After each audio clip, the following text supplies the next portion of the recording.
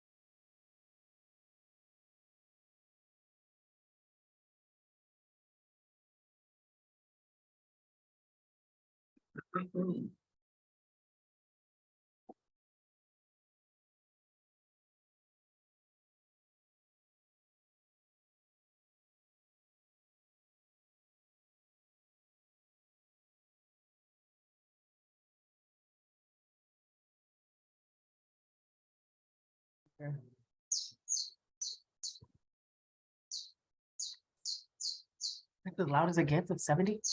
No, I can go to 100. Not going. Oh, really? Try go to, yeah.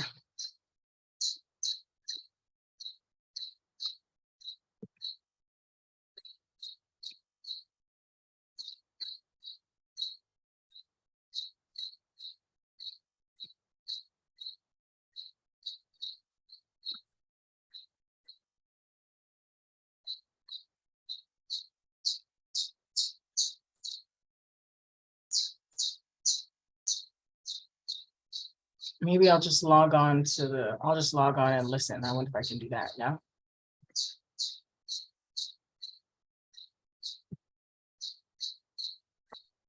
Where did you, oops.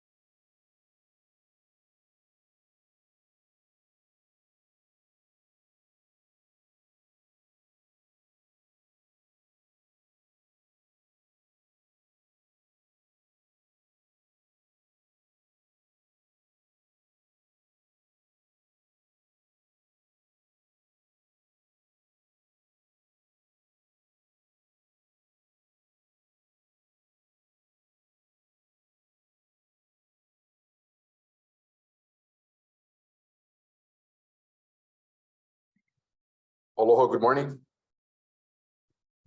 The meeting of the Hawaiian Homes Commission come to order. Meeting is being held live and in person at Halepono'i in Kapolei and virtually via interactive conference technology on Zoom.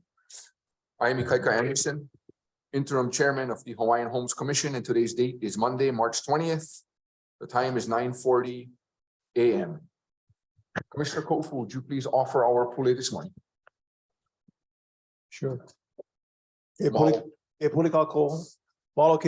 a beautiful day to be here at the offices of the Department of Hawaiian Homelands. We thank you for the opportunity to pull together as a commission and to do the business that has been set for us today. We ask for your presence and guidance as we work through our agenda and the many issues and deliberations and things that we have to do today. We ask your love and guidance and aloha upon all of our beneficiaries and those who are here today to testify and those who are in their daily lives doing the things that beneficiaries do. But we are praying for their health and for their well-being, and we continue to serve in their interests. We thank you for our staff and our leadership. We ask that you continue to guide us in the right direction to pull together to do what is in the best interest, of course, of our beneficiaries. We ask that give us all safety and health as we travel around the island today. We go to our meeting this evening in Waimanalo. But just be with us as we work through all of the things that we have for us today. All these things we ask in the name of our Lord and Savior, Jesus Christ. Amen. Amen. Mahalo, Commissioner, for that pule. Madam Clerk, please call the roll. Commissioner Awo by Zoom. I see you. You're muted, but I see you. Commissioner Freitas. Here. Commissioner Helm. Here. Commissioner Kalekini. Commissioner Kaupu. Here. Commissioner Namu'o by Zoom. Here. Commissioner Nevis. Aye. Commissioner Teruya. Aye. Chair Anderson. Here. 9 members present. We have a quorum. Thank you. Commissioners, anyone in the room with you or anyone here in person have any guests this morning? Mr. Chairman, thank you. Yes, Commissioner. I just want to aloha the beneficiaries here today, and also from Waimanalo. And I see some of the Kaupea beneficiaries, and aloha for being here, finding your time to attend our meeting. So thank you. Aloha. Thank you, Commissioner Teruya. Commissioners who are participating in today's meeting via conference technology, please do keep your cameras on for the duration of the meeting. Thank you very much. The commission will recess around noon for lunch and to convene in an executive session. We're hoping that the duration of the executive session will last approximately 30 minutes. Tonight's community meeting is in Waimanalo starting at 6:30 this evening. Members, are there any edits to the February 21st and 22nd minutes? There being none. Motion to approve. So move. Second. Helm, seconded by Teruya. Any opposition? If not, minutes are hereby approved.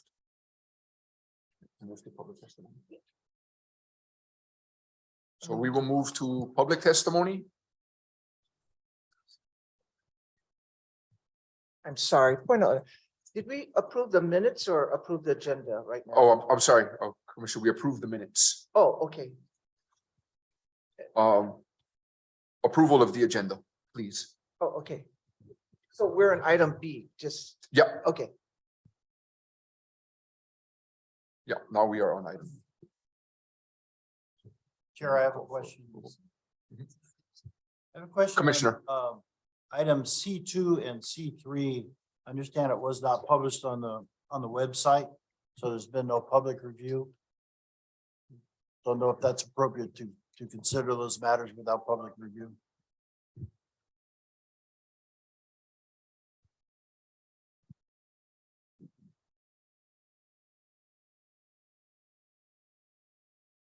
Your question is? C2 and C3, Mhm. They were not published on the website, so there's been no public review. We'll defer to staff. Oh, no, it's on there now. It's on there. It now. is on, okay. Correction. Any further questions on the agenda? Yes, I do. Mr. So, Torria? Leah, when was the submittals on the public website? Those items was open to the public with the agenda, When was it on the website? correct? Because I recall receiving these submittals Friday evening Mhm. by my computer, and I had calls from beneficiaries that those submittals wasn't on the website for public. Can you tell me when it went on? I believe they went on late last week. The background information, I believe, went on late last week, After Friday? Thursday, Friday, I believe. In that time frame. I just So we received my, worked with, we agended the items in accordance with Sunshine Law Tuesday. We got the background information from the beneficiaries who requested to present late last week, Thursday, Friday. They were working to get us some additional information. okay, so the Just commission, give us some time yeah, to so the get. commission I received that Friday evening. At that time, the submittals was not posted Mhm. on for the public to see these submittals Mhm. for these items to be addressed today. So my question again was, when was the submittals posted on the website for public?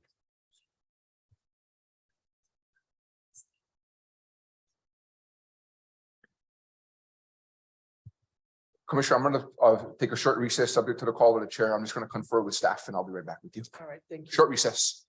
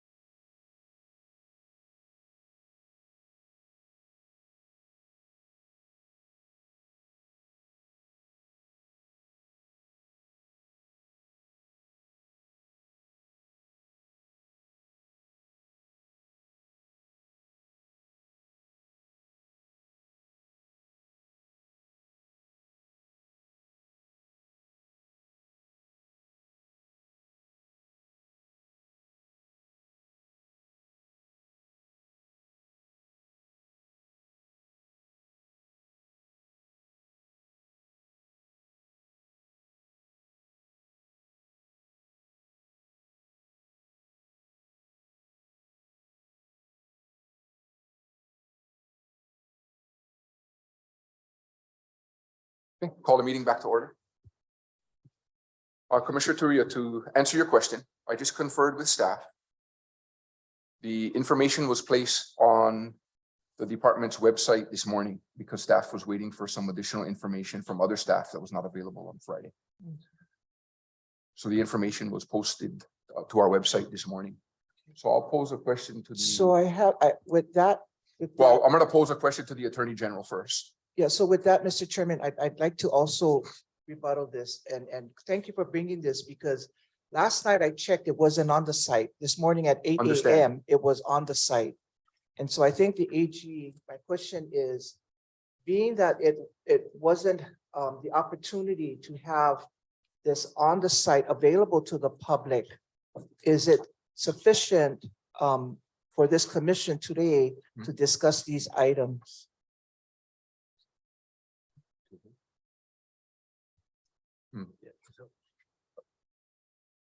So, Question? this is a relatively new requirement, but the only things that make the only hard and fast requirement is that I can hear you. oh, sorry, Thank you. is that the item be agendized properly. So the board packet not being posted doesn't prevent the item from being heard. Okay. Yeah, that's not one of the consequences of not posting it. Okay, thank you. So what you said, Attorney General, is can go forward if that's what the commission wants to do. Is that what you're telling us? If the commission wants, it can go forward. Okay. Commissioner Kaleki, question. For the AG, is this similar to how we get an agendized item and then we receive information at the day of the meeting? Like, like the packets we got on like that, similar to that? Yeah, so the requirement on this that Commissioner Toure is talking about is when the commissioners get the submittals, at that time, they need to be made available to the public. But it's not one of the sunshine law requirements that results in having to cancel the meeting. Thank you. Any further questions for the Attorney General? No, I have a question. Commissioner Awol, you have a question? Yeah, I just have a comment. So Craig, I think this comes down to whether or not, I know we get under separate cover information that comes to us and we all find that troubling. So the question for me, is it fair to subject our beneficiaries to this kind of last minute notification, not having afforded them enough time to respond in ways that are meaningful and substantive? So that's just my comment. I just don't think it's fair to the public. Thank you.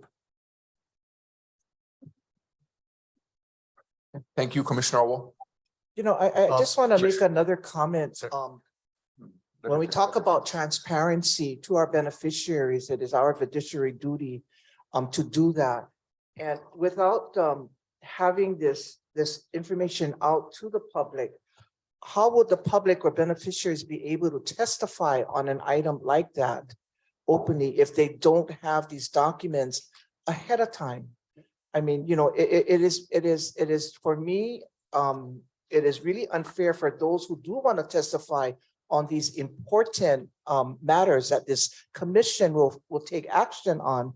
And so I have a problem with not having documents available to the beneficiaries, to the public on an adequate time. And that's my comment. Thank you. Deputy Attorney General, Yeah, Chair, can we get a really short executive session? there's a motion, we'll entertain it.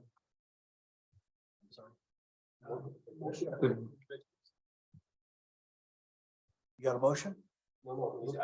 I'm asking for one. Yes, I'd like to motion move the executive session. Moved by Neves, seconded by Koku. The commission will convene in an executive session pursuant to section 92.5A4 Hawaii revised statutes to consult with our attorney on questions and issues pertaining to the commission's powers, duties, privileges, immunities, and liabilities. At this time, we will convene into executive session.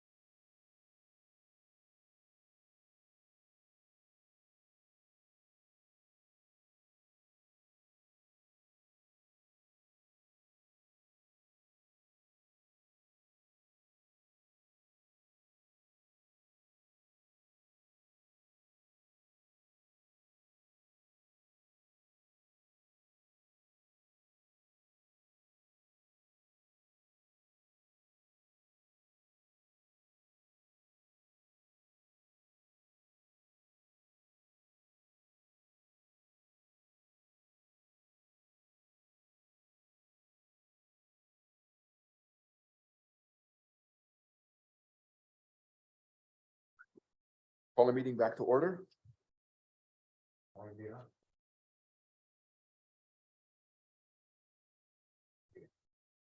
After consultation with legal counsel, Commission has been advised to cancel items C2 and C3 from the agenda for this month. It is the intent to place these items with the information on next month's meeting and also to have the submittals presented. That being said, members, motion to approve the agenda. So Moved by Nevis. Seconded by Helm. All in favor, say aye. Aye. All opposed, say no. Motion is carried. Vice Chair Awo, would you please step in to run the meeting? I'm just gonna step out for a brief moment, if you would please Okay, yes, continue to proceed. Thank you very much. you're welcome.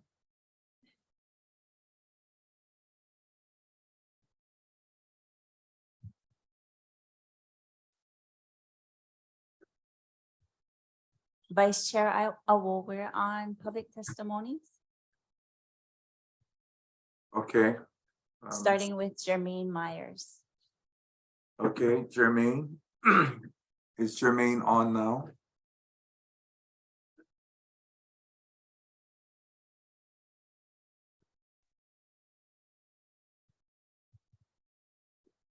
Hi, can you see me? Jermaine, I cannot, oh, I see you now, Jermaine. Aloha. Aloha.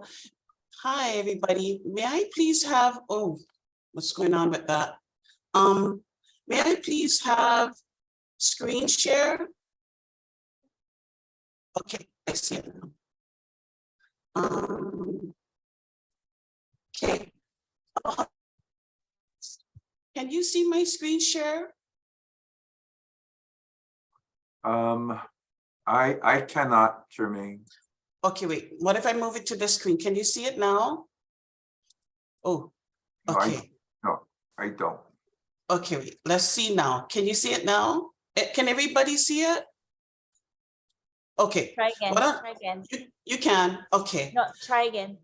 Oh, try again. Okay, share screen. Can you see it now? Oh, now? No. No. Oh, okay. I can Then see it. you can see it, I can see it. Commissioner Namor. Okay. Well, yes. Okay, at least I know that it's on the screen. Aloha commissioners, sorry for just nervous and trying to get this technology working. Aloha, I heard earlier interim chair said that C2 and C3 is off, so I would move that to the side. Chairs, commissioners, I'd like to discuss Chairman's C5 and C6, if you could pull that up. So starting with C5, what I saw in the recommended motion was motion to approve a one-year right of entry to West Kauai Hawaiian Homestead Association to access 100 acres for due diligence purposes in West Kauai for Hawaiian homelands on the road to Kokee. And in the subject, it said for a potential tsunami evacuation campground project. I'll come back to address my concerns about tsunami evacuations, but what I wanted to bring to your attention, commissioners, is that West Kauai Hawaiian Homestead Association is delinquent in their filing of their annual report 2021, 2022, 2023. And because of that, they are, according to the state law, after not filing 2 consecutive years, you are dissolved. Your entity is involuntarily dissolved. And so I just want to bring that to your attention regarding West Kauai Hawaiian Homestead Association. So I'm concerned that there's no due diligence. I understand LMD would have normally brought this to the commission, but since chair had brought it to the commission, I'm concerned that due diligence was not completed. And in order to find out that, I also went on the IRS website and they do not have an active nonprofit on the federal side as well on the IRS website. Now going to C6, it says a motion to approve a one-year right of entry to Anahola Hawaiian Homestead Association to access 250 acres of due diligence purpose in East Kauai. And it said in the subject for a potential Anahola Sports Complex. I checked DCCA records as well. They are also delinquent 3 years, 2020, 2021, and 2022. And so again, 2 consecutive years, according to the law, you're dissolved involuntary. So they don't actually have a domestic nonprofit in the state of Hawaii. I checked the federal website as well, 2023. They do not have a legitimate IRS license to operate as a nonprofit. According to what I saw, I downloaded the 2023 nonprofits for the state of Hawaii. Then I checked on their Kumu Camp website, just thought maybe something was maybe off about it. Anyway, in the Kumu Camp website, it shows these individuals, their term for their director of the AHHA board of directors are elected by voting resident members of AHHA. You know, they expired in 17, 15, 16, 16, 17, 15, 16.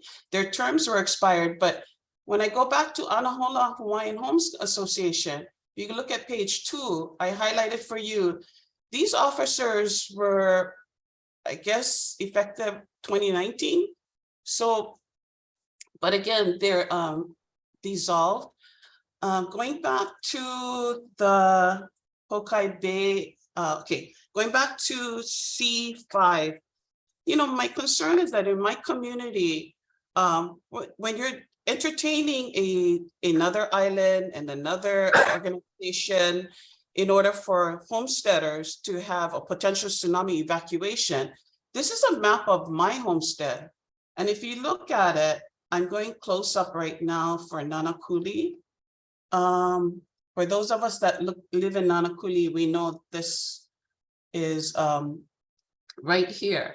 So the red zone, all of my family members in Keaulana, they're all in the red zone. I live on Nanakuli Avenue between Lepeka and Mano. So I'm in the yellow zone right next to the F for the fire station. But you know, 2 schools, Nanaikapono Elementary and Kawaihona Charter School, they're in the red zone of the tsunami. I'm in the extreme tsunami, the yellow zone. So I want to know, you know, what about us to go to Mauka for 100 acres of land? Is the commissioners going to be, or is the chairman going to provide that as well for our homesteaders? Because, you know, I'm just letting you know that this may be a potential liability issue for the trust when you're making favoritism for one community to have a tsunami evacuation site, but the rest of us, Nanakuli High and Intermediate, has never been large enough to handle all of the people in the red zone, which would be the schools, as well as all of Series 7, but as well as people like me. There's not enough space anyway. So I just wanted to bring that to your attention. And then I will be writing to, I think, I'm not sure if Senator Kochi and Representative Nakamura, when they gave the 500,000, when did they give it? I'm not sure who they gave it to, but you know, they don't have a Anahola Homestead Association or Hawaiian Homestead Association is not a legitimate organized nonprofit in the state of Hawaii, as well as the federal government. So the last thing I wanted to share is, if I go back to, you know, I just wanted to bring to your attention when I had that, you know, just that paragraph in C2 and C3, I tried to get ahead of, because there was no packet information. C3, if you look at this is the 2019 990, because they didn't post their 2020, 21, etc. But this was the last time it was posted for this organization. Commissioners, their top, Bruce Marks is their president, CEO, director. He gets paid $275,000, and then another compensation package of almost 23,000. You add that together, it's almost $300,000. And when I added up the top 6 employees, because you look at it, there's the X on highest compensated employees. There's 4 of them, and then there's 2 officers. You add that all up, that's almost $1 million But you know, when it comes to 300,000, I don't think Hawaiian Airlines president even makes that much money, or for a for-profit, but also our governor, I don't think makes that much money. And Jermaine, yeah, mahalo for your mana'o, but can we wrap it up soon, please? oh, right now. So I'll go ahead and close that out. Thank you. Thank you, Commissioner Award, Vice Chair. Oh, and then I also wanted to ask, sorry, one more thing, wrapping it up. Can you give me the legal understanding? How can we have two chairmans, interim chairmans? Because we have right now Kali Watson as our interim chair, but we also have Ikaika Anderson. So I just wanted to put that on the table as well. How is it legal that we, in the Constitution, that we have two interim chairs at the same time? So just wanted to bring that to your attention. Mahalo. Thank you very much. Thank you. Members, any questions for the? testifier?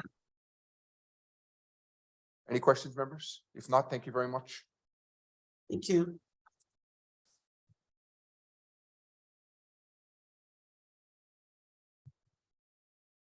Homelani Shadell, followed by Bo Kahui.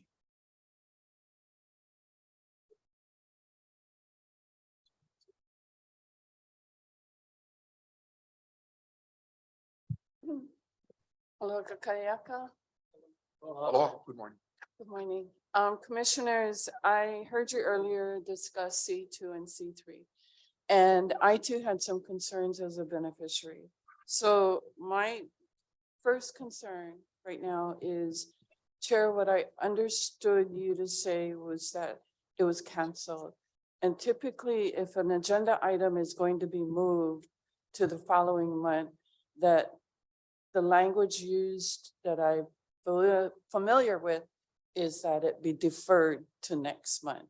So I don't know if a change needs to be made in the minutes from cancel to defer to next month on item C2 and C3.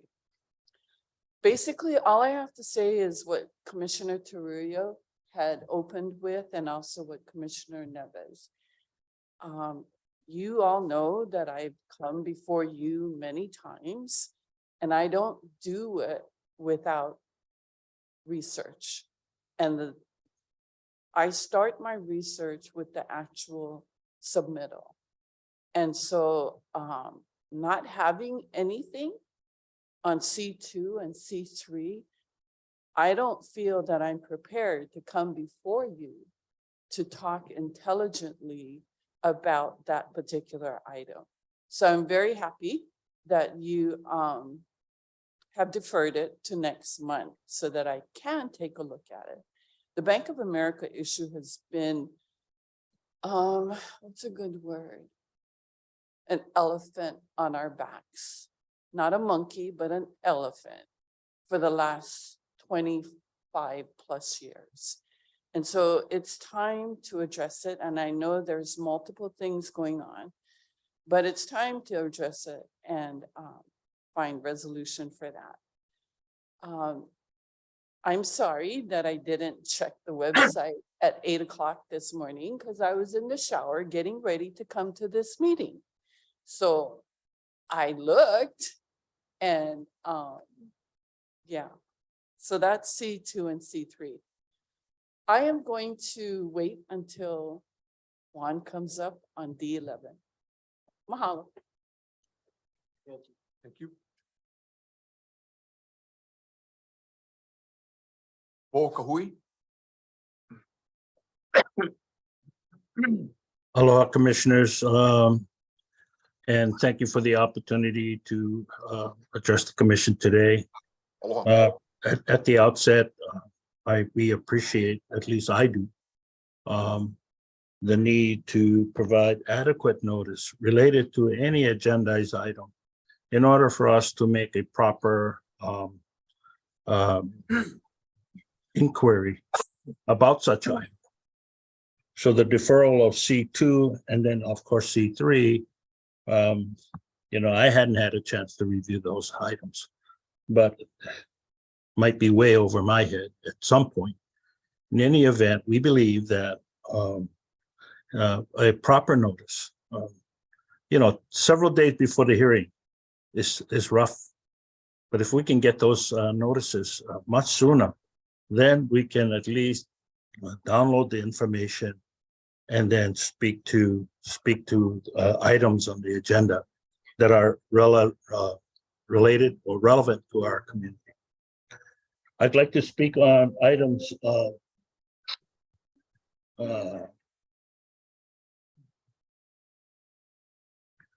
items C7, C8, as well as E2.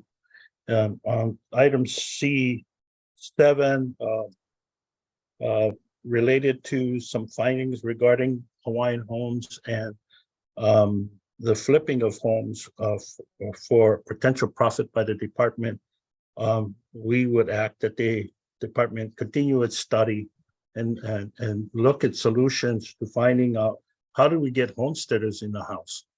I mean, you don't need to flip the house. All you need to do is find someone that wants to do it, and they can invest their own funds to go ahead and make the appropriate actions or take the appropriate actions in repairing or finding a builder that's going to make that house to meet the living standard.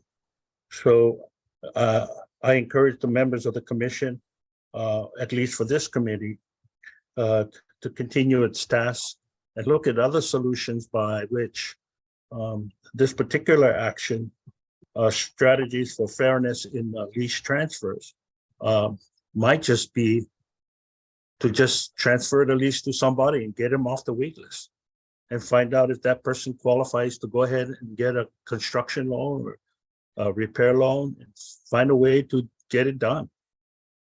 With respect to item C8, appointment of interaction group pursuant to HRS 92.2.5 and HRS section 10.21, study to evaluate the recommended strategies for geothermal. Now, I would ask the commission continue its investigation related to this. There's a lot of opportunities on homestead land for geothermal development, but I caution the commission to use the housing funds related to this particular strategies for investigation, to use those monies for this particular action. I encourage the commissioners to continue its task to look at geothermal development for Native Hawaiians in order for us to become energy independent, maybe energy and self-sufficient. But yes, I would encourage this particular committee to carry on and continue its strategies for geothermal development. Although I do oppose the use of Act 279 funds for that particular purpose. With respect to item E2, under the proposed, under the agendized item, we see that there were some allocations made for Hawaii Island for source development, and then for on two items here for water source development. One for the Kamehameha Schools Initiative, of which the commission approved the MOA with Kamehameha Schools. And then on the second part, you have a 10.5 proposed funding allocation for a North Kona water storage with a owner, Mr. Gianalis. Now, the 10.5 particular North Kona water storage development was also met with funds that the department received of 12.5 million several years back, in which I led that campaign for the legislature to approve that funding. So we would highly recommend the commission to take action in the purchase of 127 acres for the purpose of water source development, but more so to increase the value, increase the land base of the department, to also provide new opportunities for homesteaders who are on the ag list or on the Homestead list. Pool Community Development Corp., of which I sit as the executive director, is prepared to assist the department in this endeavor because we have been working with the GNLS group for over 7 years in order to develop this water source for homesteading. By the way, the department has no water to develop any more homes in Kona. And I can tell you, water source, the North Kona water source development on the GNLS farm is a proven source. And we know that the water is there. And we've had previous agreements with the county. We've had previous arrangements with the landowner. And now the landowners decided to sell the land. There's a 12.5 proposed recommendation to purchase that property. I recommend that the commission take that into consideration when reviewing E2. That's all I have to say. Thank you. I'll be attending tomorrow's agenda, J agenda. Thank you so much. Thank you very much. Members, any questions? If not, next testifier, Kapua Kilikwa.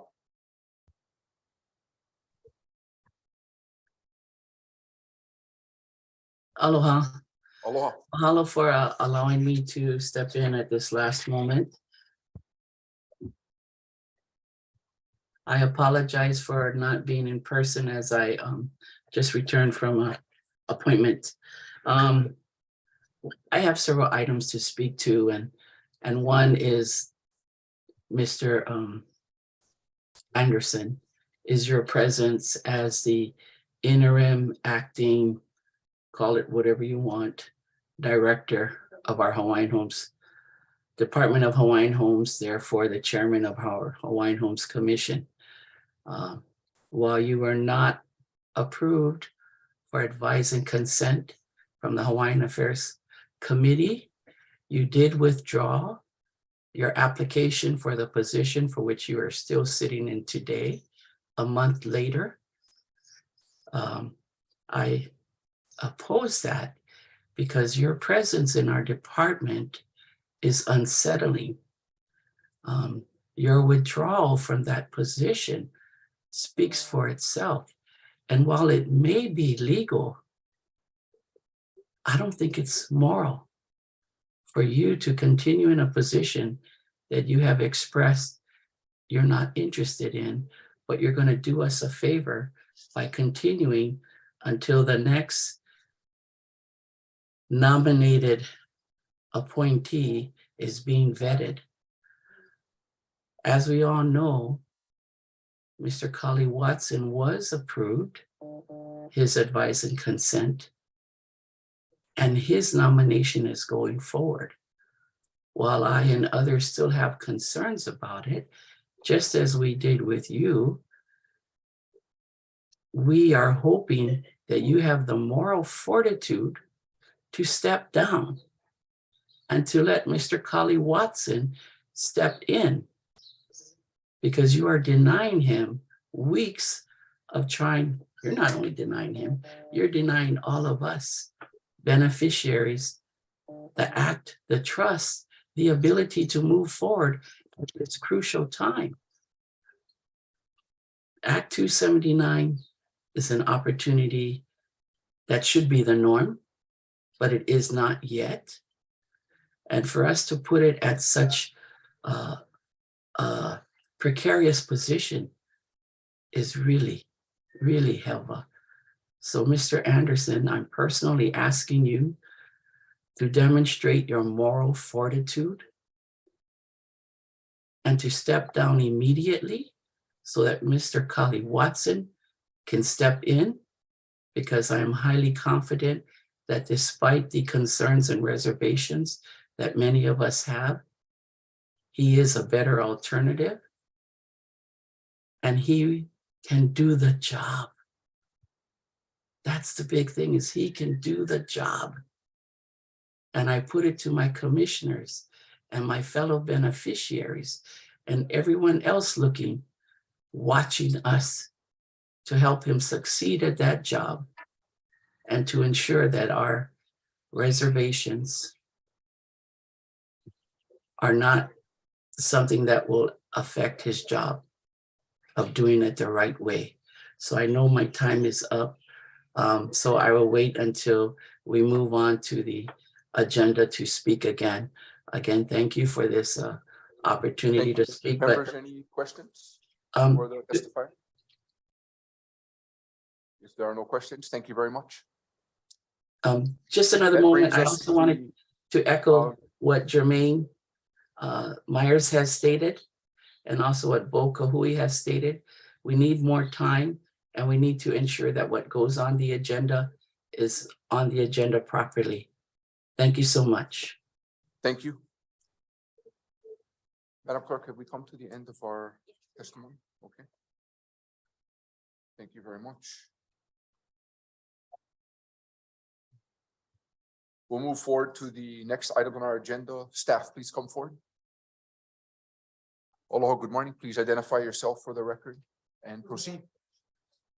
Juan Garcia, Administrator for the Department's Homestead Services Division. And before you this morning is 11 consent agenda items for your consideration, which includes D11, which was referenced by Auntie Homie earlier. If she would like to testify now, or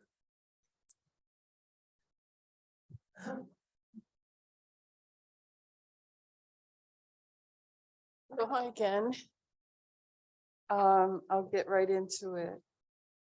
So this particular item, D11, I have worked with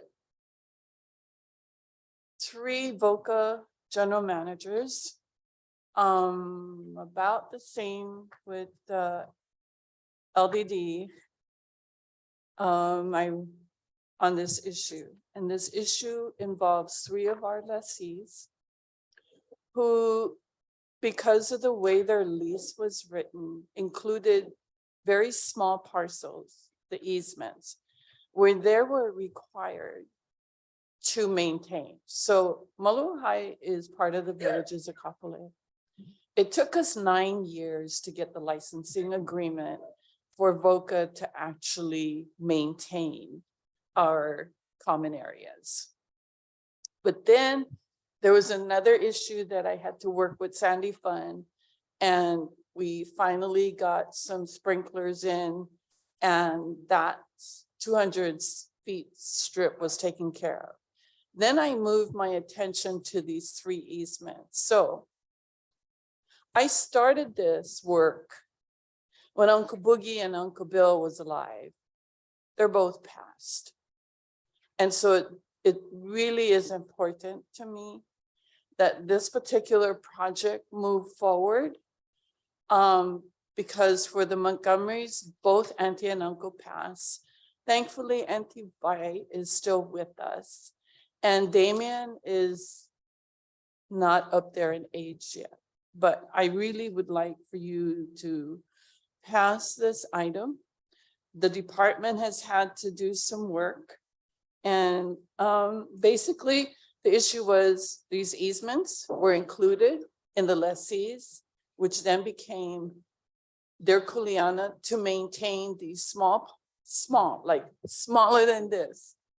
And Uncle Boogie spent $500 putting in a gate for his backyard so that he didn't have to get in his car with his little weed whacker and his rake and his thin, and then drive all the way around just to take care of that small parcel. Uncle Bill would do that. And sometimes you could see them both sitting there taking care of the small parcel when VOCA took care of this huge parcel. So thank you to Juan. Wait, I don't know how you got it, but thank you to Stuart and to his department for finally getting it to this point and then passing it on to Juan. Who's it gonna go to next? it's gonna stay with HSD.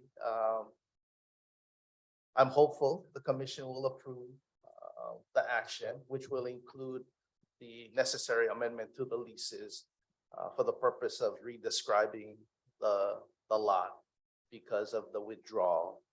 So that will be reflected in the amendment to lease for the respective leases, the three leases. And who's going to pay for the sprinkler system and resodding those areas for turnover to to VOCA? The cost of installing that will be, it's my understanding, the department will work with VOCA to have that done. And so when would we be looking at the licensing agreement? I would have to work with Mr. Matsunaga with LDD on that matter. Yeah, End so, of year, maybe? well, hopefully, again, I don't want to commit, but we'll do that as soon as we're able.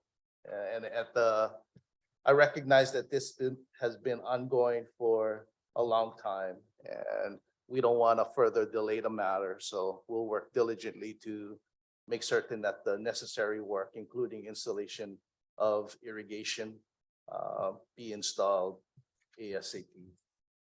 And also mahalo for reaching out and personally visiting the lessees and obtaining their written consent. Yes. Mahalo. Any questions? Thank you. Nope. Thank you. Thank you. Thank you, Auntie Omi. You're welcome. Again, commissioners, the 11 consent agenda items for your consideration, asking for your approval of each of the items under the consent agenda. Mr. Chair. Commissioner Thank you. Trujillo. Thank you. Yes, I have a Yep. question. Thank you, Juan. So being that you were talking about VOCA, I have a question. For CalPEA, when DHHL built CalPEA, there was a master plan of CalPEA, correct? That's correct. In the master plan, the completed master plan, was there any homes in the master plan that was supposed to be built but wasn't built? And is the department being charged by VOCA for these homes that weren't built currently? It's my understanding, you're correct. I think you're talking about the density of the density. subdivision. I think the original plan called for more homes to be built, but it was the department's decision to create a subdivision with larger lots. Thereby, lots were lost. Revenues to VOCA, there was some loss to homes that were eliminated from the subdivision. Thereby, the department is paying the monthly fees for those lost lots. What, can I ask you, what is the monthly fees that this department pays for that undeveloped lots in that master plan? I'm sorry, I don't have that information, but I can get that for I you. think I have it in our annual report. I was looking at it this weekend. So it's the department that pays, not the beneficiaries, correct? One, it's the department that pays for that. Juan, It's not on the beneficiaries, correct? do you have the answer to that one? Sorry, Auntie Homie, I'm gonna. Yeah, defer this I back don't for you. have that answer to that question. Okay, so currently the VOCA fees, if I'm not mistaken, is $45 a month.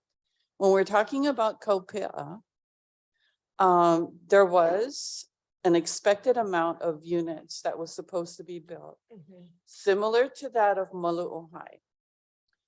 Because those units were not built, the department actually had an agreement with VOCA, Commissioner Taruya, and paid that money out upfront. So the department does not pay VOCA for those unbuilt units for COPEA. However, they do pay $30,000 a year, I believe, for the unbuilt units for Malu'ohai. So since you bring that up, those 60 units that are intended to be built in COPEA because of the 9-acre parcel, I would ask LDD and this commissioner to reconsider the cost of those 60 units now becoming part of COPEA for the department to be reimbursed. Mhm. Any of those prorated funds. Thank you. Thank you. Yeah, I was getting to that, but thank you, Auntie Homi. Thank you, Mr. Chairman. Commissioner Tejeda, anything further? Maybe you can come back with us on that particular charge. I just have a problem with the department paying for something that it's not even there or developed. Could you, again, restate your request for me to look at? I'm okay. I'm okay, thank you. Members, any further questions for staff on that item? Anything further? No, Chairman. Yeah, we need a motion to approve. Yes, we do. So move. Second? Moved by Neves, seconded by Carullo.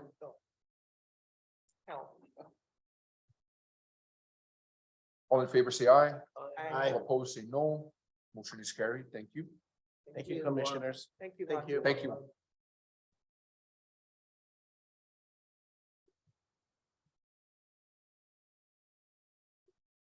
There she is.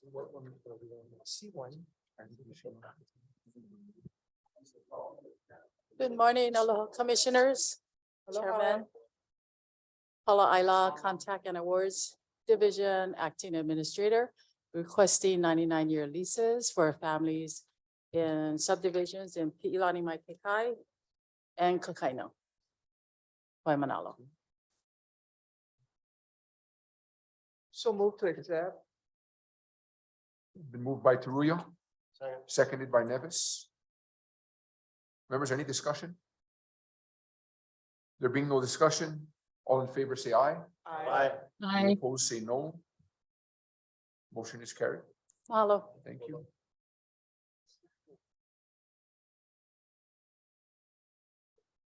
Aloha, good morning. Aloha lehua kinilao kano Nahasda Government Relations Program Manager. Aloha. Motion for this body to accept that the Hawaiian Homes Commission accept the 2023-2024 Native Hawaiian Housing Block Grant Annual Housing Plan. Thank you. So move. Moved by Carullo. Seconded by Neves. Members, any questions on this item? Can I just, there's some changes from the draft that was submitted last month, so I just want to make Yes, sure please proceed. everyone's aware. So last month's housing plan included 13 items. This housing plan, we reduced 2 items and we added 1. So basically items 1 through 11 are the same. Those didn't change. But there were 2 items, supportive services and housing management services.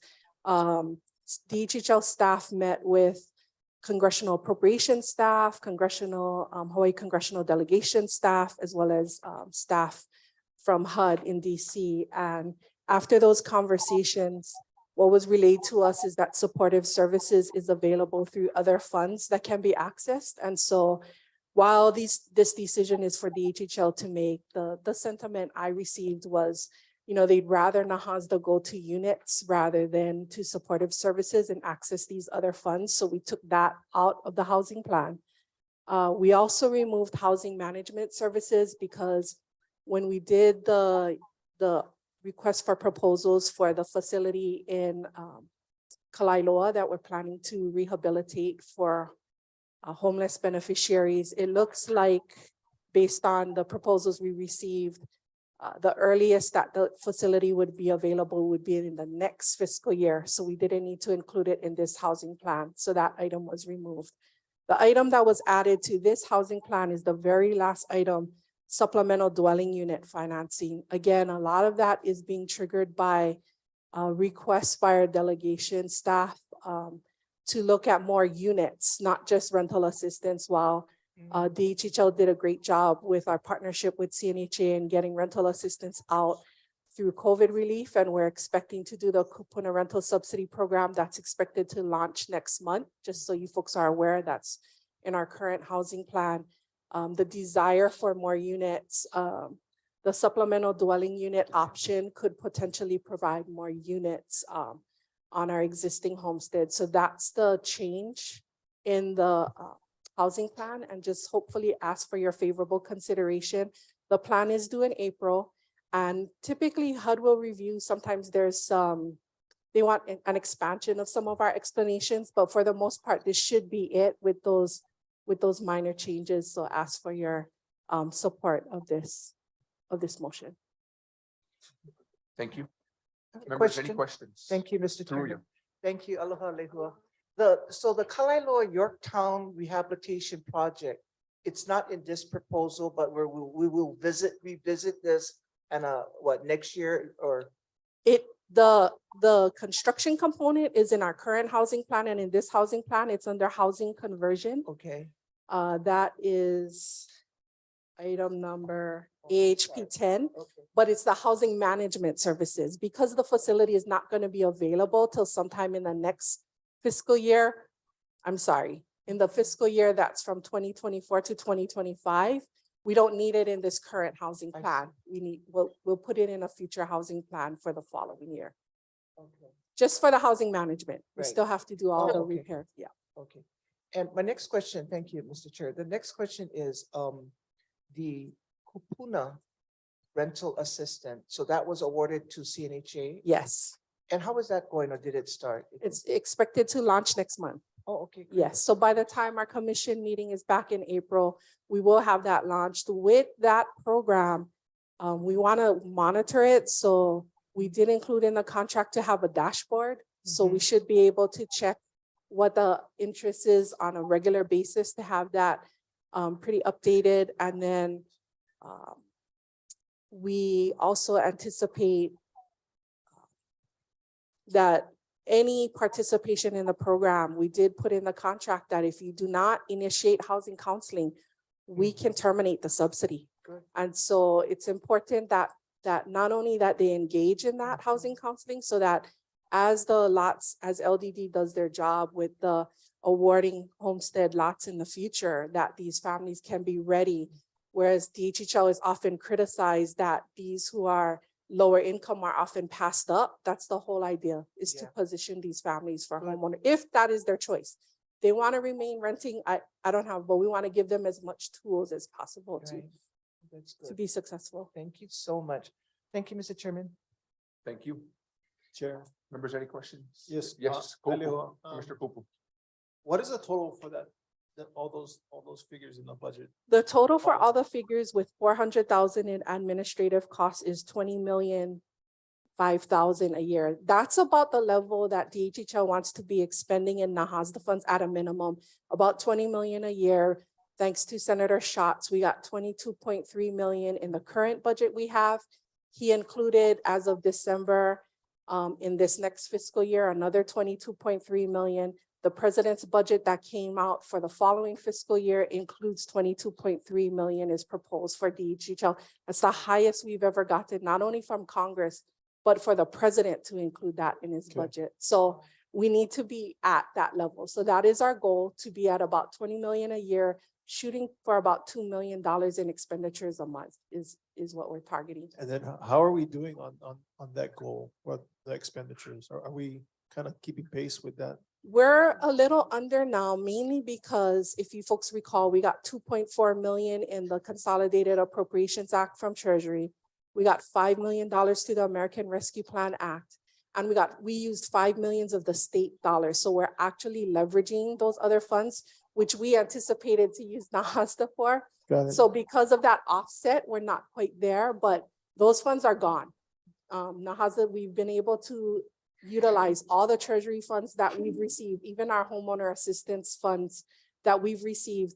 We're so far exceeding the expectations that the state has offered. Once we exhaust NAHASDA funds, we have a little less than $1 million. Our contract is set to end this year, that the state is offering to take on DHHL's lessees who have COVID impact under that homeowner assistance fund, because they haven't exhausted their appropriations. So we're doing well because we had all these other monies. So it looks like NAHASDA is less, but all of these monies are gone. So then it'll just be NAHASDA from here Got it. going forward. And then last question. So that 20 million and somewhat odd that you mentioned, the total. When we looked at the budget last time around, that it was the same total. When we looked at the budget, it was 20,105,000. It was just about $100,000 less because I removed 2 items. Right. And only replaced it with With one. one, okay. Yeah.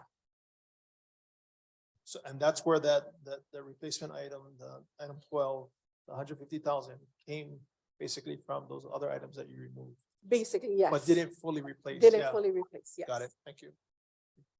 Members, any further questions? Thank you. Thank you. So there is a motion on the floor. There's been a second. All in favor, say aye. Aye. Any opposed, say no. Motion is carried. Thank you. Thank you, Lynn.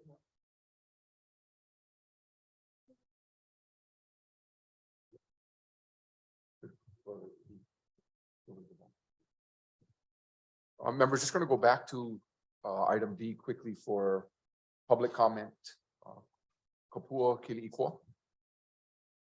If she's still here and wishes to testify on any of the items on the consent agenda for D.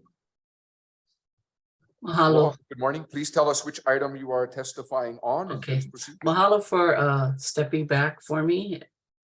So I'm going back way to item number 2, items for decision making, homestead services, item D8, approval please of proceed. issue for non-exclusive licenses for rooftop solar Okay. systems. And this is not to any of those specific items, but it is towards rooftop solar.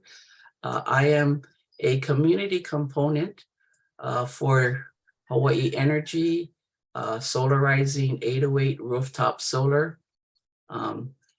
And it has just come to the attention of the people that I'm working with of our long process in processing anything, specifically rooftop solar in this case. This program that we are initiating and will be rolling out this month, in April, we will be having finance lenders that can assist not only our beneficiaries, but are ready and able to assist Oahu ratepayers at this point, primarily starting in Waianae and also related to Ko'olauloa communities.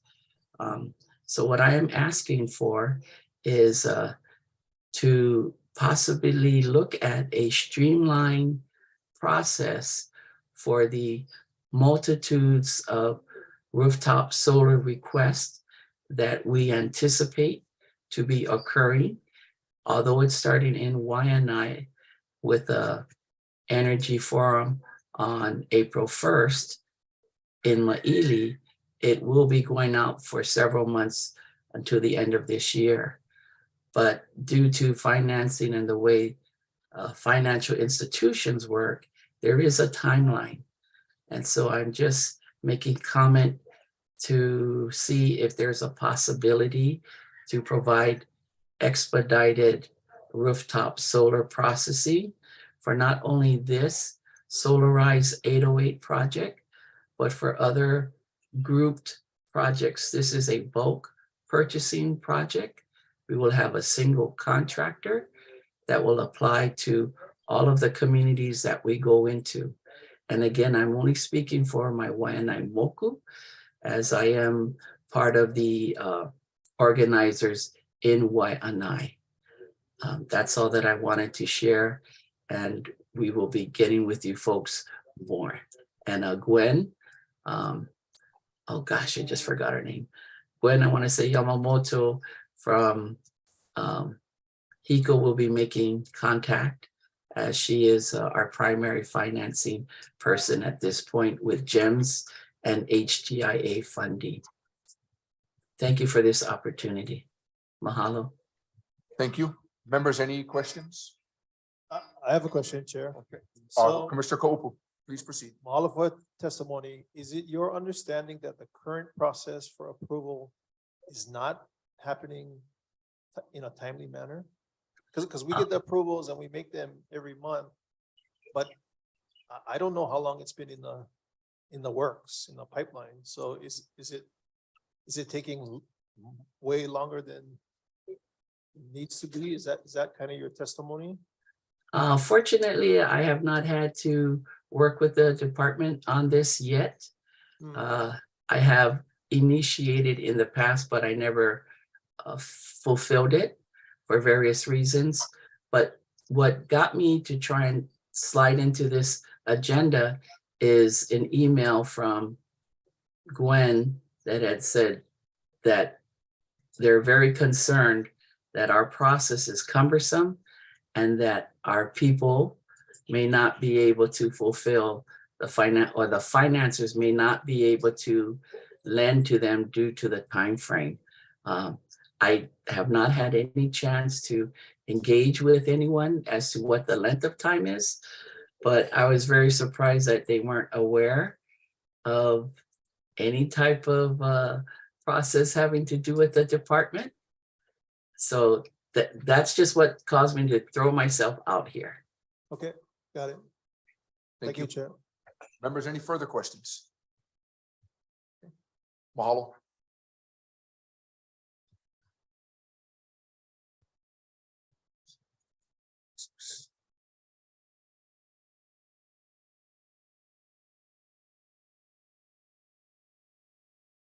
Okay, we'll move to item C5. I believe we have Kipukai Kuali'i to present. Chair, I have some questions here, Chair, please. I'm sorry, I have questions about this, this submittal. Commissioner Nevis. Well, first of all, the submittal is coming from the Office of the Chair. Yes, Can I ask why it's not going through Land Management Division as it normally is process? This is Dennis. yes. Beneficiaries had reached out to me asking for this item to be placed on the agenda so we could have a public discussion. Because it came from a beneficiary, I honored the beneficiary's request. So is has this been fully vetted? I understand there are concerns with the item and with some of the background. Nonetheless, the beneficiary asked for the opportunity to come before the commission and discuss this item, and I honored his request. What I did tell the beneficiary is if that he wanted to make a presentation before the commission on this item, he could do that. But that it's at the commission's discretion as to whether this moves forward or not. He had asked for the opportunity to have this on the agenda with us today to talk with staff, to have it on the record, talking with staff and with the commission for action. I granted his request, but whether or not this moves forward, that's at the discretion of the commission. It may not go forward. Yes, Chair, my additional concern is who put together this document The document that, that we're looking at? This item C5, I'm sorry. the item C5 was put together by the beneficiary. Yeah, there was some. And there was some additional information that I believe that staff has. So if I can, Chair, I'd like to call the LMD group Of up course. to the table so we can ask some questions. Of course. Thank you. But also, Commissioner Nevis, please understand there was no commitment, at least not from me, made to the beneficiary about whether or not this would go forward. It was. I to understand. have this I discussion. understand, Chair. That's It's it. just what my concern is that, all these projects have to be properly vetted by the department that's responsible for land management. So my concern is that it hasn't been properly vetted. And I'll ask some questions to land management first. So, Connie, are you aware of Please this proceed. document? I am aware of it. Okay.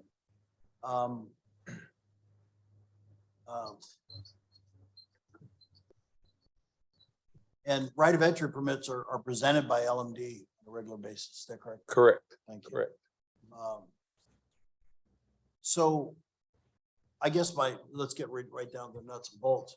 Are there any outstanding compliance issues with the nonprofit ACDC on the Kumu camp and the Anahola marketplace? To my knowledge, yes, there is outstanding compliance issues. And with this document, it's as I read it, it says West Hawaii Homeowners Association conducted due diligence activities, potential tsunami evacuation, campground, Kuma Camp. And then at the end, it says Anahola, Kauai. Is that correct? Actually, the TMKs are actually incorrect. They should be switched Thank you. for each submittal item, agenda items for C5 and C6. The TMKs should be switched. So the department, I mean, your department, LMD, hasn't vetted this process yet. We have not vetted fully. I understand through staff and through other, the planning office also. They did meet with individuals from HCDC. And I believe it took place back September sometime on some of the questions they had regarding their request. And that's as much as I know. I have staff here who would be able to expound on that if need be. Well, without, Chair, without going into the details of compliance issues, I think it's inappropriate that this presented to the commission for any action. Should not be heard until they clear up their violations. We're not in the business of continuing to give additional right of entries when someone's not in compliance. They need to clean up their issues first. So I'm asked that this item be removed and be remanded back to the department to do proper vetting moving forward. Okay, members, any further questions? Any further questions, comments? Commissioner Torrio? Yeah, I had one. I don't know where to start. So usually when something comes, I recall, when it comes to the agenda, especially for a right-of-way entry, usually staff would present that. But isn't it practice that usually it goes into the informational agenda, and then we get time to look at our docs and listen to the information, and then the following month, then the commission can take proper action? Correct.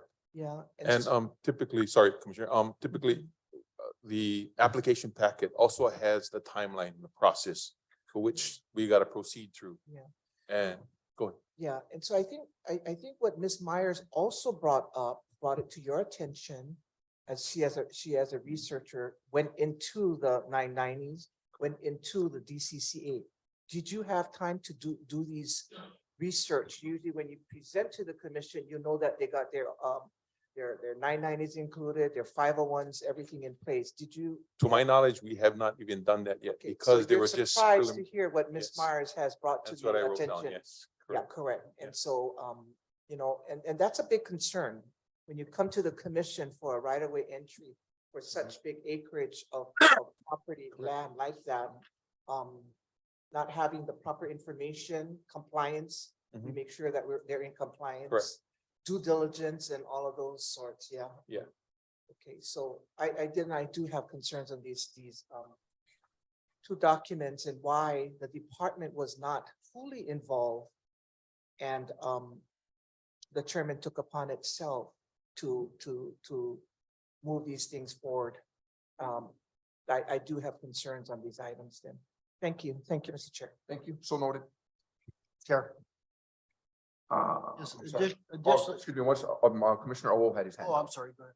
Commissioner Owo followed by Commissioner Neves. Thank you, Chair. I do want to acknowledge the testimony provided by Ms. Myers as well. I thought it was very enlightening. And Kahana, Yes. you would agree there are outstanding issues that have yet to be addressed. Is that correct? Yes.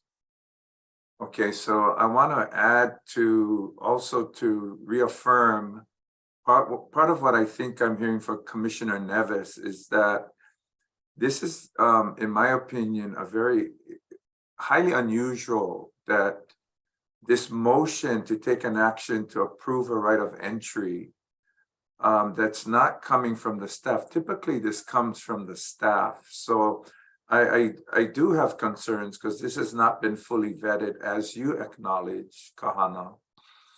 And it aligns with the concerns that were raised by previous testifiers. So You know, I would agree with Commissioner Neves. That this request asking the commission to approve a right of entry is inappropriate. So that's all I have for now. Thank you. Commissioner Nevis. Yes, well, in addition, I guess in addition, I'd asked, Kana, would you approve this on its face? Personally, I wouldn't. So, I just caution the commission as we move forward. We have a department that's responsible for vetting these items. We're asking, the chair is asking to authorize a right of entry. I think it's inappropriate, should not be considered at all. Should not be deferred, because if you defer, that means you agree with what's present. And what's present is an error. So it needs to go back to the department. Let the department work with HSD, fix the problems that are out there, and then they can come back and resubmit. Just to clarify, work with planning office instead of HSD. Wait, no, sorry. Thank you. I have another question, may I, if anybody, Mr. Chairman. Yes. I think this is for the AG. What is it? Does the AG, when the agendas are prepared for moving forward to the commission or to the chairman, does the AG assist or go through the agendas to make sure that language items and items are appropriate to move forward on the agenda? Do you folks glance through the agenda and help answer questions or things that shouldn't be on, make recommendations that this is not proper, or sunshine or Robert rules? Is there any participation from the AG? That's my question. We review for legal sufficiency, but Okay, whether something's proper or a good idea, those, Yes. That's not within our purview. So okay. that would be for the chair's office. So do you, is it okay for me to ask that these two items for C5 and C6 would be concerned to the AG on any liability to the commission if we move forward?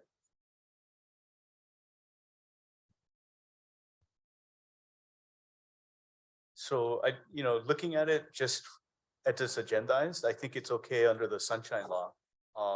As far as the substantive aspects of it, I don't have enough information as I sit here today. And we should probably talk about it in exec session Yes. if there is to be a more in-depth discussion. Okay, thank you for that. Thank you, Mr. Chairman. Thank you. Ghana, can you tell us how long this has been an outstanding issue?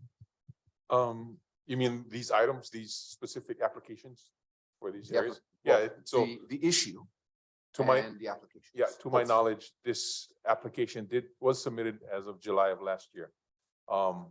In, I believe, August, September, correct me if I'm wrong.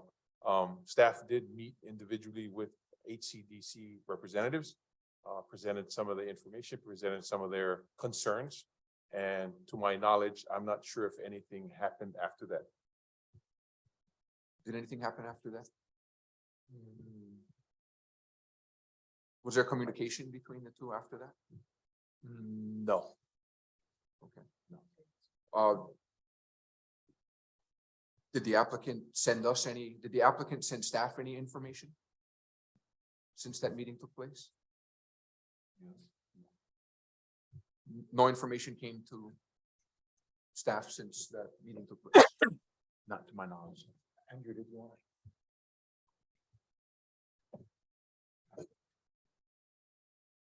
The planning office didn't receive anything either. Okay, since that meeting in what, June, July? No. September. September. Okay. Okay. So the issue has been outstanding for how long? So that's the last communication. My knowledge, yeah. Okay. And that communication was from the department to the Planning applicant. office and LME together. So the department. Excuse me, I mean, wouldn't you folks have had this conversation internally? I mean, with the chairman before this item goes on the agenda, wouldn't this discussion be internally? I mean, where are we going from here? I'm confused, or should we go in executive? I mean, Chair, can I just?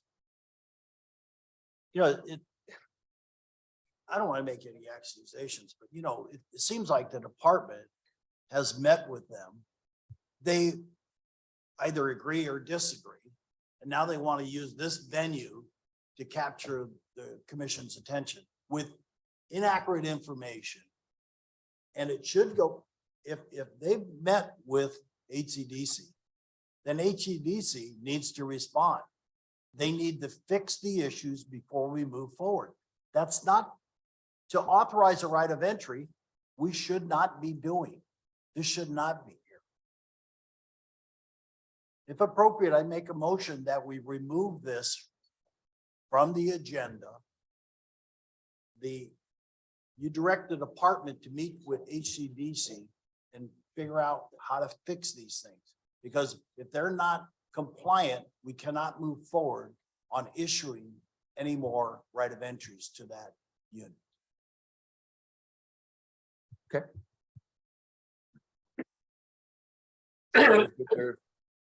You made a motion? Yes. I second. Me. Help.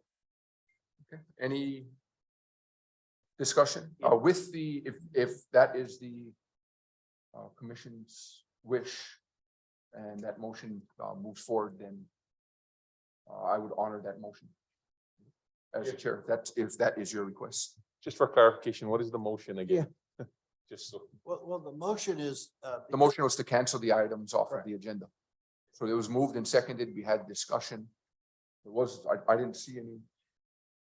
so we're in discussion. Mhm. Okay, so you're canceling items C5 and C6. You're not If deferring. that's the will of the. No, I'm trying to talk to the motion maker.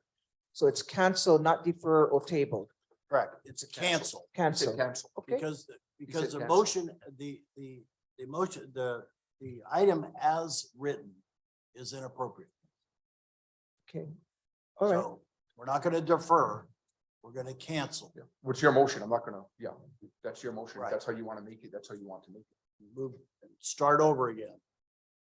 Okay. Yeah. So, When you, yes, Yeah, I agree with Commissioner Nevis.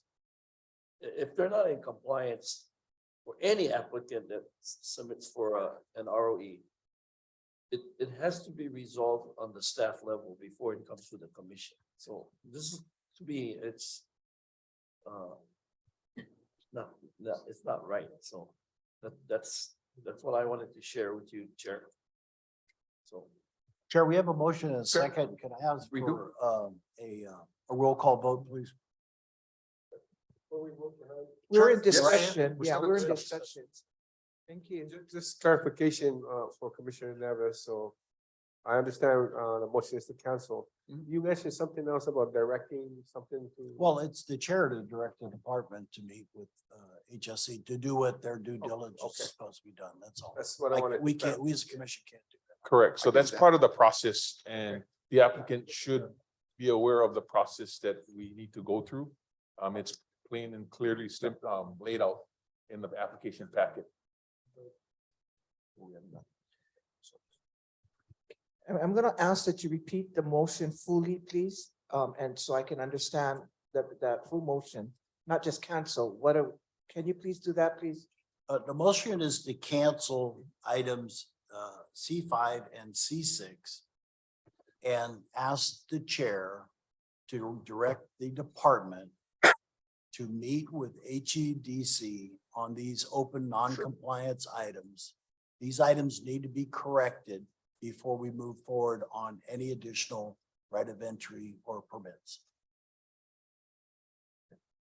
Are we got the motion? All right, thank you. It's been seconded. Any further discussion? We have a roll call Madam Clerk? vote, please. Yep, Madam Clerk. Thank you, Chair. I, Mr. Freddie, Aye. Mr. Dom, Aye. Mr. Clayton. Mr. Kaupu, Aye. Mr. Namuo. Commissioner Muo. Hi. Commissioner Nevis, Aye. Commissioner Teria, Aye. Chair Anderson, Aye. 9 ayes, the motion passes. Thank you, Commissioner. Okay, so the motion has been carried. With what the commission has asked. We'll cancel those two items. My office will communicate with the respective parties. Thank you, Chair. And my office will share those communications with the commission.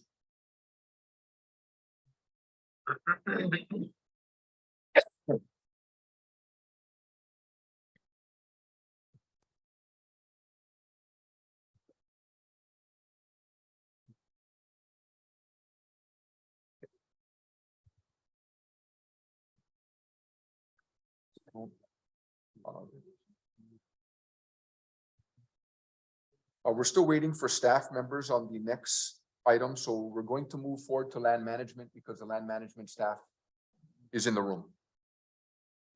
So land management staff, if you come forward, please identify yourself for the record and proceed while we wait for staff for the other item. Aloha and good morning again, Commissioners Kahana Albino, Acting Administrator, Land Management Division. Before I start these two items, they pretty much share the same recommendation and motion, just two separate islands. And just for clarification, F2 should be two of the parcels, parcel number 45 and 19. I noticed that the agenda just posts on F2 one of the parcels. F2 says just number 45. It should be 19 and 19. Just for clarification. You're adding 19 on the Yes, TMK. the submit is written as 19. The agenda was, yeah. Okay, and the recommended motion. I'm sorry, Kana, can you repeat that, please? Yeah, for item number F2. Yes. As it's written, it's for two parcels, parcel number 45. Yep. And parcel number 19. Okay.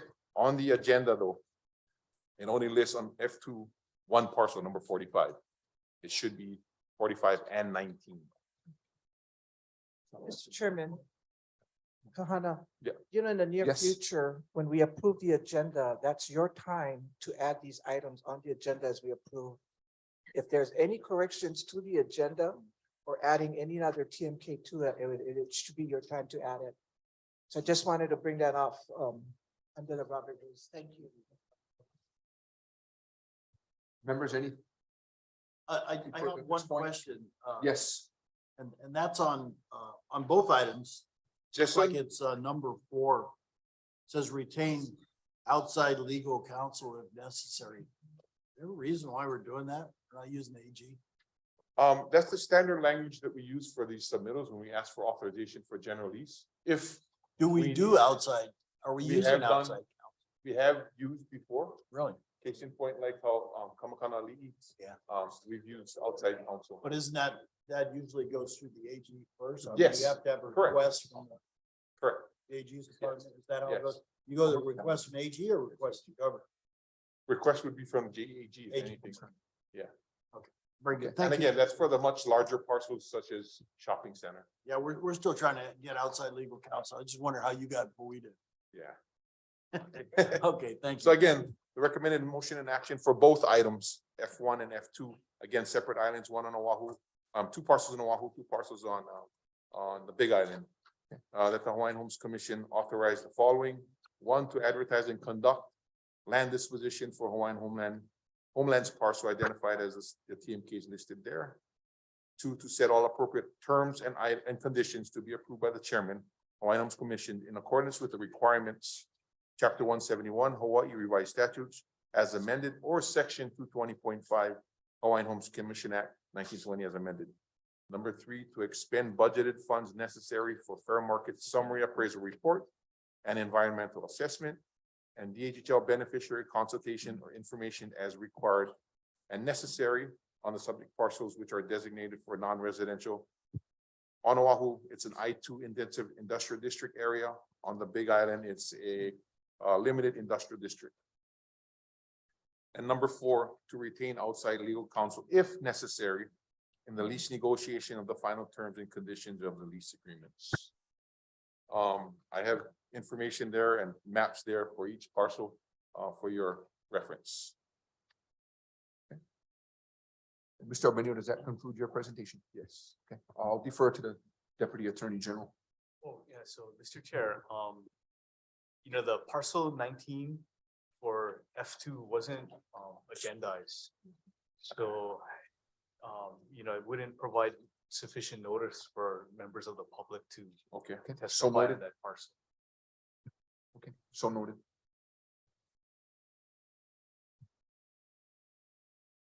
So for us, are we deleting that from the submittal then? Just the Yes. 19. Question. Sorry about that, gang. I just noticed that in the agenda, but in my submittal packet, it had 19, so. Question. Commissioner Trillo. Thank you. So what does that mean? Mr. Iha, what does that mean? So because it wasn't on the F2, Yeah, so you can approve for parcel 45. correct, Okay. but not Because it's the here. additional. Yeah. Yeah, It's so not if here. when we went through the agenda of approval of agenda, during that time, if you added, we could have done something, correct? No, No, because it was a, yeah, because Error. the public wouldn't I have see. known I to see, testify about that parcel. I see, I received that. Okay, so my question to Kahana is, let's go back to Mapuna Puna flats. Last week, was that fire Kuliana, was that fire at the Department of Hawaiian Homes, Mapuna Puna property? It was a tenant of ours, GOC, Global Odor Control. Uh-huh. I On did Kila go there House on Street. site on Friday, took pictures. They did sustain fire damage to the upper floor of their bay unit. There was some damage, some water damage, smoke damage to adjacent bays. So we're trying to figure out and get the police report, get the fire incident report, all that information together. They do have insurance, so I made sure all of that stuff was taken care of, and yeah, it was our unit. But it wasn't one of the vacant properties? No, it was not. Okay, so, was not. okay. Yeah. great. Thank you. Just for your information, commissioners, also in the Mapudupuna area, I know we've had the fire issue that occurred back in February with one of the units there, unencumbered, in fact. The reason for me putting these subject parcels in there was because of the homeless issue. And there was one tenant that they surrendered their lease, so it hasn't been extended. And we're starting to experience some of those homeless people breaking into this nice building. So the sooner we can try to get a longer term lease instead of a right of entry, a 30-day month-to-month type thing, Right. the sooner we can, get right or correct income for these parcels. So Kahana, some of the properties there that are vacant, not by us, but others, they invested in these cameras. You noticed that, right? Correct, yes. Do you think that that we should look at something like that in the future to protect that Mapuna Puna flats? Do you think it's feasible to have cameras and watch over those properties before it gets more Feasible? damage? I mean, I think it's a great idea, but as far as being feasible, I think those are pretty expensive, Yeah. yeah, I found that. kind of thing, yeah. And in fact, case in point, we have a property on the Eva side of that property that we're gonna allow for the right of entry for the one tenant to demolish our building. It's funny because when you walk towards the back, towards Eva side of that property, they have cameras in their site. And there's a big a speaker that comes on, please, you're trespassing kind of things. I'm like, wow, I mean, that must be expensive. Yeah, So I it's don't know what- very, very expensive. Yeah, I I mean, checked that out. I like the idea, but as far as, affording it and using funds towards So that. hopefully we can work towards getting the lot developments in not our right of way entries, but more Correct. Leases. long-term Yes. tenants, yeah. Yes. Thank you, Kahana. Thank you, Mr. Chair. Commissioner Chair- Kohu, Oh, sorry. followed by Commissioner Nevis. Thank you. I'm looking at F2. Exhibit A. Mhm. So I try to identify the two parcels, one of which we're not acting on today. Yeah. Right? Which was 19, we cannot. 19, we cannot. 19 is fairly vacant, no building on it. So 45, if I look at the Exhibit A, Yes. It's kind of in the bottom right-hand corner. Yes. It's the second, Correct. building Parcel up. from the bottom right-hand corner. So I think I've had this discussion with you before, but those lines that are drawn in. It's is- not is- exact. Are the buildings, They're they're not not ex- straddling lot lines? No, right? they're not. They're not exact. They're not exact. So that building that's shown on 45, It's that red roof. yeah, the red Yeah. roof, it's entirely within Yes. that Correct. parcel. Yeah, So it's just the mapping Correct. program or whatever Yes. that. Okay. correct. And that was a former veterinary area, Okay. building. Okay, thank you. Chair. Commissioner Hell? Yes, thanks, Kahana. I have a question regarding general leases applicants. Mhm. You know, when they go through the process, if there's more than one applicant, how do you determine who will eventually become the, So the chapter 171 process requires the highest and best bidder, highest and best. so how long does this process take? I mean, Once we get everything, we gotta get an appraisal done because that sets the upset rent for us, bidder to submit something. And again, based on what we present or what the upset rent is established at, they work off of that. And of course, there's other items that is required to be submitted. So it's a two-step process.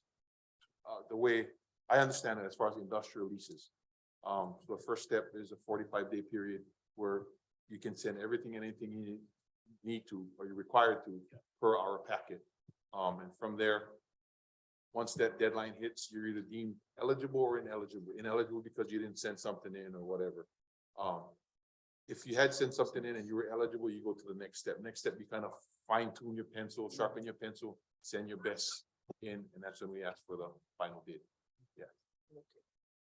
So it is a process. It's kind of a long process. so, you know, for example,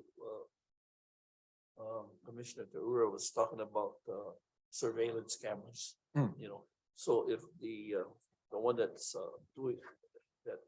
got the lease, can they provide their own? Oh, yes, surveillance yes. cameras, you Once know? they I get the mean, lease, yeah. I mean, I wanna protect my own investment, you know Right, what I'm exactly. saying? So, So they, yeah, because the department would not be able to afford something like Right. that. so it's up to them. In fact, the company that had experienced the fire last week, they do have video. So the police is working with the company to get that video to see if there's any record or any type of witnesses, you know, So or anything that happened. do you ask these applicants if they're going to install these cameras or it's? No, we don't. I mean, It's not required, but you know, because of what's been going on, oh, yeah. you know, with these Yeah. fires and arsons. Yeah. I just was wondering, I mean. As a business, I mean, once the lease is already issued, it's their kuleana to protect, Okay. secure whatever they need to secure. Thank you. Kahana. Yes. So is it the position of the department that on those properties for which we are responsible that are currently vacant, that we can't afford to provide proper security, and therefore, as these fires continue, vandalism occurs, not, property damage, the big one for me is individuals sustaining injury, possibly fatal injuries. What concerns me about this is that the department becomes liable for these kinds of situations. So is it the position of the department that we just can't afford to provide security and then we deal with the liability issues later? Because if that is the position, that causes me a great deal of concern. Just speaking from LMD's point, we try to do as best as we can in securing the properties, as far as fencing and what have you. Security, we do as much as possible, what we can. Case in point, We have security out in Kalailua for one of the buildings out there. We're talking annually almost $300-something thousand just for security. So with that type of expense and going around statewide for that matter, because I'm sure we don't want to just do it on island or one specific island. As you are aware too, we have multiple issues out in central Maui with regards to homeless, shooting of guns, stuff like that.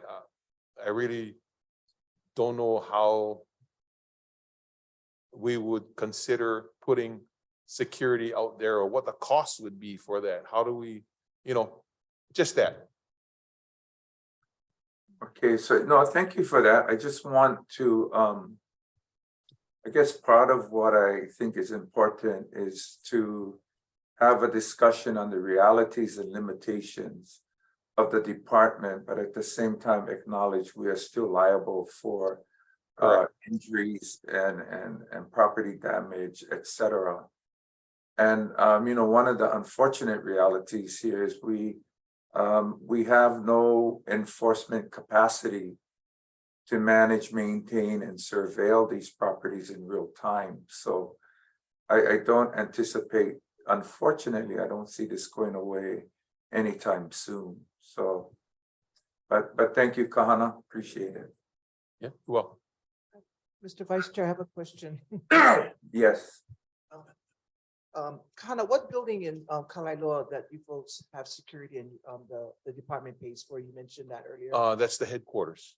The Navy headquarters. It's way The out. Navy headquarters. Yeah, that one large building. So you know where the whose project is, yeah, The that Yorktown. house- yeah, Yorktown. So way city corner or corner from this corner to that corner. Is it This corner vacant right now? It is vacant, correct. So who decided to have security of that particular building? It was made 3 years ago that we put security out there because there were, we had a bunch of homeless in that area vandalizing the building. So are you looking for a right of entry or a licensed person to get into that? to make- Because we didn't have the right of entry process in place. We had nothing to, yeah. So is it ready? Do you have it in place now to open it up for applicants? Eventually, yeah, within the next month, I had wanted to put our first project for the right of entry in this month's commission agenda. However, because of our committees for scoring, it kind of changed it when Cedric was let go because he was part of that whole situation. Yeah. We didn't bring Yeah, that up. yeah. More dialogue. But my last one is back to Mapuna Puna. Have the department reached out to the homeless task force with the state and the city? Because, the amount of homeless people are in that area. Yeah. They're like cockroaches. Yeah. They're all over your building. Yeah. And they don't sleep at night. So on numerous occasions, I believe we've had our reports, our E-team staff has coordinated with homeless task force. In that And they area. still come back. You know why they love that area? Because it gives them the ability to go straight to the food bank. They walk to the Correct, food right bank over to there, get their yes. okana Yeah, and yeah, then come back. And that's Correct. what I observed in that area. yes, Yeah, Yeah. and so they're just all over the sidewalks, but Yes. I don't know, maybe it's just working with the government homeless task force to help. and I think before the state DOT did their cleanup under the viaducts, that's where we saw the infiltration because they were taken What out about from. the island task? What about the island enforcement team that's already established in the Department of Public Safety? No, I Have you haven't, approached them? not to my, no, Your- not to my Your knowledge. Kuleana is to cover Department of Hawaiian Homes too, right? I yeah. got it, okay, Yeah. okay. According to Senator Shimabukuro, Okay. funding went in there and they're supposed to help with anything on the Department of Hawaiian Homes too. Okay. Okay, all right, thank Yeah, you, thank you, Mr. Chairman. Commissioner Turi, I think that's a bill that's still in motion. It's not yet been, it's not yet come out of the legislature in the form of an approval, so we're still waiting to see what that looks like. Thank you. Yes, Hannah. Yeah. Briefly, like on these items, the first portion of the item number one, to advertise and conduct land disposition. Yeah, yeah. What is the process and procedure? What is actually done? So that goes in the public, not only Honolulu Advertiser, but the island paper also. Letting the public know that this parcel is being offered for lease, to give the terms, conditions, and Okay. yeah. So then you mentioned HRS 171 Correct. best and Yeah. highest and best bidder. Yes. Does the consideration on whether the bidder is beneficiary, Native Hawaiian, is that also something that's in consideration, or a person with the most money automatically gonna get it? Typically, we've done with the highest and best offer. Commission, that's why I had mentioned the commission in accordance with requirements. Chapter 171, actually chapter Hawaiian Homes Commission Act 204 does allow for Native Hawaiian preference. If the commission wants that, or decides to, hey, let's do that process, we can go ahead and do that process. I would support that Native Hawaiian preference.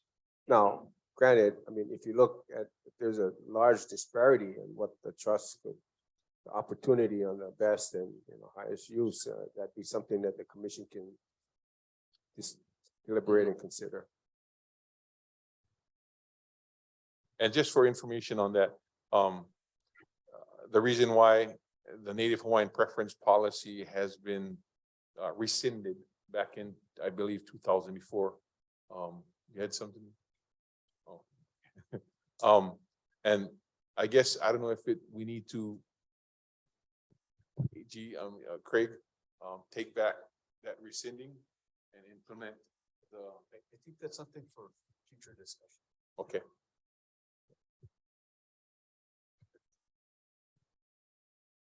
So what does that mean, AG?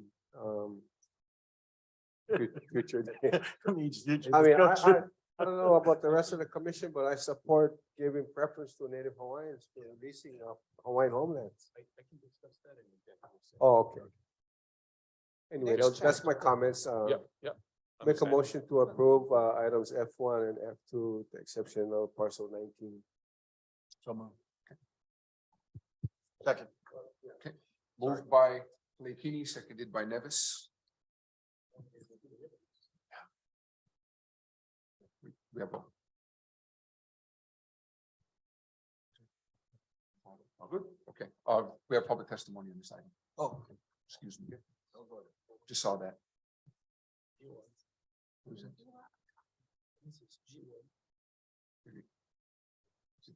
F1, right? She wants F2 rather. There's a combined. Yep. It was. Okay. Lehua Akau. Is that on? Then we'll get back to the motion members. Sure.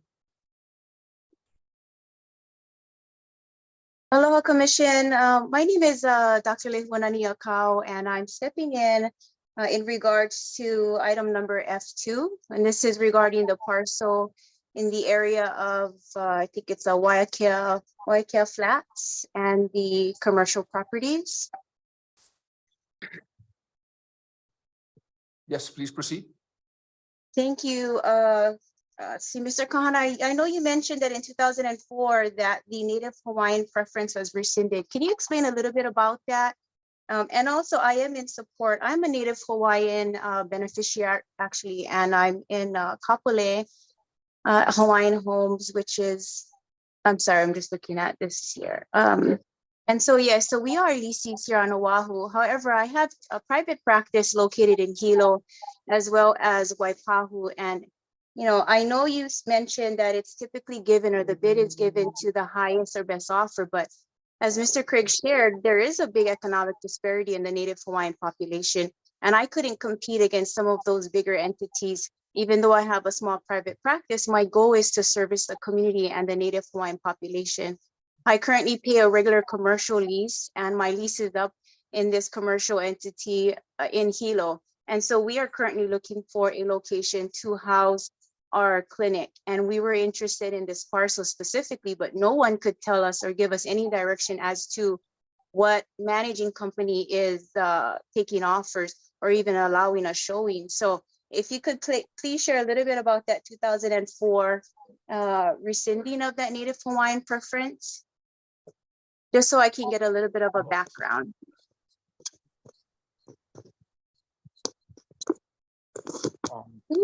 Sorry. Mahalo for your testimony. We usually Thank you. don't have testifiers question staff. I'm so sorry, Mr. Anderson. I just Nope. wanted a little bit more background or information because we couldn't find any Understand. minutes. Thank you. Understand. I know it's not usual for testifiers to question staff. Mr. Albini, I'll ask you, are you comfortable in responding to the commission on that, or would you be more comfortable? I would much rather respond to the commission in executive session. If anything. Okay, then we can do that. For the testifier, if you could submit any questions that you may have for the department in Sure. writing to me, and my office will work to get you a response, please. Okay, We can do will that. do. Okay, appreciated. Thank you so much. And just 1 second before you go, Madam Clerk, do we have her contact information? Okay. So staff will ask you for your contact information. If you could provide that to us, we will reach out to you, and if you could share your concern with me in writing, and we'll get back. Okay, great. Thank you so much. Thank you.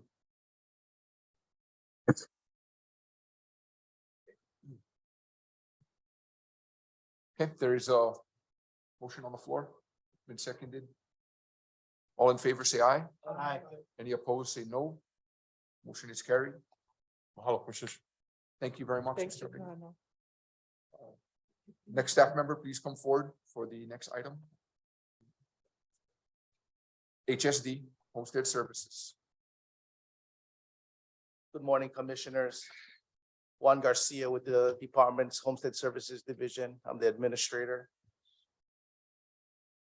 Item D12 for your consideration is to approve the department's recommendation to cancel lease number 1780, lot number 89, located in Nanakuli, Oahu, and to authorize the department to lease the land to a Native Hawaiian as provided for in the Hawaiian Homes Commission Act.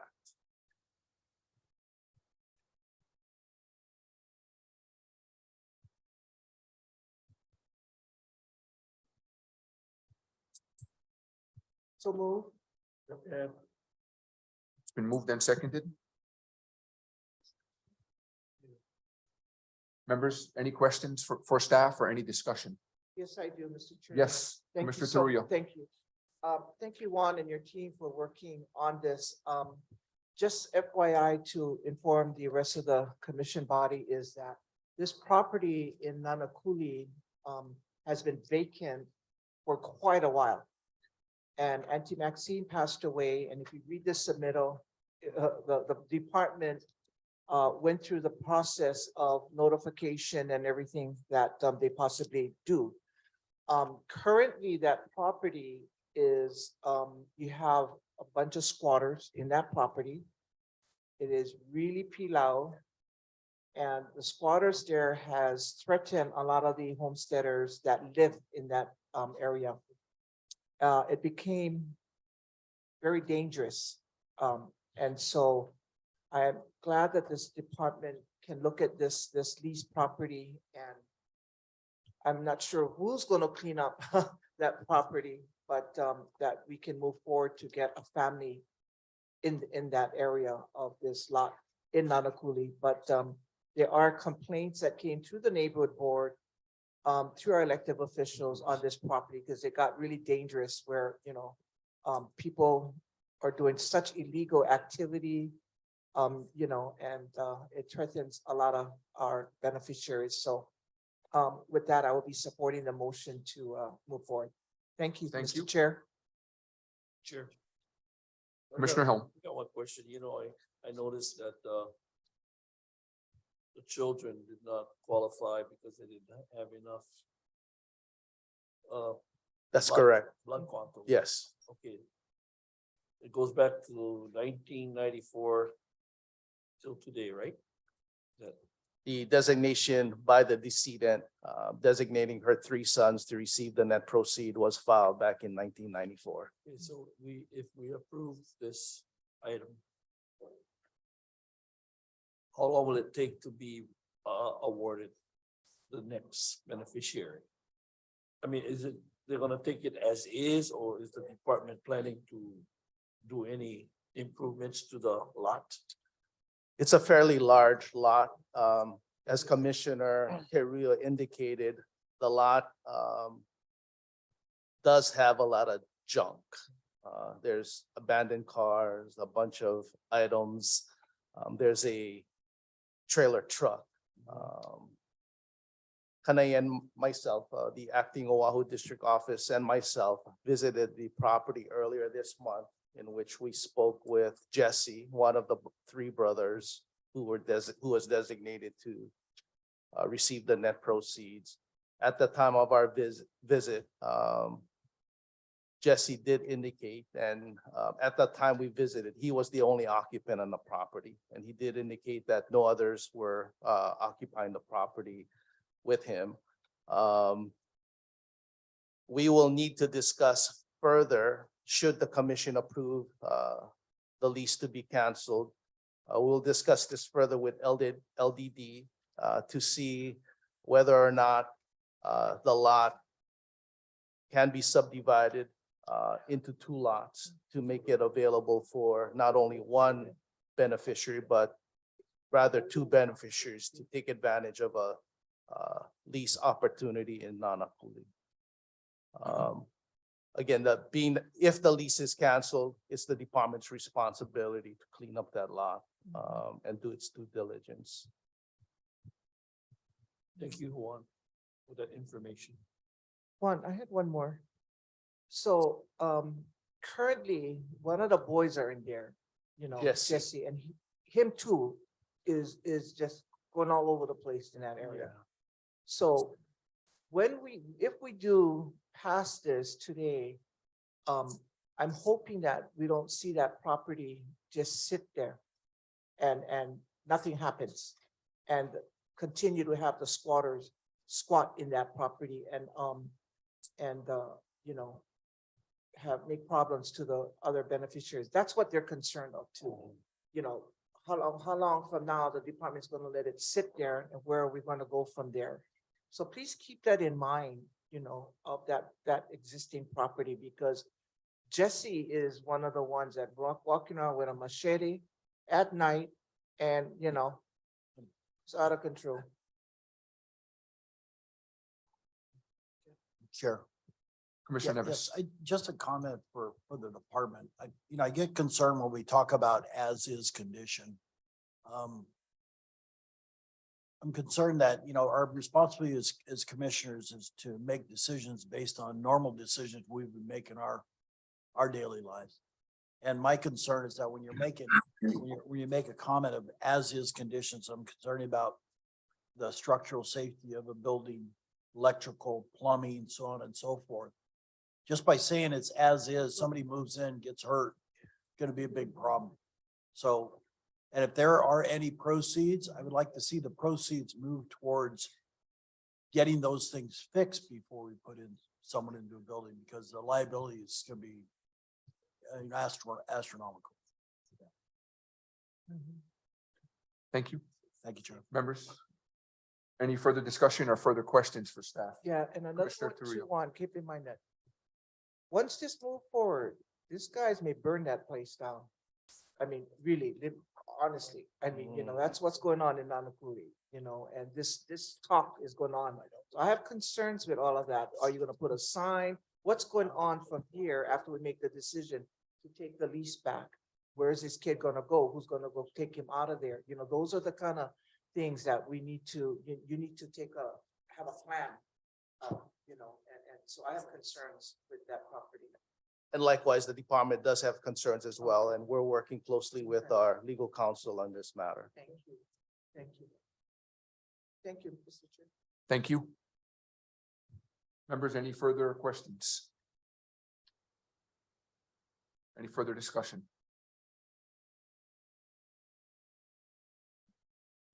Okay, is there a motion? Yeah, I had. There was a motion. Yeah. There was a, Call there for was a the motion from question. Taruya, there was a second by Helm. Members? All in favor, say aye. Aye. Any opposed, say no. Motion is carried. Thank you. Thank you, Thank you, Juan. commissioners. Chair, can I ask these guys a question while they're at the table? Please. Earlier, there was Proceed. testimony about approval of solar and the potential timing of that. What's the timing of when somebody submits for approval to put solar on their rooftop? Is it taking, how long is it taking on average? And I know you Yeah. didn't look at this, so With- just with- a rough. Yeah, with regards to approvals of any type of home improvements, it's currently taking about 3 to 6 weeks. Okay. Right now, our Oahu District Office that handles that processing, staff level has decreased from a staff of 5 to currently 3. Got it, but even with that understaffing, it's taking 3 to 6 weeks to Yes. get through. Okay, Yeah. thank you. Thank you. Just a bit of clarification, Commissioner. One of the improvements going back to the PV, if a photovoltaic system is being leased, as you know, we come before you requiring the issuance of a non-exclusive license. So that extends the process a little bit longer with leasing of photovoltaic systems. But if they're purchasing the PV system It's, outright, it's within that 3 to 6 week period. but they still have to come back to us for approval to make that to their, Not on a purchase. Not on a It's o- purchase, It's only on those only on the systems leasing, that are yeah. being leased, yes. Okay, so the for PV, that's the only time they come to us for approval is when it's a lease situation. That's correct. And what is that timing of that? It's another month for us to come to you to get approval to issue the non-exclusive license. Upon approval, it's a matter of drafting the non-exclusive license. It goes to the Deputy AG's office for signature. And then it's a matter of getting the lessee to sign, and then lastly, the chairman would sign. So I know So you didn't look at this, but when you add up all those time periods, you're talking 3 months, 4 months? Probably 2 to 3 months. 2 to yes. 3 months. So the request that came out was to consider an expedited process for, I guess there's a photovoltaic program that's going through in Waianae.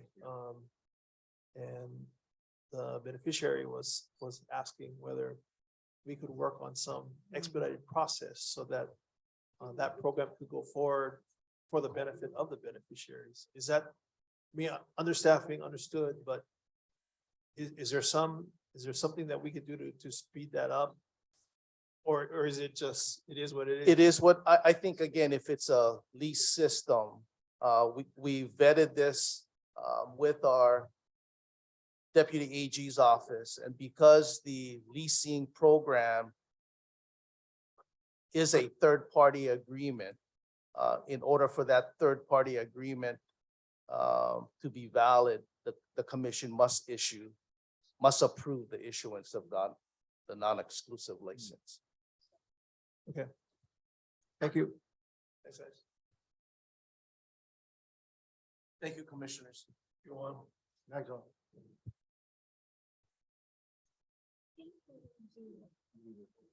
Hey, do we do this? I heard it. Okay. Thank you.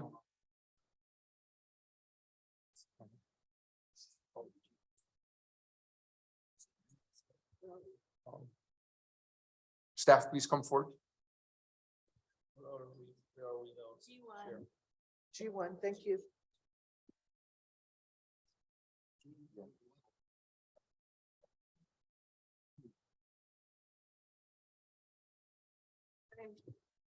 Hello, Commissioner. Aloha, Commissioners. Andrew Choi, Planning Program Manager. Item G1, the recommended motion action is that the Hawaiian Homes Commission approve an amendment to the Hawaii Island Plan to reconfigure and adjust the location of a 10-acre portion of the community land use designation to a 10-acre area of land in Anahola, Kawaihau, Hawaii, TMK 4448003-019 portion. With me today, I have Nancy McPherson, who is the Planning Office's Kauai Island Planner. Aloha kako, Commissioners. This matters come before you previously before multiple times. We kind of got ahead of ourselves, I guess, because we did not notice that there was a discrepancy in the land use area for community use in Anahola.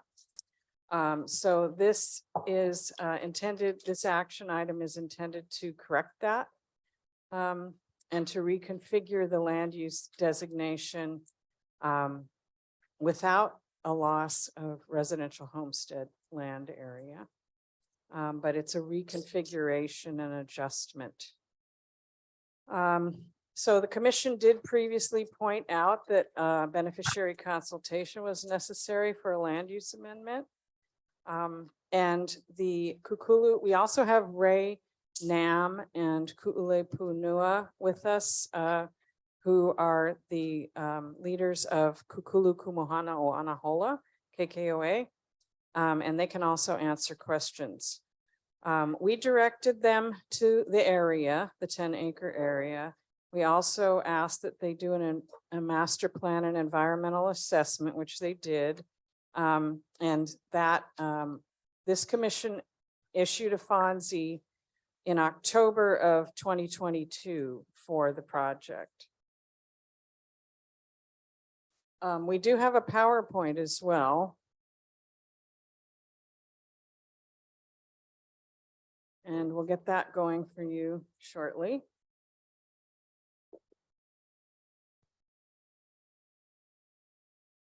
And I did want to let you know that when we get to the last slide, I am going to be amending the submittal on the floor to replace the last figure because we did get an updated map reflecting the actual new configuration. So I just wanted to give you a heads up about that.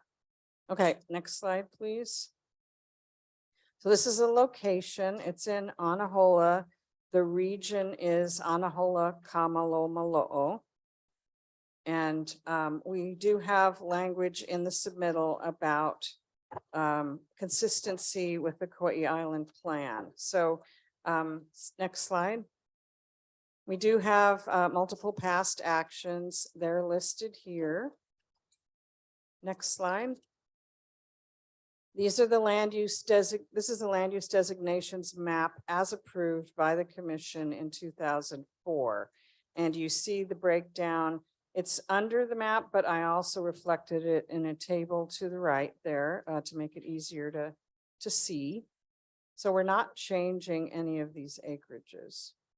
Next slide, please. Okay, so these maps have been brought to you before. And it shows the location of the TMK outlined in red and on the map on the left. And then the dotted line shows the location of the 10 acres. Next slide, please.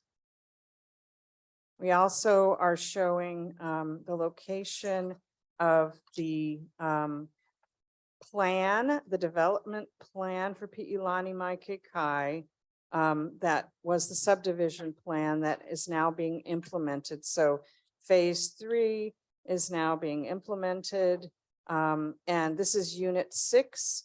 So the area where these land use amendments are taking place is the ultimate build out area for unit 6 of Anahola residential lots, residence lots. Next slide, please.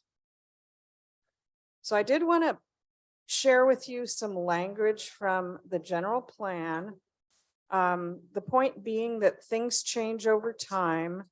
So in the past, The goal was to just maximize the number of lots in a given land area. Today, we do things a little bit differently. We do environmental constraints analysis, and we also look at the importance of community use. Now, in 2004, the Kauai Island Plan was consistent with the 2002 general plan goal of providing 840 residential homesteads by 2022. Unfortunately, partially because of lack of infrastructure and funding, we've only gotten up to about 190. And one of the goals from the general plan includes utilize Hawaiian homelands for uses most appropriate to meet the needs and desires of the beneficiary population and establish self-sufficient and healthy communities on trust land. Now, since then, we've updated the general plan. But because this island plan land use designations were done based on the 2004 plan, can you go to the next slide, please? I did want to show that already the evolution of land use planning for DHHL included master planning, full service, a hupua'a concept, include income generating opportunities, encouraging hui and agricultural uses, special districts for special areas to create a Hawaiian sense of place, and water rights and resources. So next slide, please. There was also language included that came out of the beneficiary consultation on the Kauai Island Plan. Beneficiaries have expressed the desire to collectively care for DHHL land. The idea is that a group is more effective for large projects and responsibilities, that the department really needs to provide some design guidelines and implementation tools to create healthy communities. Beneficiaries are eager for entrepreneurial opportunities, and I added for emphasis in italics, community services and amenities are important for maintaining good community life. The community use areas designated in the plan are critical to the health of the proposed residential areas. Next slide. So as you can see in the earlier development plans, I believe this one's from 1984. The goal was, and this was by Belt Collins, the goal was to maximize the number of lots. Today, we know that that is not always the best thing to do, particularly in sensitive areas with cultural and natural resources. So it's an evolution, it's a process of evolving. And so I just wanted to kind of give you that land use philosophy discussion a little bit. And next slide. Okay, so we did have beneficiary consultation on the project.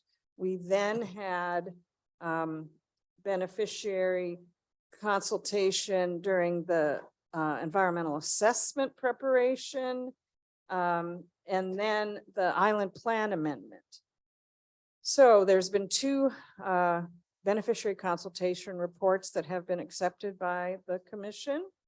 And the most recent one was in February of 2020, of this year, 2023. Next slide. Okay, so this, if you go to page 9, figure 5, what I would like to do on the floor, I had trouble printing this map out for this slide out for some reason. There's a glitch in there. So what I'd like to do on the floor is amend figure 5 to reflect the map on the right. Well, actually both of these maps. So what they're doing is they're showing the reconfiguration. So the original community use was about 26 acres. That was ended up in the middle of the residential homestead area. So what we're doing is we're basically breaking it up into 2 10-acre slices. And so these maps reflect that. So that's what you're actually approving today. So I just wanted to make sure that was clear to the commissioners. And then the last page of the submittal just quotes the process for amending an island plan. We do have that now in our administrative rules. So that's our, what we're using today. And we just request your approval as recommended. Thank you. Thank you. Members, any questions for staff? Chair. Yes, Commissioner Nevis. Yes, I want to thank the staff for putting up with the commissioner in Kauai. Because it's been one of those things where, you know, I want to make sure that whatever we do moving forward, that there's no, hey, looking back, it was supposed to be this, supposed to be that. So I did have to run you guys through the ringer to make sure that we got where we want to go. And want to make sure that that Ray and Kool-Aid, you understand that the process I was trying to get to make sure all beneficiaries were on board as to where that was, where it was residential is now community use. So we'd like to see you move forward, and some of your work's been done already, and I totally support your project moving forward. So thank staff for their efforts, and also Ray and Kool-Aid for hanging in with that rotten commissioner. Thank you. Thank you. Members, any further questions for staff? Okay, we'll move to public testimony. Ray Nam, followed by Ku'ule Punua, followed by Kipukai Kuali'i.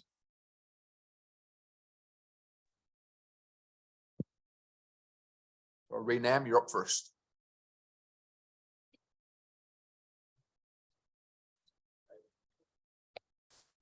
Aloha Commissioners, mahalo for taking the Aloha. time to listen to all these different changes that have gone through in the Anahola community. And I just basically want to thank the planning team for being very patient in this process as well. And also Commissioner Neves for, you know, making sure that the community itself and our beneficiaries and even our leases that are there, that he was able to see their support as well of this change and the project. And so mahalo everyone. We really, on behalf of Keikoa, our board, and a lot of the kupuna that we serve and the youth, I just want to say mahalo for hearing us out, and we hope that you approve this recommendation. Mahalo. Thank you. Members, any questions for the testifier? If not, Ku'ule Punua, followed by Kipukai Kuali'i.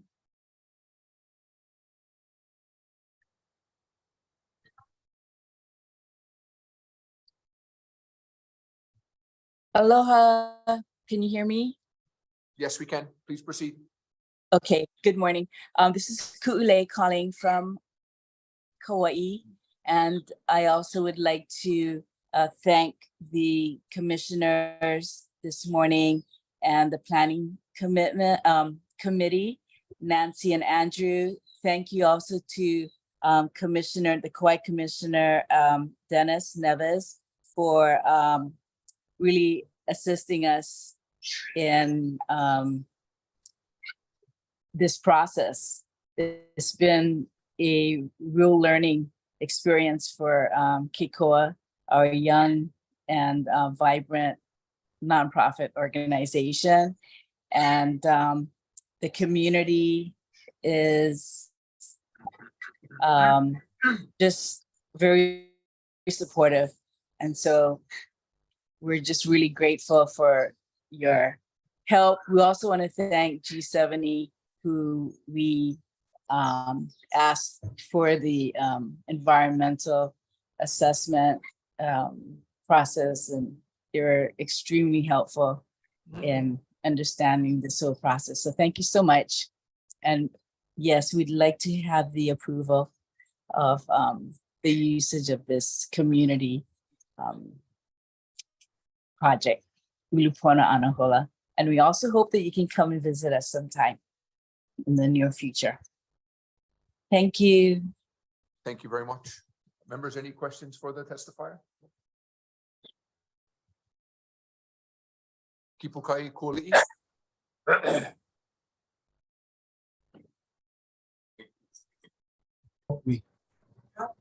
Help me.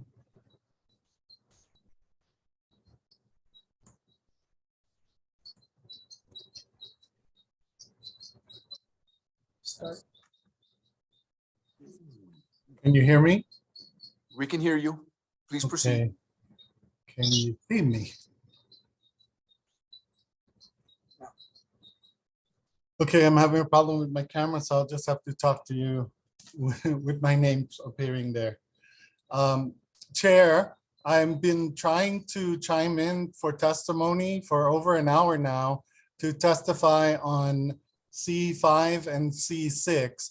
And I know that you did allow Kapua to go back out of turn. So I would like to just share a little bit of testimony on C5 and C6. Proceed. Aloha, Chair Anderson and Commissioners. My name is Kipukai Kuali'i, and I'm testifying as the CEO of HCDC, the president of AHA, and on behalf of our West Kauai Homestead Association's president, Myrna Bukasas. HCDC, the Homestead Community Development Corporation, was founded in 2009 by the Sovereign Council of Hawaiian Homestead Associations, SHA, to serve Hawaiians and Hawaiian homelands in Hawaii, strengthening our Hawaiian Homes Trust beneficiaries and all Hawaiians. HCDC is dedicated to affordable housing, economic development, and community capacity building on or near Hawaiian homelands throughout the state of Hawaii. As a nonprofit developer, HCDC operates community development programs and delivers capacity building programming serving Native Hawaiians and homestead beneficiary associations defined in 43 CFR Part 47.1 with the United States Department of the Interior. WKHHA, the West Kauai Hawaiian Homestead Association, was founded in 2013 by several of the leaders of the Kekaha Hawaiian Homes Association. WKHA is a homestead association as defined by the United States Department of Interior, serving West Kauai trust lands and beneficiaries. They develop community projects through the Homestead Community Development Corporation, HTDC, its designated 501c3. As an example is the West Kauai Enterprise Center, which they built in Kekaha in 2012 and operate until this day as a community use multi-purpose facility. AHA, the Anahola Hawaiian Homestead Association, was founded in 1982. We are a homestead association as defined by the United States Department of the Interior, serving the Anahola region of trust lands and beneficiaries. AHA develops community projects through the Homestead Community Development Corporation, HCDC, which is our designated 501c3. Projects completed thus far include a youth center, campground, and a marketplace with a certified kitchen and a homestead home ownership center. I know not all of you have been out to see our projects, but some of you have, and I hope you will come. You are definitely invited. What I did wanted to just make clear in my testimony that there was erroneous testimony provided by Jermaine Myers, who stated that we are not compliant as a nonprofit organization. Let me remind you that both the Anahola Hawaiian Homestead Association and the West Kauai Hawaiian Homestead Association work hand in hand with their 501c3, which is a part of those organizations. And HCDC, if you check the DCCAN records, has an active status as of 2022 for 2022. I think next month we'll be renewing, and we've been registered since 2009. The other thing was said on the floor that we're not in compliance with violations that the department says we have, and that we need to fix the issues before we can move on. Please, department, send us in writing any specific violations that you state we have, any violations by HCDC, AHA, or WKHHA, the West Kauai Hawaiian Homestead Association. We would be happy to clear up any misinformation that you may have. We're troubled that you've gone through this action based on misinformation from unreliable sources. And I'm pretty upset as a government official myself. Shame on you guys for how you're running this meeting to begin with. You just take me off the agenda. I'm a beneficiary. And I am the CEO of a beneficiary organization, the largest, most important homestead association that exists. Do you know who SHA is? The Sovereign Council of Hawaiian Homestead Associations. Of course you do. Look at the history. Uncle Tony Sam, Uncle Tony. Oh, I'm so upset. The last thing is this process that you're talking about. Please send me the specific details on how we as beneficiary associations of beneficiaries of this trust are supposed to expedite through your ROE process or any land use application process. What specific actions do you recommend that we take? What are we supposed to do when we jump through the hoops that you tell us to and you don't respond? You have been totally non-responsive, unacceptable. You're a government entity. You're paid for by the taxpayer. You're paid for by beneficiaries. Sorry, I should not be raising my voice. Mahalo, Mr. Cooley. All of that on the record. You've done wrong today. We will be back. We're here forever. We're beneficiaries, our kids, our grandkids. We're here. We're not going anywhere. We'll jump Mr. whatever Cooley. process you said. Shame on you, Kauai Commissioner, for doing this to your own people. Mahalo. Thank you. Aloha. Thank you. Mahalo, Mr. Cooley. Members, any questions for this testifier? If not, Madam Clerk, do we have any other testifiers waiting to testify? Okay, if not, sure. May I have a? I got a question, Nancy, Andrew. Sorry, eating the banana. Please proceed. The environmental assessment for this item. When did it start and how long did it take to complete? I think we'll have to ask KKOA when they started their environmental assessment process, but I do know that the commission approved the environmental assessment at its October 2022 meeting in Hilo. Yeah, I think it took about a year. And I think it was, they might have started in 2020. So they. But I think it's a question best answered by KKOA representatives, as it was their environmental assessment that they prepared, and the department was the approving agency of the environmental assessment. So the department didn't initiate it, KKOA did. Thank you very much. Commissioner, did you want to ask that question to that entity? No, I just curious because there's other projects or other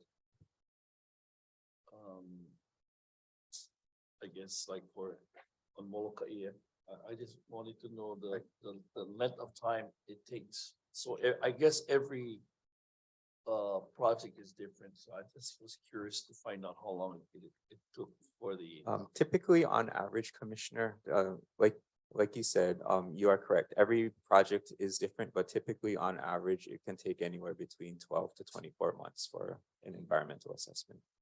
Okay, thank you for that information. Well, I think that's why we have the 2-year due diligence period. Members, any further questions for staff? If there's no further questions for staff, we're in discussion. Any discussion? Chair. Yes. Yeah, I do want to go back a couple frames back to Kipukai as well, and tie in this comment to our staff. Please proceed. So part of what we have said this morning and what we are asking of our staff, when we talk about coming before this commission with a request to approve any kind of action, what's missing from the submittal is that it has not been properly vetted. So to Kipukai's questions, I do think it's fair that the department, in coming back to us, they do identify and confirm and verify those parts of this request that are not in compliance. And that's what I hope to see, so that we can use that to determine the right decision going forward. So if the department has not gotten back to this organization or any organization, that's what I would like to see, is that they get back to this commission if they're coming forward with yet another request for an approval, that they provide all of the information that we all must look at and make a determination on whether or not we're going to move forward with the request. So thank you. Thank you. Members, we're still in discussion. There being no further discussion, we need a motion. Have a motion to approve, E1. Moved by Nevis. Is there a second? Second by Helm. All in favor, say aye. Aye. Any opposed, say no. Motion is carried. Thank you, members. Mahalo, commissioners. Thank you. Next item. H1, transfer of Hawaiian Home Receipts Fund at the end of the third quarter fiscal year 2023, Administrative Services Office. Morning, Commissioners. Good morning. Please proceed. Brian Ferruto, Acting ASO for the department. Good morning. Basically, this is a formality that we do each quarter, and this is an action I'll take each quarter. This transfers funds from the Hawaiian Home Receipts Fund to other funds. In this case, we're recommending the Hawaiian Home General Loan. Mr. Fruto, you have anything else for us? You have, that's it. We do. Members, any questions for staff? Okay. Members, we're in discussion. Any discussion? Okay, there being no discussion, now we do need a motion. Motion to approve H1. Moved by Nevis, seconded by Helm. I have a question. Yes. So it says to transfer the entire receipt deposits. What is the entire receipt deposits? As of March 8th, it was 2.1 million, and the projected amount on March 30th is 2.2 million.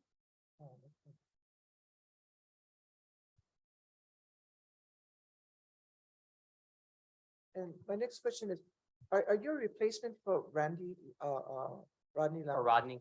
I don't like to say I'm a replacement for Rodney. So what are you then? I'm the acting ASO. Acting. Rodney was formerly the ASO, correct? Okay, I just wanted to make sure. Yeah. We got a lot of acting, so I just wanted to make Sure. sure my chart is up to par. Sure. Thank you, welcome. Aloha. Thank you. Thank you. Need a vote? Thank you, Mr. Fruto.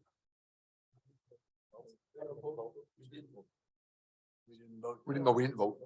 No, because we went back to questions. Got a motion on second. Okay.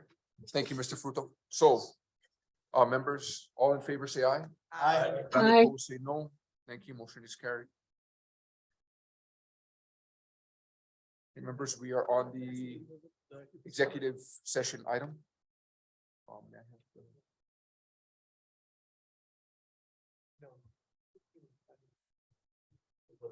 The commission will convene an executive session pursuant to section 92.5A4 Hawaii revised statutes to consult with our attorney on questions and issues pertaining to the commission's powers, duties, privileges, immunities, and liabilities.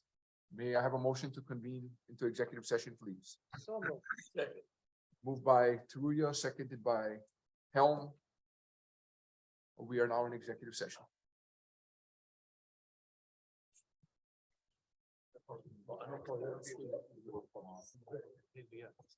Is Alyssa gonna zoom in?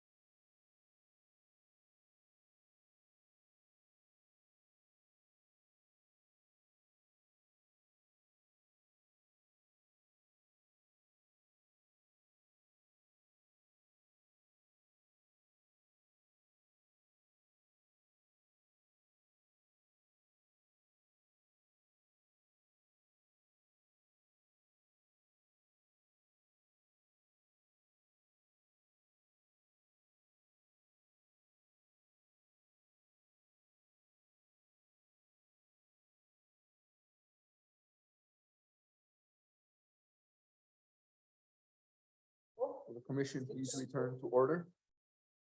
We are on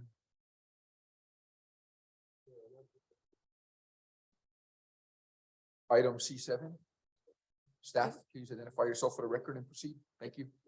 Aloha Chair, aloha Commissioners, Hokule Lindsay in the Office of the Chairman, Administrative Rules Officer on behalf of the Chair for item number C7. It's a for information only item regarding the appointment of a permitted interaction group pursuant to HRS section 92-2.5 and HAR section 10-2-16B1 to study and recommend strategies related to fairness in lease transfers. So this is a follow-up from last month's meeting by the request of the commission to form a permitted interaction group related to fairness in lease transfers.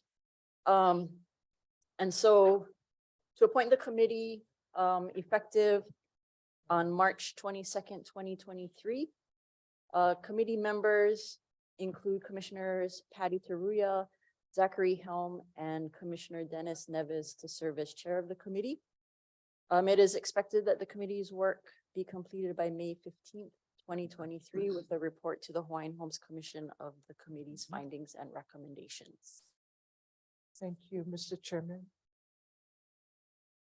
Everybody in agreement? Thank you, Thank Mr. you. Chairman. Thank you. I think, thank you, Hokule, for that. And that was a discussion that we brought up, but we did have discussion. We did want to defer this item at this time. Speaking to Nevis and Helm, we felt that we want to defer it maybe till next That's fair. next month. Yeah, we're not in a rush to get into subject matter right now in the PIG. Is that, I'm sorry, Lehua, yeah? That is okay. Aloha lehua kinilau kano. I just wanted to share though that we testified at the legislature that the commission would have on the agenda to form the permitted interaction group, and the bill was deferred. So I just, Okay. wanted you to make yourselves aware before you take any action that occurred. So can we go into discussion right now? I mean, do we need a motion first and go in discussion? We can, the item is up right now. We can discuss. Dennis, what do you? This is for information only, so it's not a. Oh, can discuss. information only. Okay, so it's gonna come back to us hopefully. Well, typically, it's the chair that appoints the committee, I see. and it's just done as information and the appointment is made. I see, but we can have a discussion, right? Sure. Yeah. Of course. Mr. Nevis, listening to that, do you want to start the PIG? Well, the problem I have is I don't think we have enough information to get started at this point. And, there's a lot of things that we discussed last session about, the different aspects. And I think Leila brought up a lot of things about, Yeah. different things we have to take into consideration. So I'm not sure if we're really prepared to do that with all we're dealing with right Yeah. now. So Leho, didn't Senator Lindsey Coit have a bill in this particular item? So there is a lease transfer study that I is see. up on our website. Oh, okay. That has quite a bit of information, and then I was gonna let hopefully share some of the Thank you. background work. Yes, thank you. Go ahead. So there have been several reports over the years to different commissions about this topic. Whether the last action that was taken was when the rules were amended to prohibit the sale of the undivided interest or vacant lot transfers, so those cannot be sold. But within that conversation, there was, the sort of different branches of this topic, including the repeated sale and transfer to family members who are less than 50%, the amount of profit that is sometimes made on the sale of a homestead lease. And then, of course, more recently, the discussion about flipping or purchasing that homestead lease, making some quick improvements and then making a profit off of that. So the department has on hand quite a bit of background information. Some of it may be dated and need to be updated. But if the commission through the PIG wants to start that discussion, I think that there is quite a bit of information on hand. Yeah, Go ahead. yeah, thank you. Yeah, there was an article a couple of weeks ago, Sunday, yeah, And I've always had some questions regarding this particular item. It's happening all over the state. But then I understand that there was a poll out recent, not maybe recent, but quite some time ago. And the poll suggested that, people didn't wanna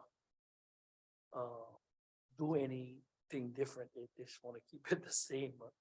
But to me, there's gonna have to be a lot of research before a decision can be made. So we got a lot of homework as far as I'm concerned. So I know this is information only, and I'm not sure the time frame when we need to come up with a recommendation, but I'm just saying, if the poll suggested, but that was a while ago. I don't know if we would suggest to have another poll.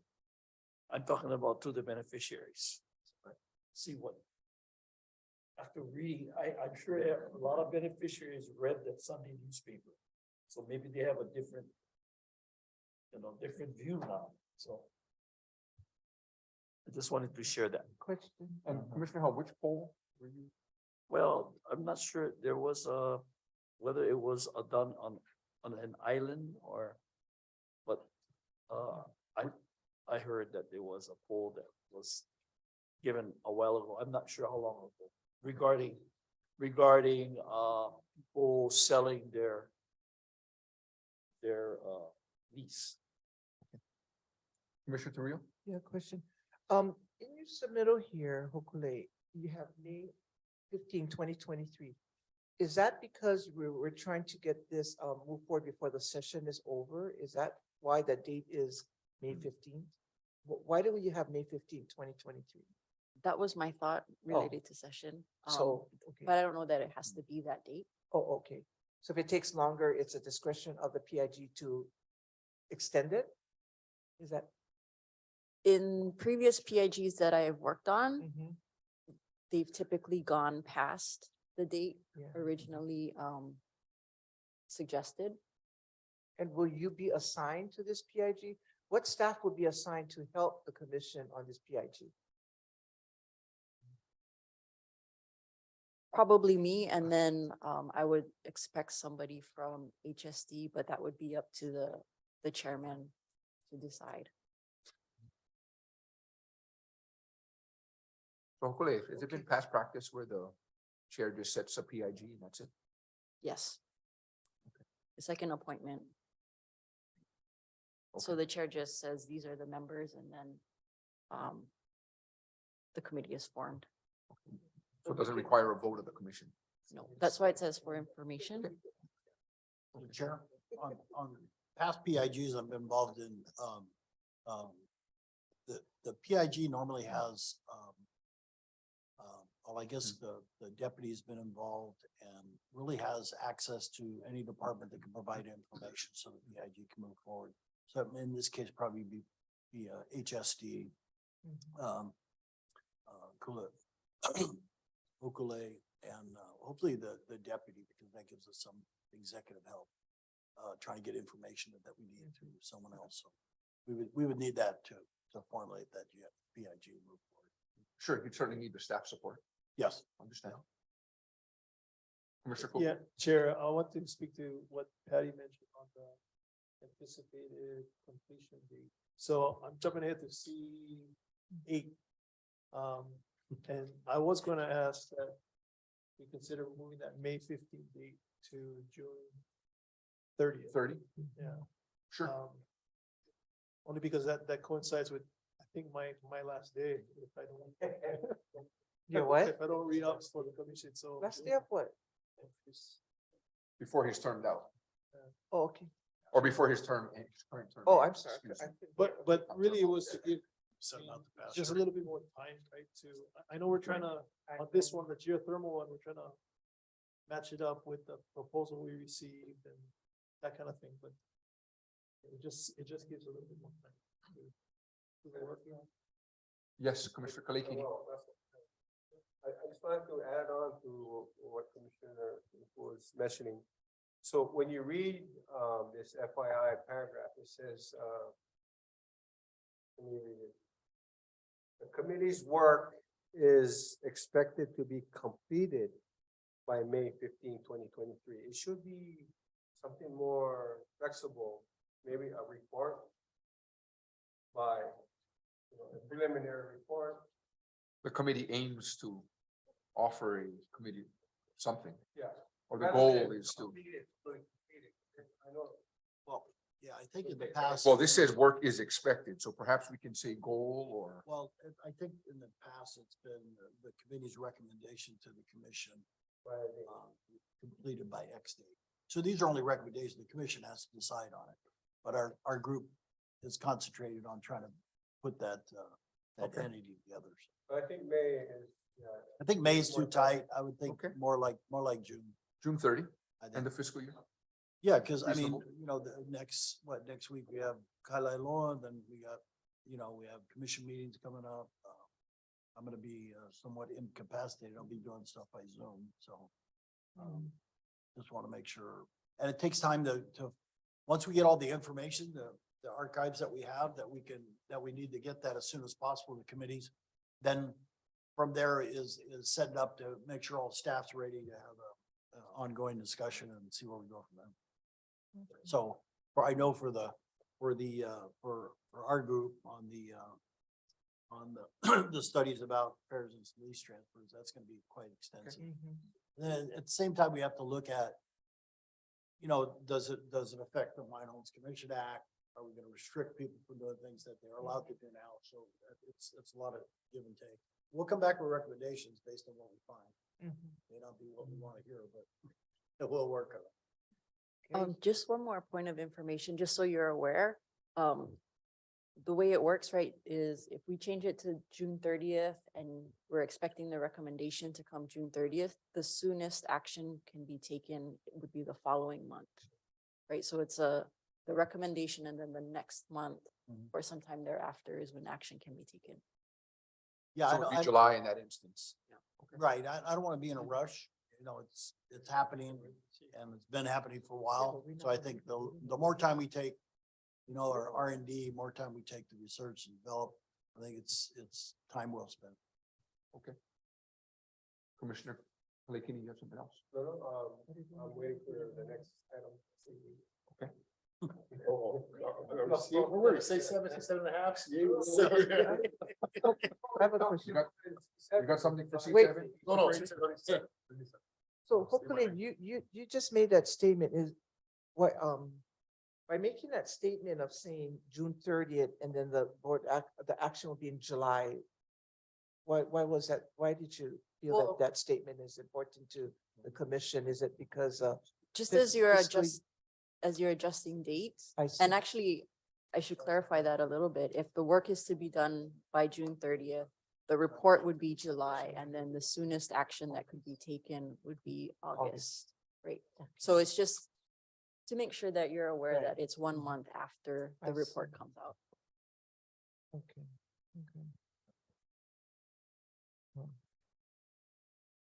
Like Russell said, So on C7, we don't know, you know what I mean? We're sitting on that side. We're gonna be probably sitting, okay. so for item C7, with Commissioner Nevis serving as chair and Commissioners Helm and Turuya serving as members, all of you agree to serve in that capacity? Yes. Yeah, I'll do my best. What was that, with reservations? With reservation. You said yeah without the S, yes. Yeah, reservation, I mean, gotta ask the ones that will be here. Okay. Go for it.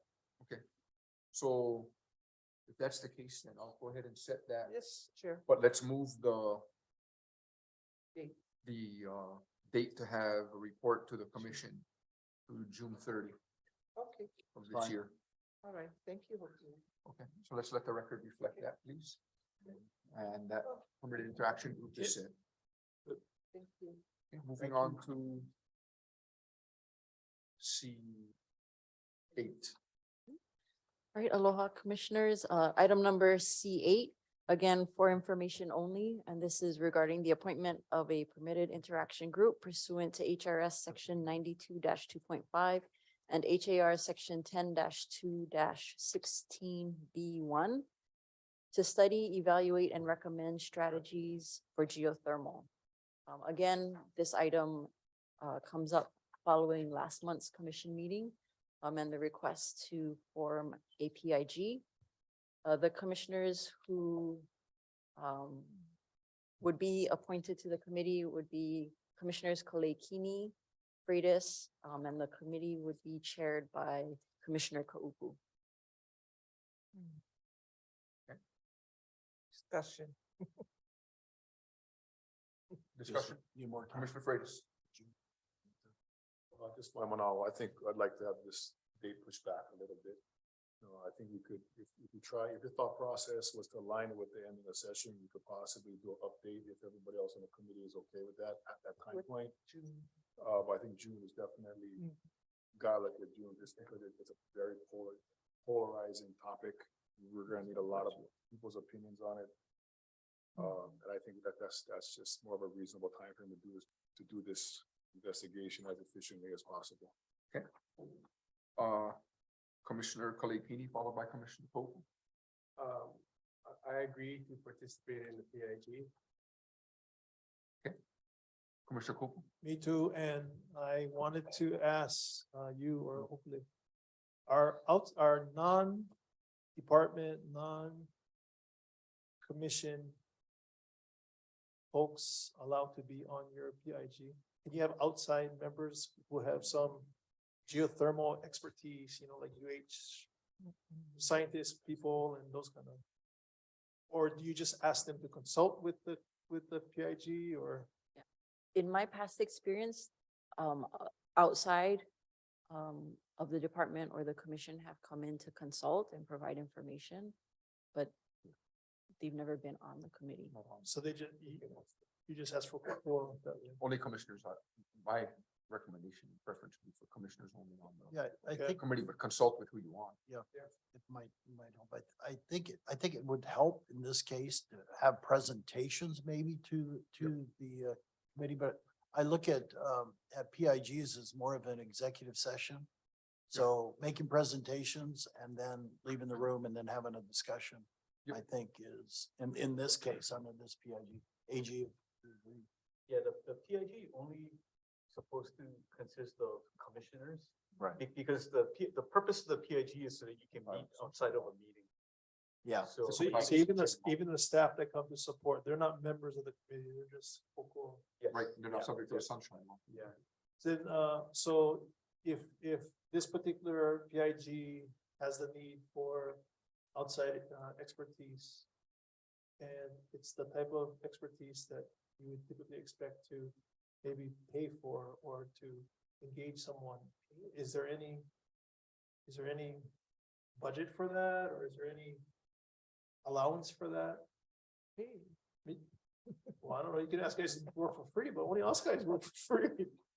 The rest of the world Well, get I paid wanna- for what they do. I want to ask if our committee get budget too then. Just tell them that you get the same salary you get. Yeah, exactly. We'll triple it, So the answer is no, there is no.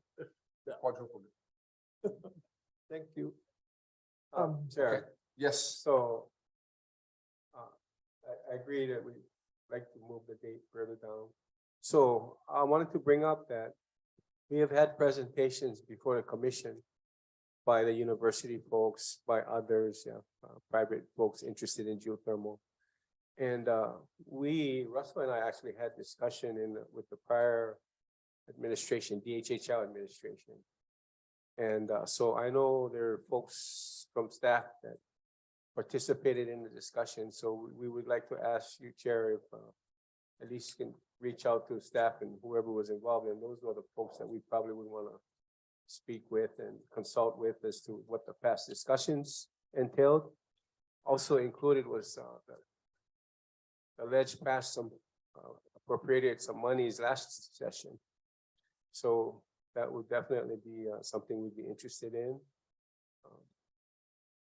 And if we do get budget, there's a lot of geothermal facilities in New Zealand and elsewhere we might want to visit. thank you. We'll make sure the minutes reflect. So I guess the question is those funds that were appropriated, are they for investigation of?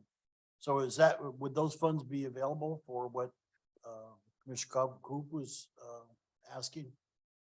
To pay for a consultant to come in? If we can have maybe staff assistance, that will figure that out. Yeah, okay. We will work with staff on that. Got any leftover, send it to our. So. So in so- regards to so- item C8. So will there be a three list? commissioners agree to serve. I have a discussion. Yes. So will there be a list of non-commissioners that are engaging in the PIG? Imagine it would be in the minutes No. of their. Will you have another list, like how you have your submittal here, of any non-commissioners that would be participating in the Jumatero PIG? Right here, we're approving on this list just 3. So will anybody else that comes in, will we have the names of? No, who's gonna because get involved? the three names here are commissioners. Anybody else would not be a member of the permitted interaction group. They would just be presenters. Okay. But I imagine it'll be reflected in their report of who they're meeting with. Okay. Have to be.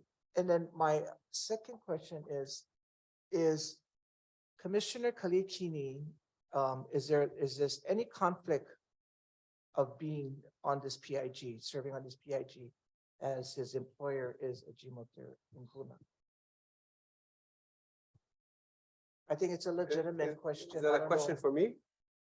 I'll answer If you it. want to answer it, it's Yeah, up to you. I mean, I would think we that's- got one AG too. Yeah, AG can chime in, but from my perspective, there's 3 of us, and yes, I am involved in geothermal private industry, which I think can be a plus with my understanding and experience of it. Now, when it comes down to maybe making decisions, if there's personal gain for me or the company that I work for, I would have to recuse myself. Thank you. And I brought that up because I sat through Mr. Cully Watson's confirmation of recruitment conflicts and stuff like that. And so that's why I wanted to bring the same thing up, is to make sure that we are in the right direction of any conflict of interest and recusal of any kind of gain to employment. And so, thank you, Mike. Yeah, I know, and I look for, I mean, if I'm off base, look to, AG to make Yeah. sure I stay within. It's all good. It's Compliance, just, yep. it's all good, you know. Okay. Thank you. Transparency. Mahalo. Okay. So on item C8, regarding the appointment of permitted interaction group members to study, evaluate, and recommend strategies for geothermal. The chairman will appoint Commissioners Kalekini and Freitas as members, with Commissioner Kaupu to serve as chair, with the committee aimed to submit a report to the commission by June 30. Any further discussion on that? Okay, thank you. Thank you. Item C9, staff, please come forward. Legislative session. Aloha Commissioners, Lehua Kinilao Kano, Nahasda Government Relations Program Manager. You folks were provided in the packet a legislative session update as of February. There were some changes since this submittal was included in the packet. As of right now, of the 10 legislative proposals that the commission approved, 5 are still alive at the legislative session. 4 of which is in the omnibus bill, that's what people are referring to it as, is House Bill 567. It basically combines Proposal 3, the tax exemption. It's the ones that are in bold.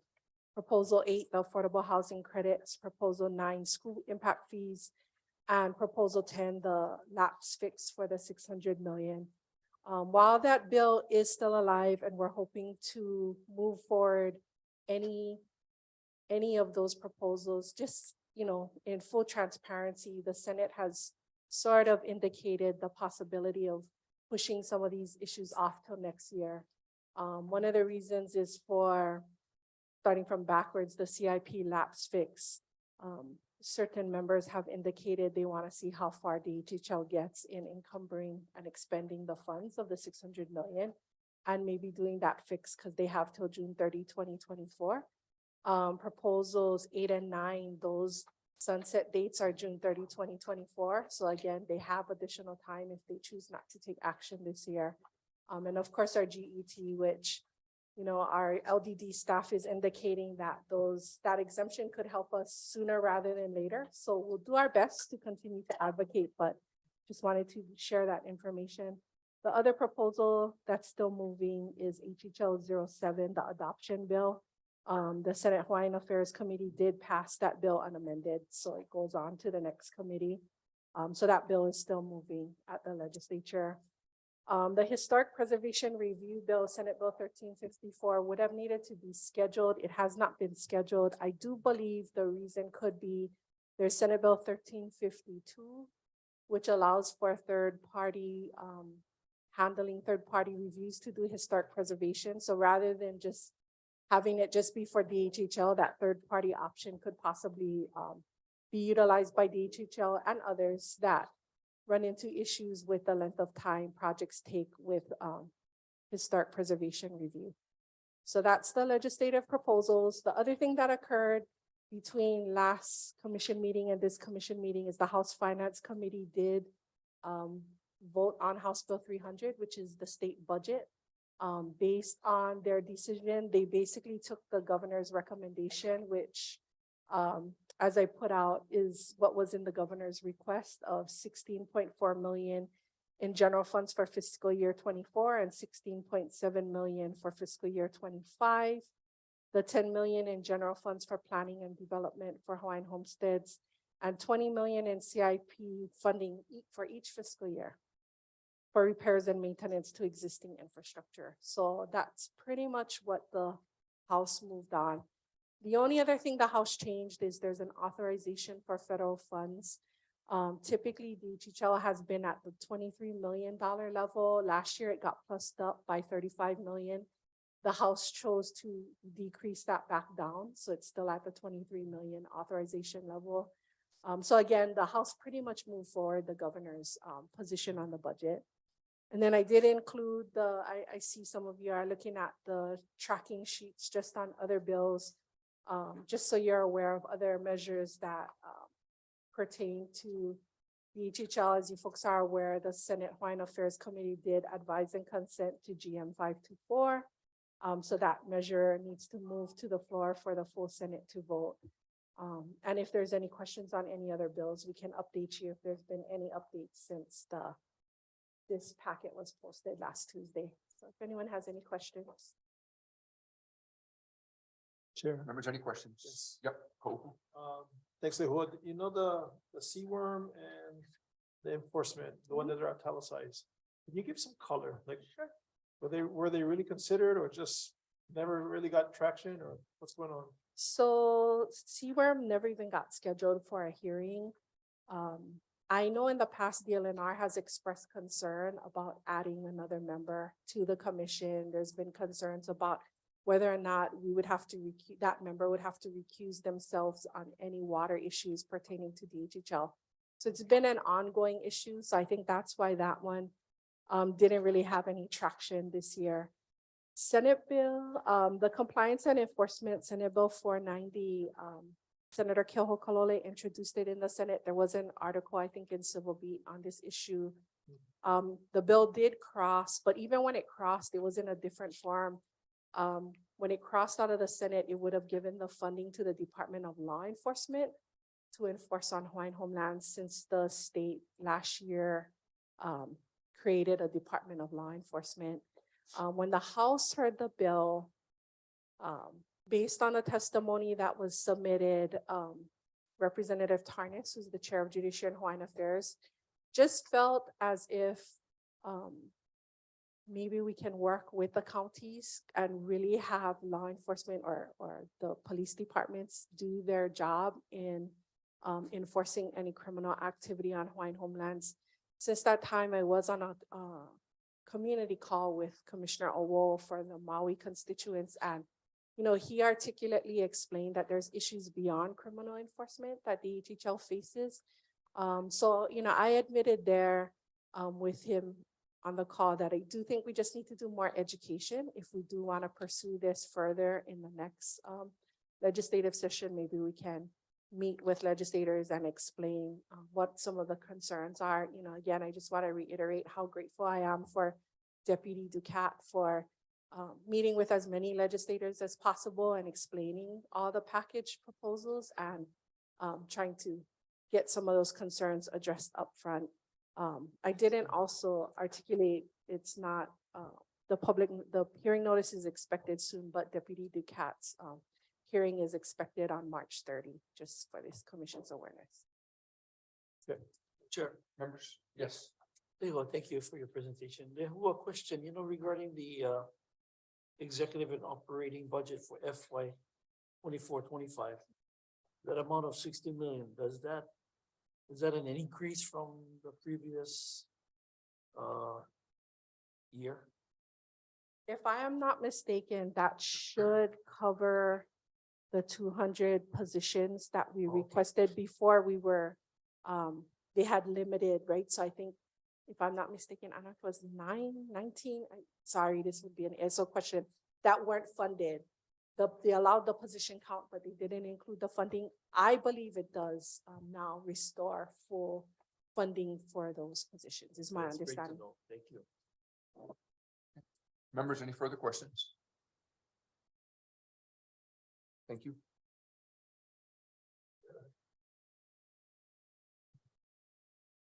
I'd like to say a couple Homestead of Services. Chair. Yes, Commissioner Albo. Yeah, if I could quickly just reiterate what Lehua touched upon. I think one of the things that's really important about the enforcement and compliance bill essentially being dead for this year.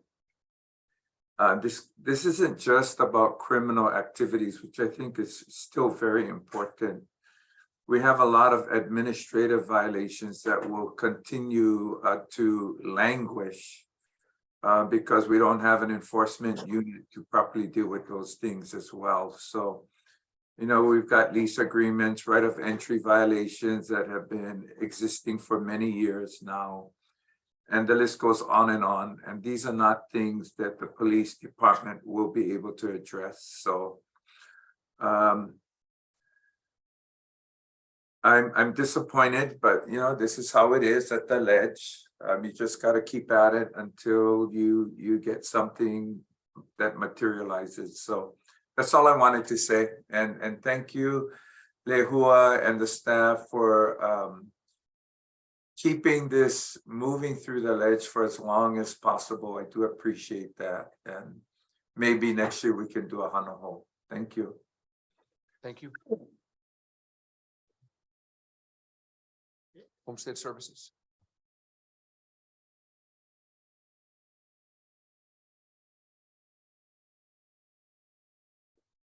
Good afternoon, commissioners. Again, monthly reports associated with our applications branch, lessee servicing, as well as loan services branch. If you have any questions, I'll be glad to answer any questions you may have. Members, any questions? Thank you. Thank you, commissioners. Thank you.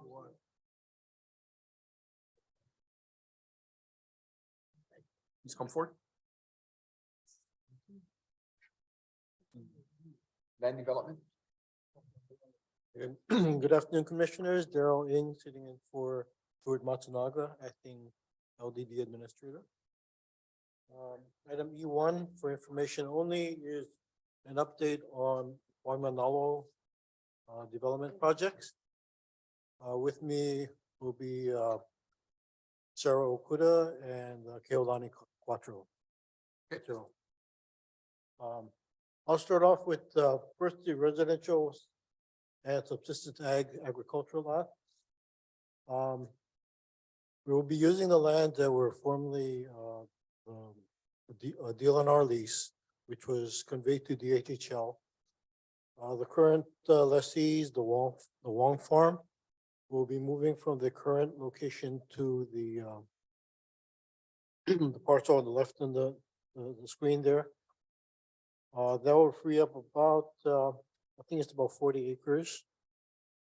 And we're currently in the initial planning stages. Our consultants are gathering data in preparation for draft environmental assessment, which will be issued this summer. And in anticipation of a final environmental assessment in the fall, with designs and engineering to follow next year, and construction about 2 years from now. Next slide, please. This shows a conceptual drawing of all residential lots, which would be roughly 227 lots, minimum 5,000 square feet. Next. This is another conceptual of all agricultural lots, resulting in about 49 lots, minimum size about a half acre. Next, please. And this is a conceptual of a combination of the two, showing 71 residential lots and 48 subsistence ag. So through their studies and the environmental assessment consultation process, will determine the exact layout as well as number of lots. The next project is ongoing, Nakini and Huli Street traffic calming. We were installing 3 speed bumps on Nakini Street and 3 on Huli Street. The ones on Nakini Street are primarily for the Kupuna housing project across the street, getting them across the street to the back and forth to the bus stop. The 3 on the Huli Street are for the elementary school, Pope Blanche Elementary School. We did investigate other traffic calming measures, but felt that these were the most economical and cost efficient. Construction started in February and is scheduled to complete in July. Funding for this was from legislative appropriations back in 2020 of $800,000. I'll turn it over now to Kihao to talk about infrastructure projects. Good afternoon, Commission. Chair. So the project I'm talking about is Waiokea Stream and drainage channel improvements. This project just completed. There was improvements to the dirt drainage channel to mitigate flooding. We had a flood a few years ago. We installed riprap in various areas, installing fencing to protect anyone from coming into the drainage area and getting hurt. Construction started September 2021 and we completed it in February. Cost was 2.5 million. Next slide. So these are just pictures of before and after of that particular project. Next slide. We installed riprap on the side to allow the water to flow and not erode the sides. We installed a maintenance road also so that we can go in and maintain the drainage channel so we can clear it of all debris and rubbish. These are just more of the before and after pictures. The next is the Waimanalo flood control channel improvements, and this takes the dirt drainage that we were just looking at and it goes down to the ocean. It's a concrete line channel, approximately 2,000 linear feet. It runs from Kaumana Place down to Kalaniano Ole Highway. The improvements include spall work, crack repair, fence repair, tree removal, and we will be relining most of the concrete. The cost estimate is 4.5 million. It was ledge funds. Construction started in August 2022 and its estimated completion will be September 2023. This is in the planning stages. It's Bell Street drainage improvements. We're doing, our consultants are doing a hydraulic study to run a pipe to drain the water from Bell Street out into the ocean, approximately 1,000 linear feet. The budget for the engineering design is 500,000. Estimated construction, 5 million. And that will also be ledge funds. And now I'll turn it over to Sarah, who will go over the rest.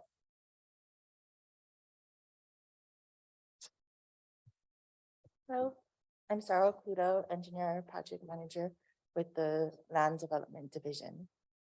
For the Waimanalo sewer system improvements, the project objectives is to 1, repair sewer deficiencies identified through various field inspections, 2, upgrade existing DHHL sewers to the current city standards for ownership transfer to the city, and 3, to convert cesspools as required by Act 125 by 2050. As a summary, there are 650 lots connected to the city sewer system, an estimated 80 individual on-site sewage disposal systems. The remedial actions are to repair and replace existing DHHL sewers at a cost of an estimated $18 million, conversion of OSDS with pump station and new collector at 20+ million, and construction sewer lift station and other sewer improvements at Bell Street at 10 million. For the Waimanalo cesspool assessment, the background is that Act 125 of the Section Laws of Hawaii 2017 mandates the upgrade, conversion, or sewer connection of all cesspools by the year 2050. So our project objectives is to 1, identify existing DHHL lots with cesspools, and 2, assess options for connections to the public sewer system. Our assessment survey is with the Hawaii Engineering Group. They will be doing a field survey and aerial survey for data collection of cesspools and land topography, flying 200 feet above DHL lots. They will be doing a door-to-door gather related information scheduled for April to May this year. Their working hours will be 7:30 to 5. We did send a letter to the lessees, and they may complete a form to schedule an appointment with our consultants. Thank you. Members, any Yeah. questions for staff? Yes, Chair, thank you. Commissioner Howell? Yeah, Daryl, question, on this residential and subsistence ag lots. Transfer DLNR expires November 30th, 2029. What happens after that?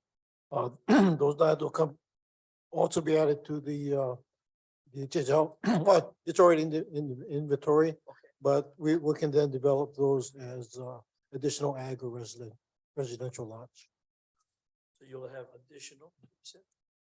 Yeah, I'm in the, it is not shown on this slide, but I've told our consultants to make sure that there are at least one access point into that future lot for future development. So we will be developing those out in the future. Thank you. Thank you. Members, any further questions? Yeah, I do. Thank Yeah. you. Daryl, you know, Commissioner when you did the Waimanalo flood control channel improvements, were there any disruption with any beneficiaries near that area? Any objections or? Disruption? Were there any concerns for beneficiaries that during that project? I'm trying to rush back, I think it was a year and a half ago, maybe, they brought up that they had concerns when they had to, the HHL came in and they had to clean their whole back area because they were in encroachment of the flood control project. And there were several concerns. I think, well, I'm not sure if it was Bell Street or in that Waimanalo area. So was it DHHL land that they had to clean up, or was it their parcel or eminent domain? I mean, on that property? I think what it was a misunderstanding on the lessee's part of where the property line was. Okay. Because, A lot of them had plantings and whatnot in there, yeah. thinking it was theirs. So because it is in the drainage area, silt builds up over time. Okay. So and memories are kind of foggy, maybe no property pin. So Yeah. what they thought was their land was actually part of the drainage ditch. Yeah. Because now you did that service road, right? You supposed to put that service road so the trucks could go in and maintain that stream area, correct? That lot area. Okay. All right. Thank you. Members, any further? Thank you, Mr. Chair. Thank you for raising that. Yeah, thank you. Thank you. Item E2 is our update of the Act 279 funding. In the attachment, we've noted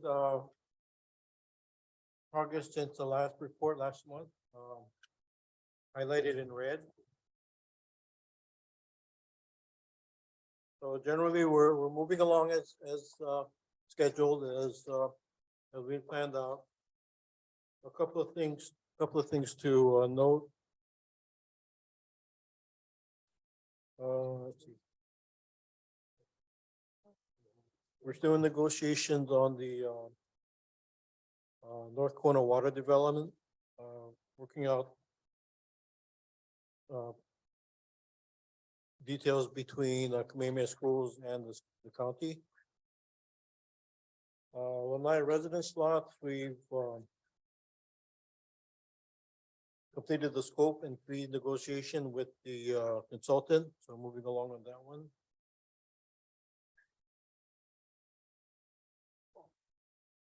For Pu'unani, the construction contract has been certified and the funding covered. That's 17 million.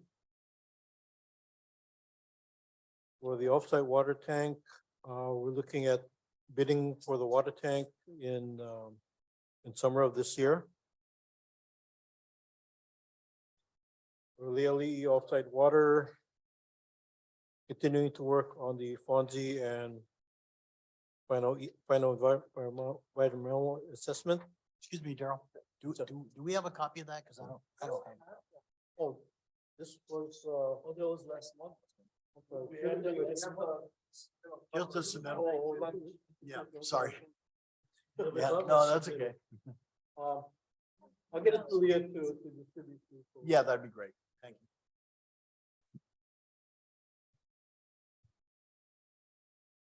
I don't even have a submitted. All right, I'm sorry. I thought it was attached to yours. Oh, I was trying to be nice and figure out what you was reading. I'll remind Stuart to do it now, for sure. Go ahead. Go to the trash. Okay, so. Oh, Yeah. thank you. Get it on that the screen. Thank you.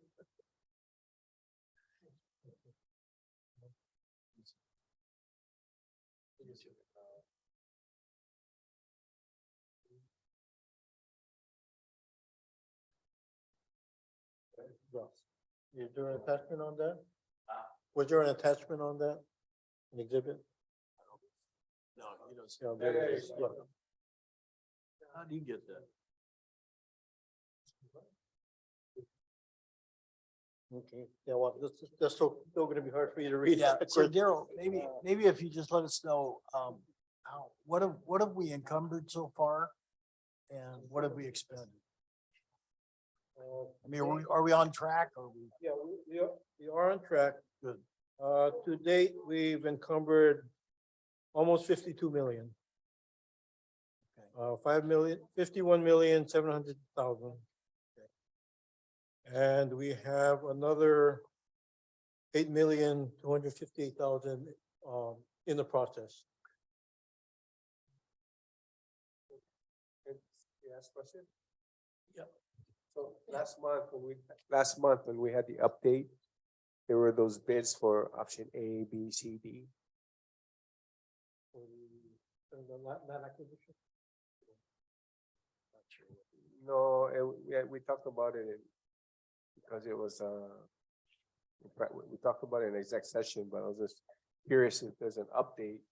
It was bidding. It went out.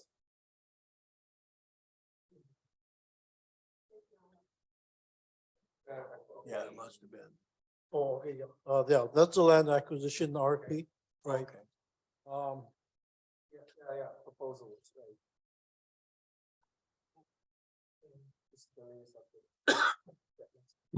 Okay, proposal A was,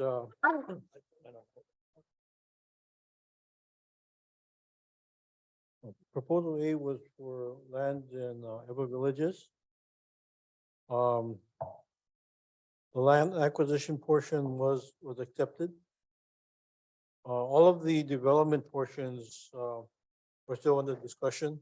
We're making recommendation to the chair, but we haven't got the approvals yet.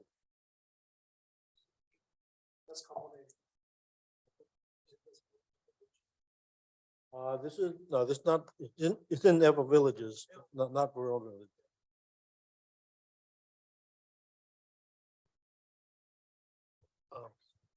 What do you have for Molokai? There were no offers from Molokai. At least not this time around. We were planning to do another RFP, maybe at the beginning of next fiscal year. Sometime this summer or early fall. So we'll see if we get any other. Proposal A, 142. So you brought it down to 20, what is that? 22 now, it was 37, so you brought it down, Daryl. The amount, no. 142. Yeah, Oahu. So last month was up to 37. So now I look on your chart there, it's like, what is that, 20? Yeah, that would have been total development plus land acquisition. Oh, So okay, it's- both then, yeah? So Yeah, it's- acquisition is 17 and 17. so- development in 20. Okay, got it. So that's 37. Okay, got it. What is, when you say, Oahu proposal A, what, I don't know, where is that? What did we? That's the Ever Villages. Okay, so A is Eva. Right. B is what? B is Maui. I think that's, I always get the two confused. C. One is Waiuku, one is Wailuku. And then C, That's 160. that's B and D. C is Kaumana, Big Island. Big Island. Yeah. Item C, 168. C, yeah, C is we're not recommending the development portion. Only the, Acquisition. or you're talking about, was that C you were asking about, or was that E? Proposal C. C. Yeah, C, we're recommending acceptance of only the acquisition portion, but not the development. Because we felt it was too high. That and as well as the offer's qualifications is, it looked like they're only qualified, or they've only done high-rise projects, not single-family lots. And it kind of shows in the proposal amounts. For one thing, their rate of production of turning over lots was 30 a month. It translates to 1.5 every business day, which is probably acceptable for a high rise, but not for single family lots, single family houses. Well, it's acceptable, it's just not. Well, I mean, reasonable. Yeah.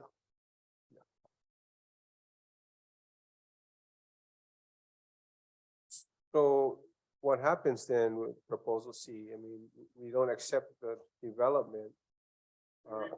Yeah, we specified in the RFP that we could, we had the option of accepting the acquisition, but not the development portion, or rejecting both for that matter. So we left ourselves open. Okay, so for my clarity, we're gonna accept the acquisition for 2 million. And then the next steps is we need to reassess what we do going forward for development. Yeah, we could either land bank it or turn around and issue our own RFP or a separate RFP for a developer to come in and do those lots.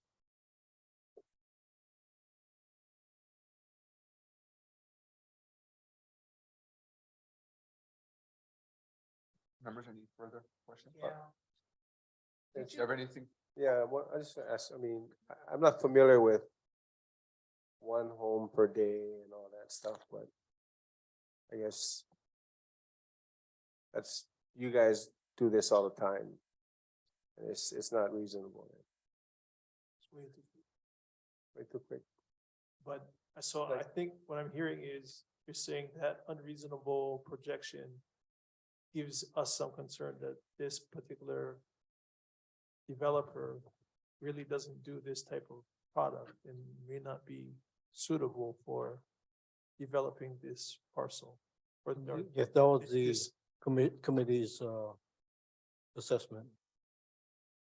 Then we could probably find a better developer to help us out with this particular piece of property. So where are we on this one? We already informed them, we'll acquire but not do the development with you, or you're making the recommendation to the commission now? That this is the committee's recommendation before we go back to this. The recommendation by procurement laws goes to the chair Okay, for acceptance or rejection. so this is just for For our info information. only, yes. So can I ask, what do we declined this development offer already? Which one are you? I'm sorry. Proposal C, I think it's called one now. The development recommendations are with the chair Oh, okay, so we haven't, So okay. so it's not got it. finalized. Send out letters. I'm sorry. We're talking about proposal C, which is the Kaumana lots. We're recommending only Who's the developer on that? Do you recall? the developer of Avalon. Avalon, okay, so there's and that's one of those that we declined, Yeah, the Partially committee's accepted. recommendation. or just the partial? Was sent to you by email. Okay, You said- because Avalon had, I believe, three, They had two proposals. okay, One two was- proposals, one, One was Hawaii Hawaii Kai, and the and one second was Hawaii Kai. Kaumana. and I believe And- the Hawaii Kai one, we rejected due to topography concerns. That's correct. That letter went out to Avalon, and then there was the other that was partial, And this one is this other one, Kaumana. and we sent that letter out also. Yeah, I mean, So we do have copies of the letter. If you want to see the letters, Councilman. was there some Commissioner, we have- consideration of contacting the developer and sitting down and just saying, hey, we think there's a mistake here or something, and then let them come back and clear that up for us, or? Yeah, no? once we notify them, there is a process for them to first get a debriefing on the reason why. And if they still feel that we should reconsider, they can appeal that decision. File a formal protest. Okay. I mean, this is just me and maybe the commissioner of East Hawaii, but Haumana we want to move forward with that project, right? That's very desirable, and we want to get people, I mean, I'm not in favor of land banking in this. Yeah, these are actually circumstance. abutting or existing. So Kaumana let's lots. push forward with, we'll find somebody else or work with these guys and get a better proposal from them. Yeah, I think one of the other aspects of their proposal was that the lots, they were more suited for subsistence ag lots in size rather than the smaller 7,500 square foot for residential that matches the existing. And some of the numbers were kind of off. So all in all, we didn't feel that they prepared their proposal properly or with enough care. Also, Chair, that's just me. What I think we should try and work with this one and see if we can push it back out. Come on. Come on, yeah. Well, we'll see what the response is once they get the letter. So yeah, there was a letter that went out. That one hasn't gone out yet. Well, we did send a letter out on January 30, right? Just letting them know that we accepted. Before, no, we haven't accepted any of the development sites yet. We've Right. only accepted the acquisition. The side. acquisition, yes. Yeah, I think it's a good point. I mean, I'm not familiar with home development, but if our calculations show that it equates to one home per day or whatever, at least we can discuss that with them and say, hey, this is not reasonable. And maybe there is something that they missed or miscalculated and then reconsideration. Yeah, that's right. The process does allow for them to request a debriefing. And after the debriefing, decide whether they want to protest or not. Okay, then we can look forward to an update next month. Thank you. Thank you. Our Commissioner Teruya. Sorry, there, I want to flip back to Oahu.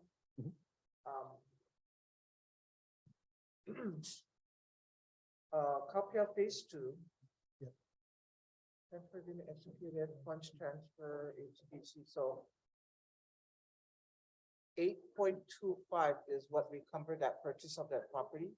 Correct. Okay,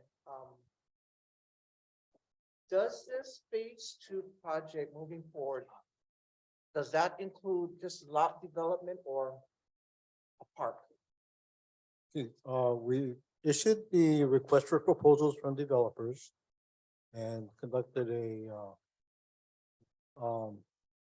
pre-submittal information meeting about a week ago.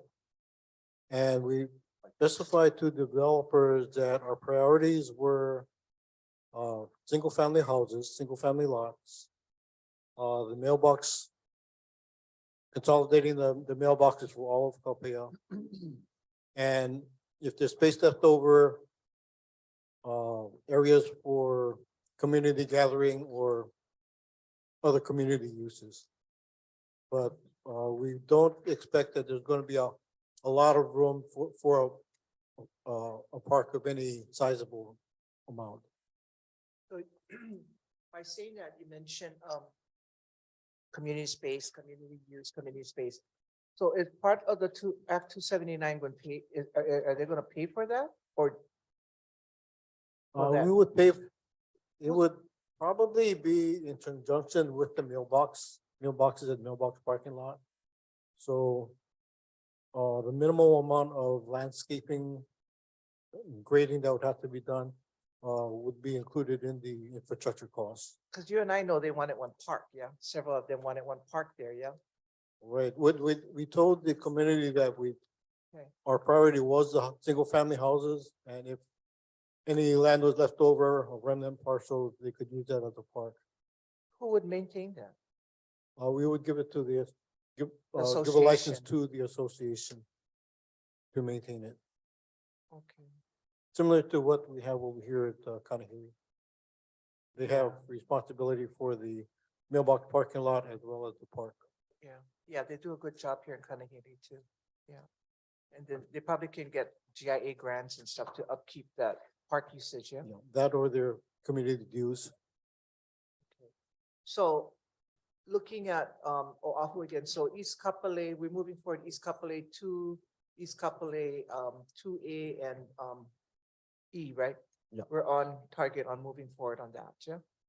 We're moving those back to the next fiscal year, because we moved some other project up a little bit, but to do 2E, we need to get the backbone infrastructure designed and approved by the city before we can go out with the RFP anyway. Yeah, I'm sorry, I apologize. So it says FYI 24, yeah? Yeah, so now in closing, I just want to always advocate for the Waianae Coast. Mhm. So Voice of America is what, FY 24? That'll be next fiscal year, yes. So, okay, so that's on track too. Right, so we did meet with Shifty on that. That's been the holdup. Shifty's acceptance or approvals of our proposed mitigation plan for that big stone structure. Yeah. So we did meet with them last week, and we have a way forward now that it looked like they'll be accepting. So with that, we can then finalize the EA and move into the design stage. And so Ulukekekui is not in this Act 279, correct? Correct. Not in the budget. Okay, we'll figure out that in another chapter. Thank you. Thank you, Mr. Chair. Thank you. Members, any further questions? No, thank you so much, Darrell. Thank you, Daryl. Mahalo there. Okay, sure. Thank you, Daryl. Okay. Planning?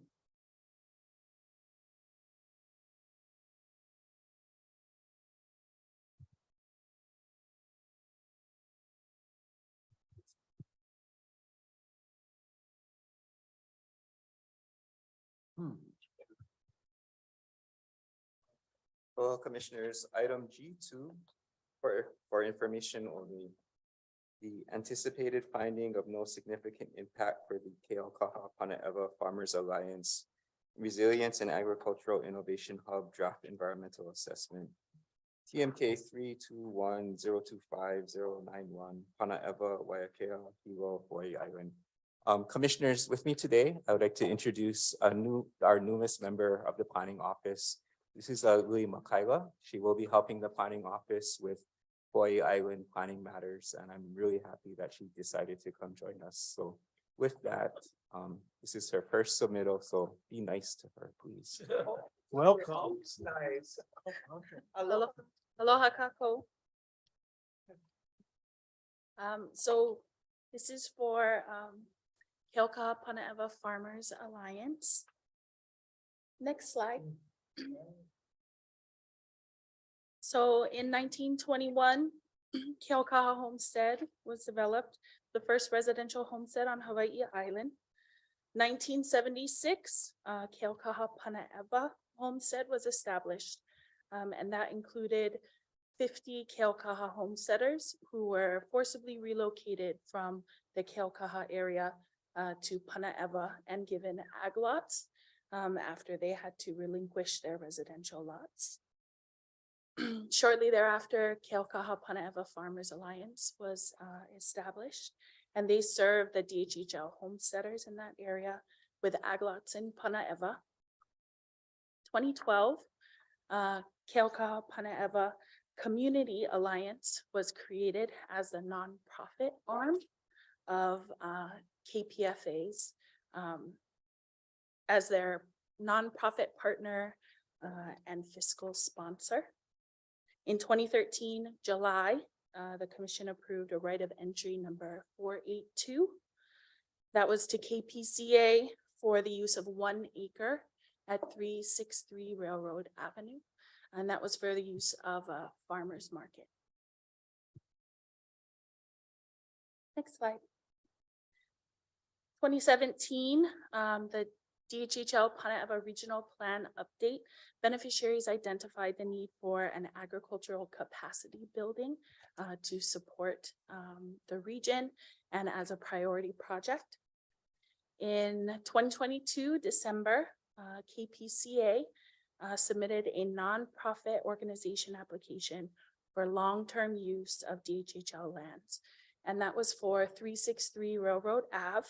And it was requesting an additional 9.633 acres, expanding from the original 1 acre that they received with ROE number 482, and totaling 10.633 acres for their use.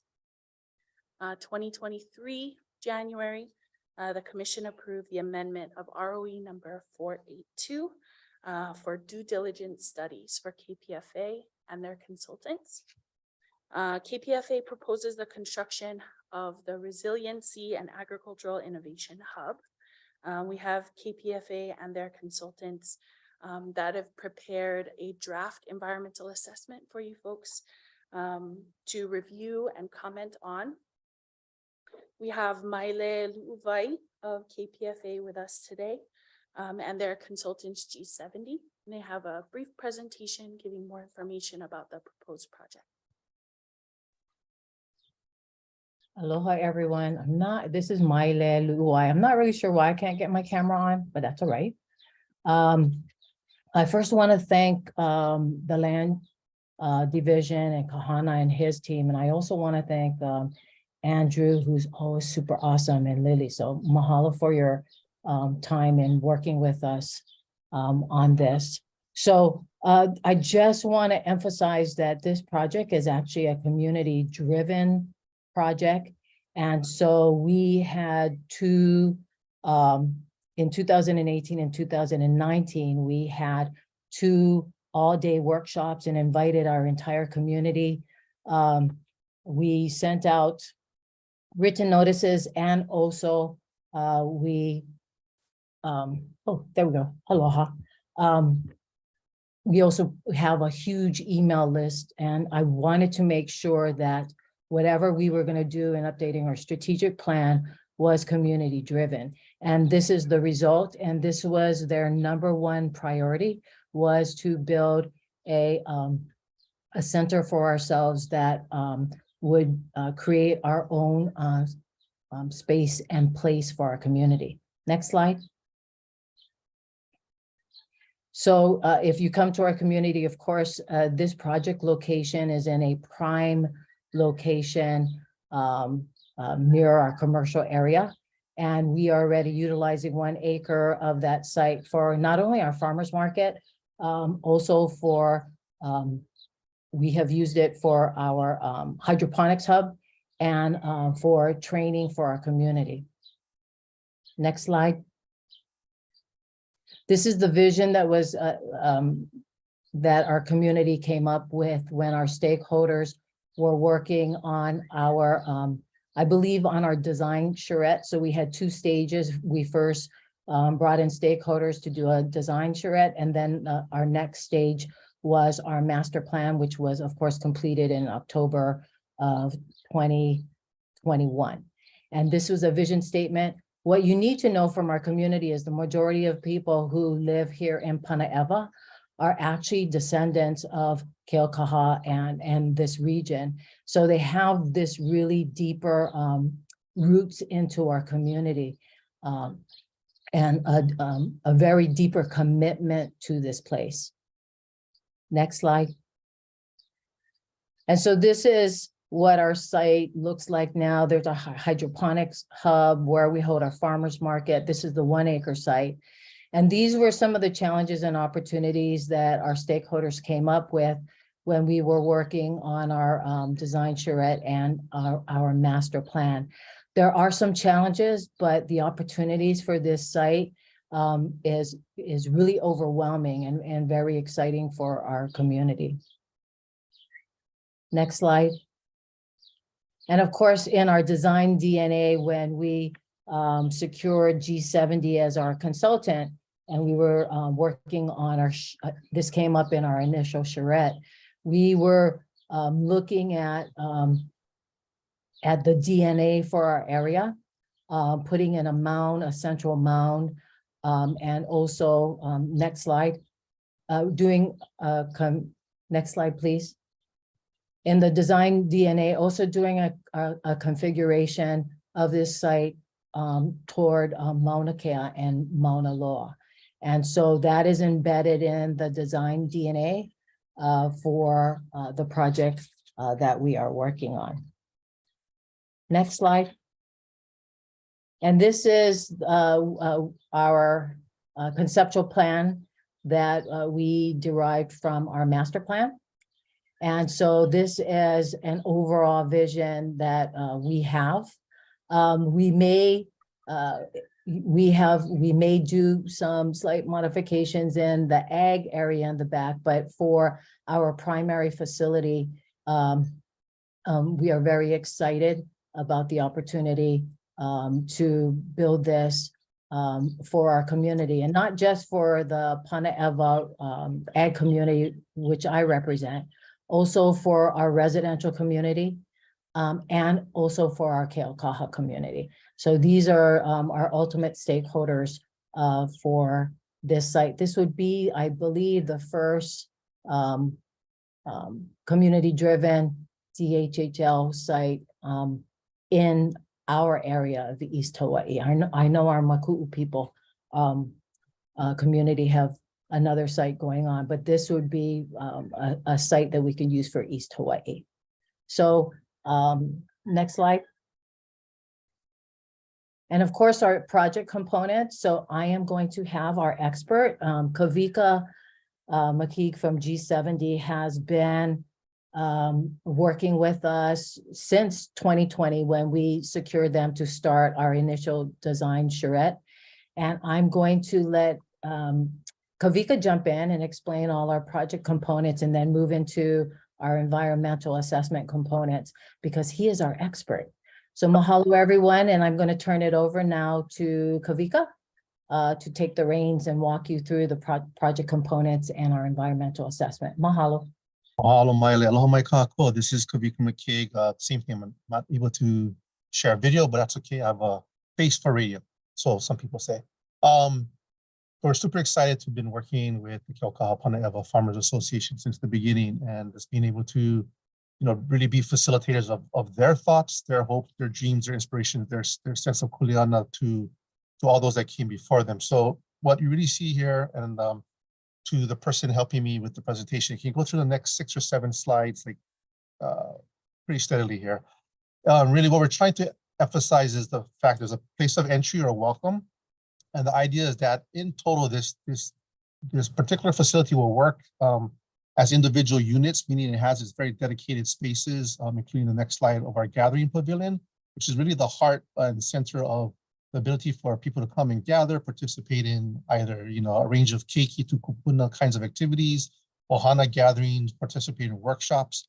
And that as part of a gathering space, well, you also need the space to welcome, host cultural kinds of things. Next slide, please. Through this shared courtyard, and the central mountain actually becomes kind of a pivotal kipuka, if you will, or a kind of central point to just kind of have everyone focus on the ability that you could have breakout rooms that are separated by these dividers, but then also can be connected to create one central courtyard area that has all these interconnecting spaces. Next slide. And then as part of the desire of the community to have a certified commercial kitchen that again can be not just to host activities on site, luau, weddings, other kinds of activities to promote the ag, the crops themselves that are being grown on the site, but can also be utilized to help create some small community-based incubator businesses for those up-and-coming chefs and bakers and those kinds of things. Next slide. And then, of course, because it has a very strong farm-centric component, we're trying to expand activities that are really at most right now are maximized on the 1 acre to take it out to the full 10 acres. We do need some requisite storage space for farm equipment, for storing dry goods and other kinds of things that are related to the ag activities themselves. Next slide.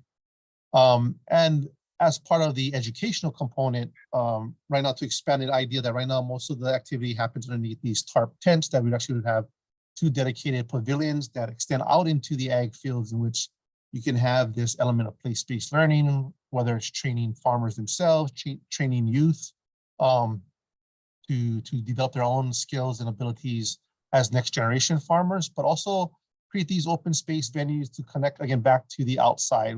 Again, most of this site, as we'll get into, is pretty inundated with invasive species, and over time, we hope to really transform this space. Next slide.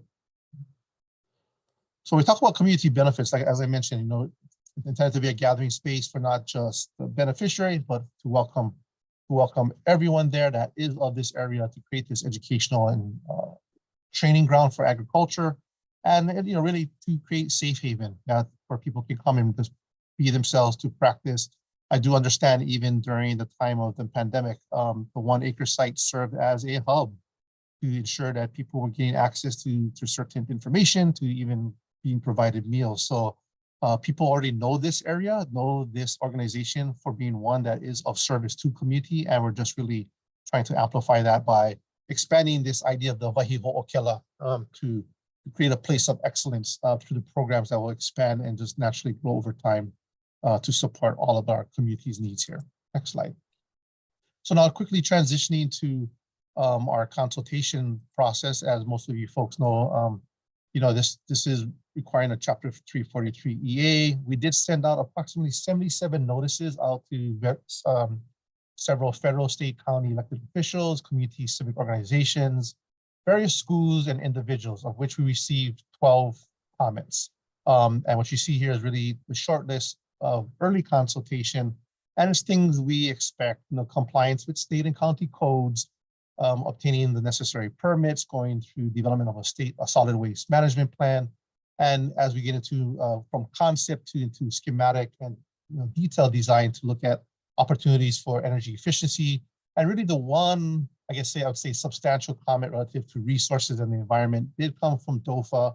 That was just to be considerate of the fact that our area is a flyover for and through not just our parcel, but Hilo proper, East Hawaii proper for Ope'apea and our various Hawaiian seabirds. So again, there's rules and regulations that we'll have to follow. Next slide. So as part of our study here, we did engage in several technical support studies, an archaeological reconnaissance survey, the flora fauna assessment, a traffic assessment, and the civil engineering assessment. And I'll try and quickly just give you the main highlights. So next slide, please. For our archaeological reconnaissance survey, which we did back in July of 2021, we essentially surveyed 9 of the 10 acres. That's because 1 acre was completely unsurveyable because of the density of the vegetation. And actually, one issue on site, like many places here in Hilo, is we do have the little fire ant as an invasive species problem. That being said, though, there was only one quote unquote site that was identified, which was really the remnant of a car dump, perhaps. Maybe it was a shop, but there was evidence of 3 old cars, some structural remnants, if you will. So we did have a preliminary conversation with SHPE, and we're looking to work through this 6C process to resolve this issue. Next slide, please. And again, this is just highlighting where we surveyed and where that quote unquote car dump site is, which technically is a historic property by means of it being 50 years old. Next slide. So moving on to our biological study, what I really want to emphasize here is that we're dealing with primarily a almost 90% non-native environment. We do have strands of Wahia lehua, which is very common to Hilo, and other native species, as you see here on the listing of pepe'au, popolo, even the moa, but it only represents about, really it's 59 plants were identified, of which 7 species were considered to be native, either indigenous, endemic, or Polynesian introduced. Mostly it's a thicket of strawberry guava. There's also other really problematic species like Myconia and the octopus tree. So again, the opportunity here is to clear this aina out and to put back the natives as part of, say, a dedicated agroforestry program. Next slide. And then moving on to traffic. So just to understand that, along Railroad Avenue, our main connecting street is Maka'ala Street, and that's our adjacent neighbors are primarily Home Depot on one side of the road, and on the other side of Maka'ala, we do have the Safeway and the Longs. So this is sort of a transitional space coming in, and we did have a traffic engineer to assess our existing conditions, of which we are within what's to be expected, normal ranges of what we call level of service C and D, being the worst during high peak, primarily in the PM hours, but both still are able to have, there are irregular flows of traffic, but nothing that is unexpected. And so given the extent of our existing program that's there now, and with the anticipation of when programs will be interspersed, again, we're anticipating on a daily average about maybe 80 to 100 people will be circulating through this, and then maybe during some peak period events, primarily during the weekends, we could see upwards of up to maybe 200 people. Again, we'll work through the various state and county agencies that are overlooking transportation, and if there's any issues that come up, we will address them as part of our analysis on the final EA. Next slide. As well as with our civil engineering primary issues, here again, just the delivery of water service, addressing site drainage, which Maile alluded to. We have some issues.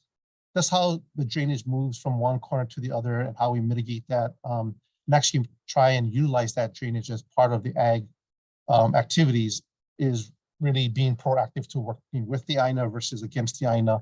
One issue we will have to address too as another challenge is that although we are near proximity to county wastewater resources, our early consultation with them would suggest that they do not have any additional capacity to service us. So we would have to be looking at an on-site individual wastewater facility to treat our waste, and again, trying to look for opportunities to perhaps treat it to a standard by which then we could utilize some of it for non-edible landscaping purposes, and looking for solutions like that. So we're also trying to be cognizant of our efficiencies of water use and taking care of our precious water resource. Next slide. So again, I won't go through all these details, as I believe it's also in your report, but I think this is as a matter of transparency and inclusivity in a meeting like this. There are 13 significance criteria that are defined underneath the requisite administrative rules, specifically 11-200.1-13. And again, at a highlight, we believe our project does will just enhance the resources that are there to return the INA back to its proper use. Next slide. You can go through these, actually the next 5 slides pretty quickly here. Again, we're not looking to create any conflict with state's emphasis on environmental policies. We're actually looking to enhance the site, maybe even promote some small scale economic opportunities. Next slide. We're seeing a restoration of health, restoration of creating food supply, feeding our community. So if anything, we're actually creating a substantial beneficial effect on public health in our polite opinion, nor are we expecting to adversely affect the population change in this area. Next slide. Nor are we looking to degrade, we're looking to enhance the environmental quality of this landscape. And again, our short-term effects, that will come with the improvements on the site. They will be mitigated through the appropriate city and county regulations and mitigation measures. And we don't expect any long-term detrimental impacts to air, water, or acoustical quality. Next slide. And I do have a couple more here. So again, minus our need to focus on the Opel, which again, we're just more of a pass-through habitat.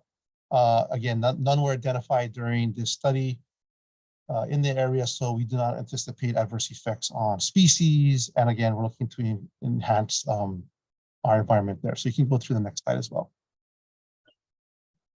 Yeah, and the next slide. Yeah. So next slide, please.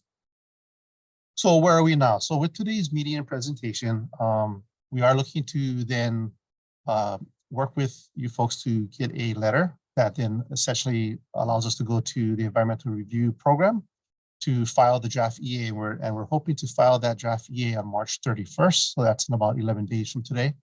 And that will be then issuing a publication in the ERP's environmental notice on April 8th. That will then commence our 30-day public review period, of which again, we'll probably be sending out to approximately those same 70+ agencies, organizations, individuals to participate. And that once we hear from those individuals, we have to address all substantive comments. And next time we come to you folks, hopefully either in the May or June timeframe, that would be for the approval on the FEA/FONSI. So that concludes our presentation. So again, thank you so much for your time, and I guess we open the floor for any questions, and I just appreciate the ability to be working with this community. It's been awesome. Mahalo nui.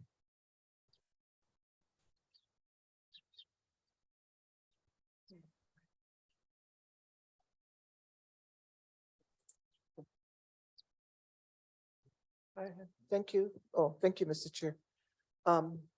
First of all, thank you. Aloha, Miley. How are you?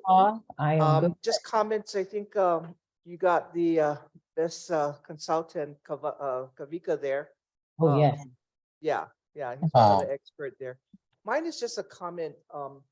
I like the design DNA that you folks came up with. The design DNA that focus and encompass to the Mauna. I think that is, I don't know who thought that, but that is such a beautiful design. Kavika. Oh, is that right? Okay, Kavika. Yeah, but that is very, Miley, that's a very, I don't know, it's just a beautiful design of how that design DNA came about to the Mauna in respect in that Panaepa proposal. So, and the commercial kitchen is always something that I love to see in homesteads. So this commercial kitchen will be what, is it gonna be rented out to other homesteaders or? Yeah, so, Is there a charge to it to be? oh, self-sustained? there's gonna be a charge, but it's gonna be based on, we're gonna look at, homesteader versus non-homesteader. And as you can see from that facility, we're going to have to generate some revenue to, do the maintenance of the facility in that site. So, there will be a preference for homesteaders, and I would definitely look at a rate differential for homesteaders versus non-homesteaders. Great. Okay, thank you. Good to see you, Kavika and Miley. Aloha. Amen. Thank you. Commissioner. Mahalo, Mr. Chair. Thank you. Members, any further? Yes, Commissioner. Thank you, Chair. Yeah, Go ahead. yeah, I wanted to say, for myself too, thank you to staff, Andrew, Kahana guys, everybody, because I know we went through and we had the additional areas last meeting. Appreciate all you guys' help. And also to Miley and G70 folks, you really did a really spectacular job on this. And looking forward to the next steps, and I wanted to just say mahalo. Mahalo, Commissioner. Members, anything further? Staff, anything further? Thank you. Mahalo, everyone. Mahalo, Kavika. I appreciate you. Yeah. Mahalo, Nui. Mike, mahalo. Thank you for your support. Ahoyo. Mahalo, Ho'oponopono. Commissioners. Ahuiho.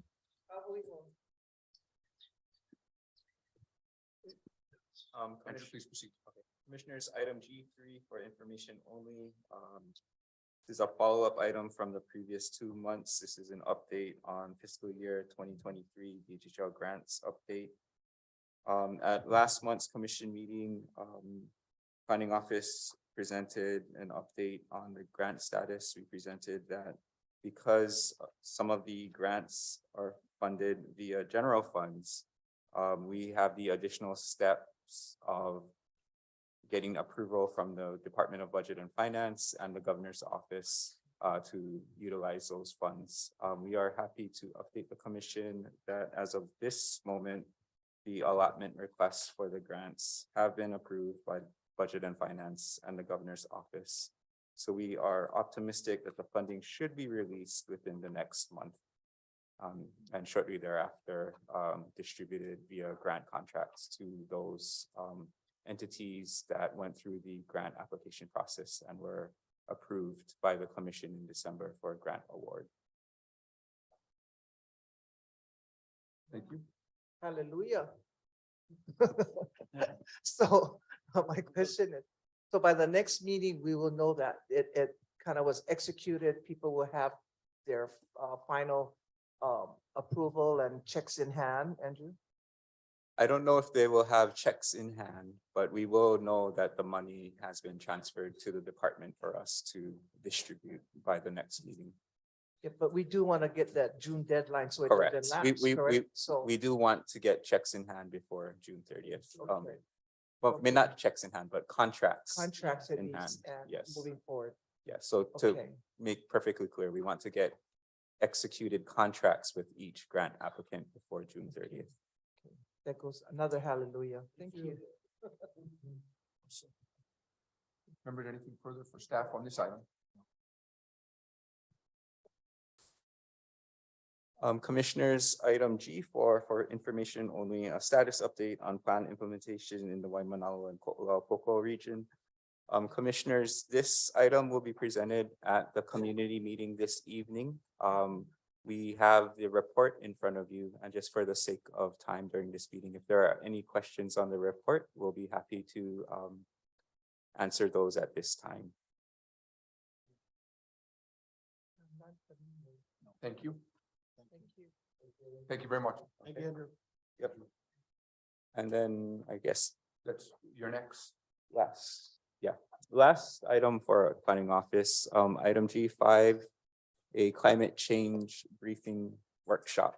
With me today, I have Nancy McPherson, who also doubles as the department's climate change expert.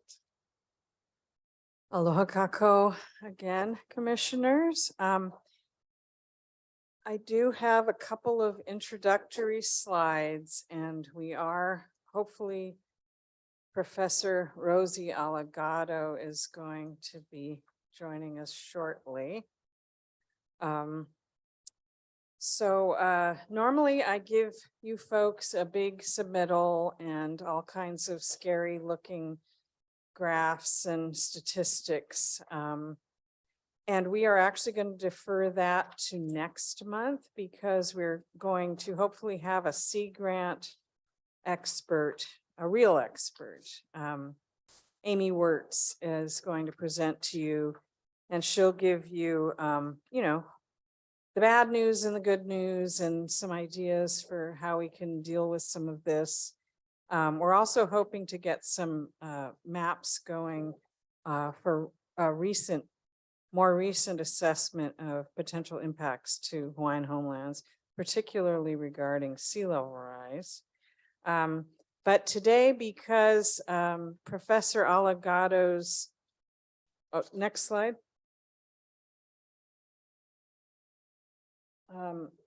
Professor Alagado's work is so important and exciting.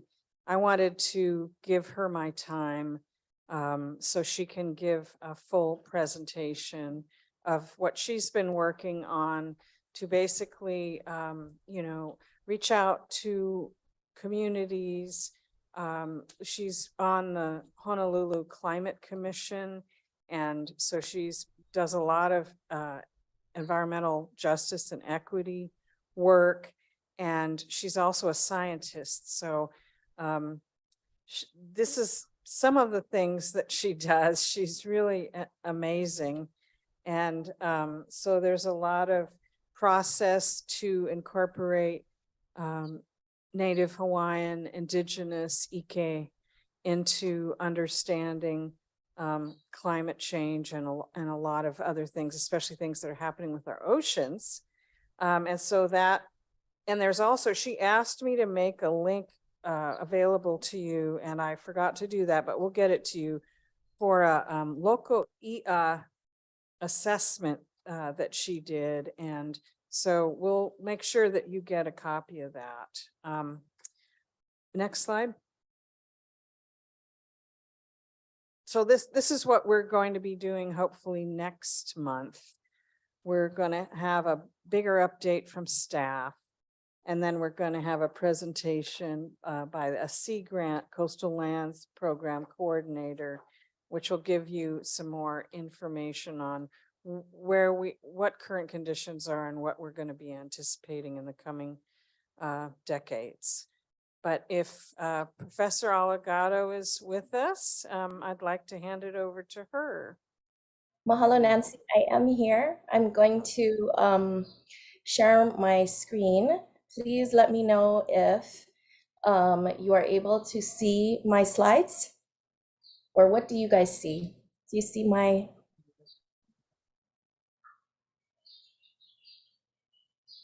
Do you see my slides, or do you see? Hang on. Okay. We're switching. Okay, here we go. Okay.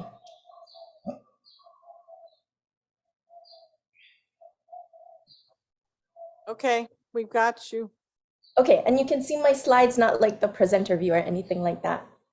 Correct. Okay, aloha mai kako. I want to start off by thanking Nancy for inviting me to present today to the commission. My name is Rosie Analenia Alagado, and I'm an associate professor of oceanography at the Department of at the University of Hawaii at Manoa, and I'm also the director in Hawaii Sea Grant for the Sea Grant Center of Excellence within Ulanaike. Today I'll be talking to you about local i'a as sentinels for climate change. And normally I would say this for the end, but I want to start off with the punchline, which is that we have learned a tremendous amount from studying Hawaiian fish ponds. And I've chosen to focus in on this today. My lab studies a lot of things, but particularly because of the kinds of lands that DHHL stewards. I want to share that we have been really successful in utilizing local i'a as a baseline for land use change for biocultural-based restoration to understand the impact of episodic events such as storms and floods. And we've certainly had a crazy, psychotic winter. To determine the effects of climate change, I have now been at the university for about almost 10 years now. And through our partnership with local i'a practitioners, we've been able to now look at longer term change and how to transform this research into stewardship. So I want to start by saying that my approach to science is very much the result of my teaching, and I mean my academic teaching as well as my ohana teaching. I'm a microbiologist by training, but I'm Kanaka and have a lot of ohana-based knowledge. So the way that I say is that my methodology is very aina-oriented and instrument-based. So I use contemporary instrumentation and ways to measure what is going on in the ecosystem. My approach is basically this. I take the approach that our ancient ecosystems, and in this case, you can think of this as a local i'a, had very high productivity, high biodiversity, but it was a completely engineered system. It relied on technology that was developed by our ancestors. And we know this from very rich archival information as well as ike from our kupuna. We know that because of land use change and development, it became a system of low productivity and low biodiversity. But where we are right now is to really integrate and bring together and leverage all of those different tools to restore these systems to contemporary aquaculture so that we can increase our food productivity, increase our biosecurity, our food biosecurity. And I use a number of different tools because I'm an oceanographer, I'm a microbiologist. I go out and I study what is going on in these fish ponds. How is the restoration changing? How is it getting healthier? And how can we produce more food? I want to focus a little bit on how I bring these different systems together, my Western training and my OEV kind of knowledge. And it's really based on this fact. It just really makes sense that Hawaiians were scientists, our kupuna were scientists, and there's a really huge parallel between contemporary and indigenous knowledge production. So this is what we think of as the scientific method, right? You have this empiricism. What does it look like? We predict and we model, we manipulate and experiment. We gotta test and replicate it to make sure it works. And then how do we transmit that information? A lot of times if you're a scientist, you're writing it in these really esoteric journals that not too many people read. But what I want to say is that our Kanaka ancestors have utilized this same process. So, oops, let me go back one slide. This process, we have different words for it, right? Empiricism observation is nana, like looking, listening, lohe, hanu, breathing it in. What does it smell like? And just long-term observation of systems. And we have been able to build these really, really amazing technologies that sustained our society for thousands of years. And that knowledge wasn't buried in really specific scientific journals. It was put into place that everybody in society knew, in mele, in oli, in pule, in ka'au, in mo'olelo, in ko'ihonua, in all of these different ways where many people at many layers of society could access that information and understand. I know I don't have much time, but this is my favorite story to talk about the interplay between fish ponds and what we think of in the future for climate change. And that's the story of Leho'ula, which is the first fish pond, which is on the island of Maui in Hana. And so you guys all know Ku'ula, perhaps. He's an akua who had a supernatural understanding of fish. And what he knew was that he needed to come up with a solution. And he was the head fisherman during a time of famine. And it sounds interesting that he had to come up with an ocean solution when there was famine on the land. But we know from our stories that that's often the case because our land is often nourished by, our ocean is what is nourished by what is the land is producing. And he built the first fish pond at the confluence of the stream and the ocean. So he utilized his observational information to create new technology. And this was an experiment. This was a test to bring together and capture nutrients in order to grow a certain kind of fish. And the powerful thing about this is that it enabled cultivation of fish all year round. And why this is so important, and I love this, is because fish ponds therefore represent an innovation of necessity. It represented this leveling up of technology, but indigenous technology during a time period when people were really suffering. And it isn't that kind of what we're going through right now. And so I think, you know, our kupuna were so smart. Hopefully we can be smart again and kind of utilize that information to see if there are solutions that we can apply. So the place where I do my work is He'ia, the Ahupua of He'ia. And very similar to other places in Hawaii, we know that it had aquaculture and lo'i for a really long time paired together. And then it became developed into plantation. And then mangrove was introduced exactly 100 years ago. We had urbanization and it was, you know, affected by floods. But in 2001, we had this amazing group of Kanaka, young Kanaka, who came in and decided to utilize ancestral technology and ancestral knowledge to restore these food systems. And so I've been really lucky to have community partnership with them. And some of them are my classmates. I kind of also saw Ikaika Anderson. Side note, we used to be in homeroom together in high school. He might not remember, but we're all A's, Allegado and Anderson. Anyway, so this is some of the awesome restoration that they've done in the past 20 years. What I've done is I've just mapped how long each little stretch to remove the mangrove and rebuild the wall took. It took a really long time. And to turn this from a place that was really broken into a place that is now feeding people. So, you know, this is the place I work. If you've ever been there, I really hope you get a chance to go. There were broken places that have now been repaired. There were invasive species that were dumping lots of poop into the water. There was invasive mangrove that they removed, and it's just an amazing place to do the work. So I want to give you just 2 short stories because I don't want to take up too much time.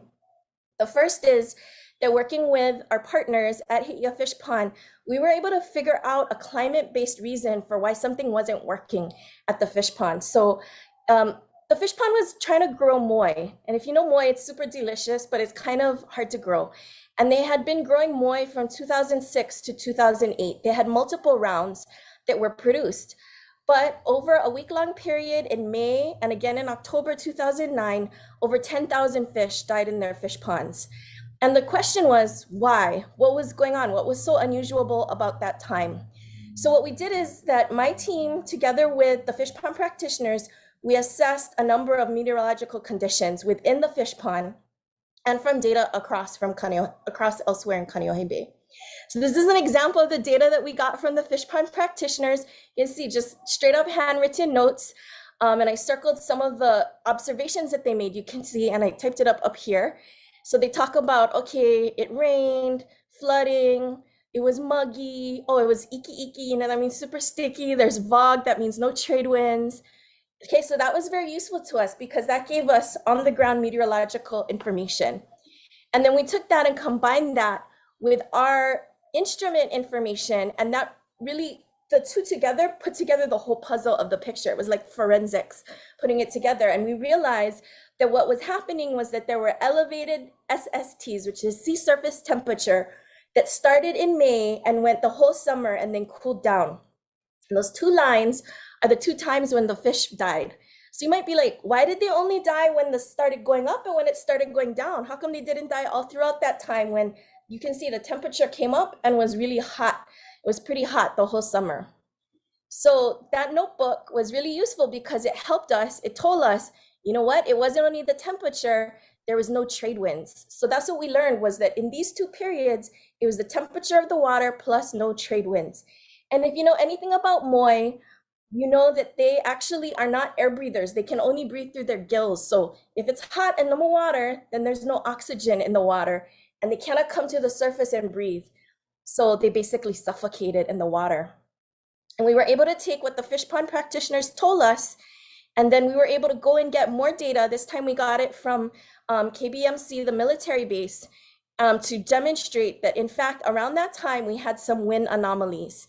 So we put all that together and we said, okay, 2009, no trade winds, very warm temperatures. What else was going on in 2009? Turns out there was an El Nino. So we were like, okay, what happens during an El Nino? During an El Nino, you have less rainfall, you have weaker trade winds, and warmer ocean temperatures. So this is the picture, that we determined was, in fact, the fish pond and the fish inside died because of this. And this was such a dramatic event, actually, that they stopped growing fish for a while. Some of you might know you cannot buy fish from there, because what they decided to do was they decided, okay, let's, instead of investing money in maybe a kind of losing venture, let's physically fix the fish pond so it functions the way it's supposed to be, makawakahiko. And that's where they're at now. So now, it's the idea of, you can say it either two ways. Okay, kahua mamua mahope, okay, kukulu, or if you build it, they'll come. So build a strong foundation. Okay, I'm gonna tell you one more story if I can, which is, this made me really think about, what does El Nino look like in Hawaii long-term? And this is what really this is why I'm on the Climate Change Commission now, is because I'm really interested in what does it mean specifically for Hawaii? Not what is happening in California, what's happening right here. So you may know, it's not rocket science. Anybody who pays attention to the weather knows during an El Nino summer, the summers are more wet because we have more hurricanes coming. This is a picture from, I think it was 2016, where we had those like triple storms. And there's higher sea surface temperatures, so you have coral bleaching, maybe you have some fish kills, weaker trade winds, and you can really feel it if the volcano is also going off, because VOG. In the winter, it's drier than normal, and so you might see complaining of drought and famine and low stream flow. So again, that's not what is happening now. Right now, we're in a La Nina, so it's the opposite. We have a really strong wet season. And it got me thinking, how did our kupuna interpret these multi-annual climate patterns? Even the word El Nino is actually a traditional Chilean fisherman, the indigenous people. They're the ones who recognize the fishermen that around the time of Christmas, the time of the Christ child, they had warm water temperatures and no more fish. And so that's where the whole name came from, El Nino. That's what was happening in Chile. And in Samoa, the people there, because the winds change, they have a word for it called kaimake. And that's because the winds blow and the water surface depth on the reefs drop. And so kaimake is the smell of the everything dying on the reef. And so I wondered, what is our word? Because of all of this stuff that I had been looking for, right, with the fish pond. So I decided to go to the New Pepa, and thank goodness, thank you to my Hawaiian language teachers at Kamehameha schools. And the reason is because the New Pepa are so important, because you have literacy at the same time that you have active customary practice going on, right? So in 1820, literacy begins with the missionaries. In 1822, you have the first alphabet that's printed. 1834, the first New Pepa from Lahaina Luna. And so you have oral knowledge that then gets transferred into written form. And so that's really, really powerful. And even the chiefs were really, really supportive of this. This is a translation from Kalama Hawaii, the first year that New Pepa came out. And it says, once you pass away, traditional knowledge may disappear completely. And so to avoid that, let it be printed as a sign that the chiefs care about the things of old. So, we have over 100 different newspapers. That translates to about 1.5 million letter pages of text.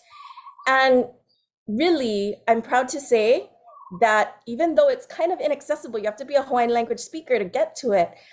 The Hawaiian language New Pepa are the largest archive of indigenous knowledge in the United States, seriously, for indigenous peoples of the Americas. So it's really something we have to be proud about. So what I decided to do was to take that same approach that I've been doing, combine instruments with Hawaiian knowledge. In this case, I was going to do it with the newspaper and go even farther back in time. So when people say, oh, that was the worst El Nino on record, guess what? The worst El Nino on record only goes back to 1951, and that's younger than my mom, but don't say I told you that. But yeah, so it's not really that far back. So when people are saying it's the worst on record, how do we take that seriously? What does it mean for us in Hawaii? But guess what? We have New Pepa that we can go back to, and then we can actually get information from our own kupuna to tell us how bad those were. So that's what my team is doing now. We can look for words in the New Pepa. We do keyword searches, and we basically are developing like a vocab list, a lexicon for language and climate phenomena. And so these are just some examples of vocabulary words that we found in the new PEPA. Some of you guys know kono storms, they knew all about it back then, kona hea. And vai halana means flood. There's this word for sediment, word for old pestilences and diseases, and words for drought, all kinds of stuff. So I just want to prove to you, I don't know why my computer is going crazy. Just want to prove to you that what we see in the new PEPA corresponds with what we see in our models. This is just one newspaper. So what we're doing is we look through the newspaper and we look how many times are people talking about rain, how many times are people talking about drought. And if the score goes above 1, that means people are talking about rain a lot. If it's below 1, you can see in the red, I color coded it. It means people are talking about drought or the reverse. So you can see I highlighted this 1 year in green. It's like 1878, around there, 1877, 78. And this is this 1 year. And guess what? In Hawaii, they're complaining. That's the sign for El Nino, right? Not too much rain in the winter.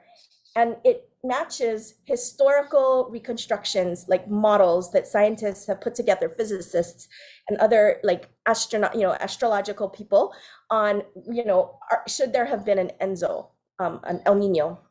So let me go look through, and I want to share one example with you of when I see this. This is a numerical transformation of what people actually said back then. So this is an example from 1878. This is the new PEPA, and these people are talking about what's going on with the weather in Kaupo.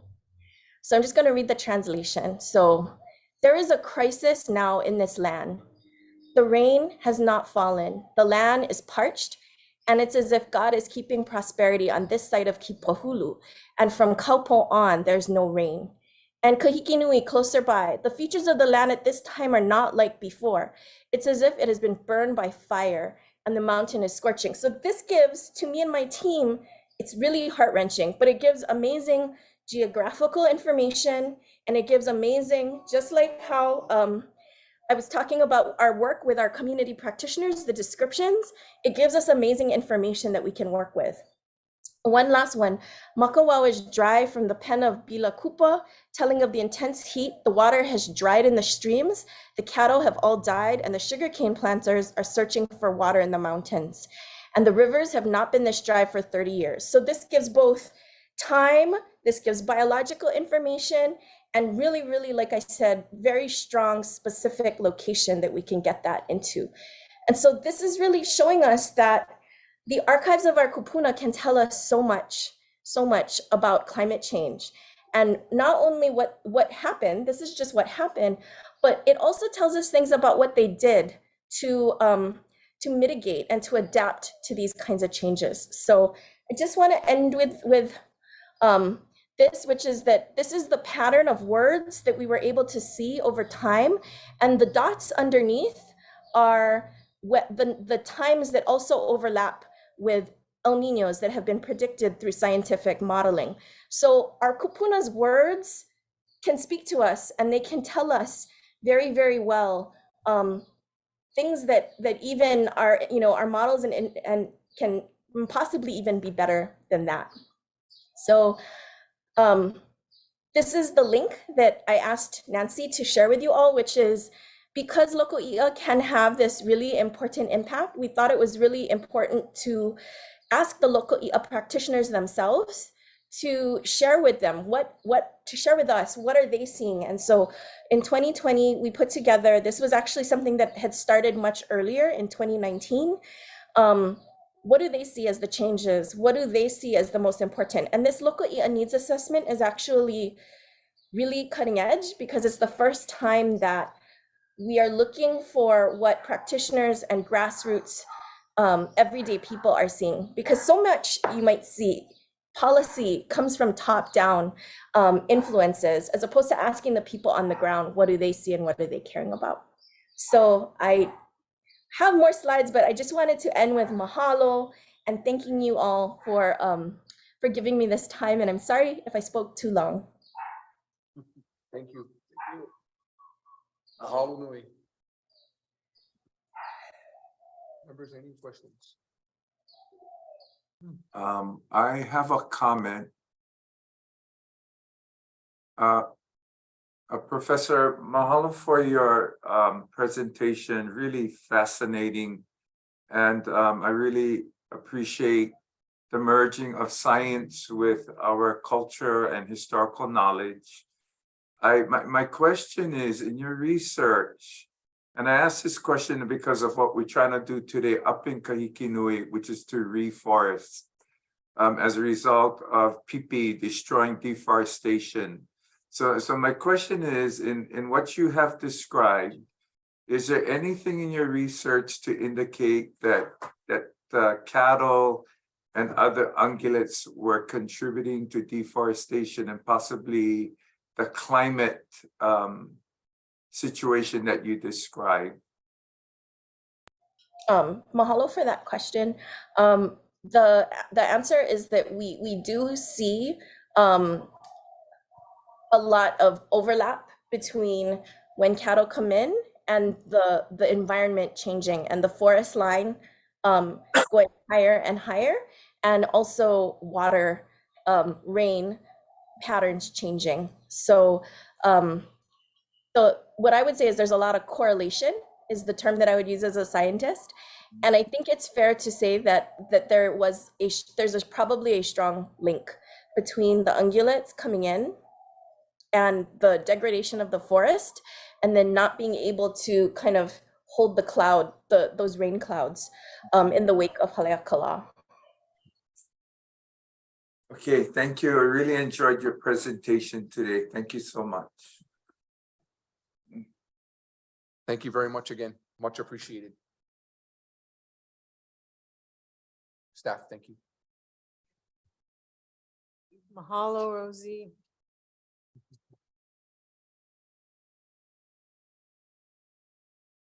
Members, announcements. As staff mentioned, our community meeting this evening, 6:30, Waimanalo at the Hawaiian Homestead Halal on Ilauhole Street, which is right off of Nakini. Okay, members, with Sure. Can I just make one mention on the items C2 and C3 that we took off the agenda? Can we have those come back as we need to have more information for the commission. So I'd like to come back more as a workshop on both of those items, because there's a lot of detail there that we need to have more information on. So if you do bring them back, if they bring back in the workshop, it would help the commissioner. That would be helpful. I think it'd be best for them that, I think the best way to do that would be to bring them back before the commission on another agenda item. If you're gonna have a workshop, of course, we either have to set up a permitted interactive group, or they're gonna have to brief us two at a time. No, not just for workshop. I mean, we just need a workshop from whoever's presenting, just so the commission's better aware. Well, if this is gonna come up before the commission, I don't know if that's gonna, if sunshine law applies or not, if they're gonna be asking the commission to approve something. No, I'm just asking for a workshop to get more information, because there's a lot of information this commission is not aware of. Understand? Again, just with the sunshine, we couldn't do that with the sunshine law in the past.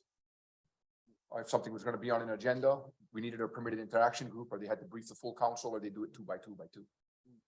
Couldn't do workshops, wasn't allowed if it was gonna come up before the body as an agenda item. And my understanding from talking with Mr. Kanahele and Mr. Maka'ava is eventually they wanted to ask the commission for support, meaning it may appear as an agenda item. I'll defer to the Attorney General on that. I think Commissioner David is talking about a workshop at a regular meeting. Yeah, That's what you're talking about. At a regular meeting. Yeah, the regular, yeah, it doesn't have to be separate. Okay. And also, they could also share information with the commissioners as well by email. Maybe they could do both. That might be helpful. Well, if it's an open session, be public session, you're welcome to present it here, but when I look through the documents, there's a lot of footnotes. Yeah, It can't go by footnotes. It's I need the huge. original document. Yeah. Fair enough. Thank you. I had an announcement. Yes. Thank you, Mr. Chair. Just announcement, Jeff. Okay, so this Saturday, March 25th, in the Nanakuli Village Center, we are celebrating the 4th annual Prince Kuhio celebration from 4 to 9. It's free. a lot of festivities, a lot of halaus, a lot of food booths, and everybody's welcome. Also wanted to announce that the Prince Hill Parade will be in Kapolei on that same particular Saturday on the 25th from 4 to 9, overseen by the Council of Native Hawaiian Advancements too. And that is free, ending up at Kamakana Ali'i with a ho'olau leo. So, mahalo. Thank you. Members, anything further? If not, we are in recess. Thank you, Mr. Chair.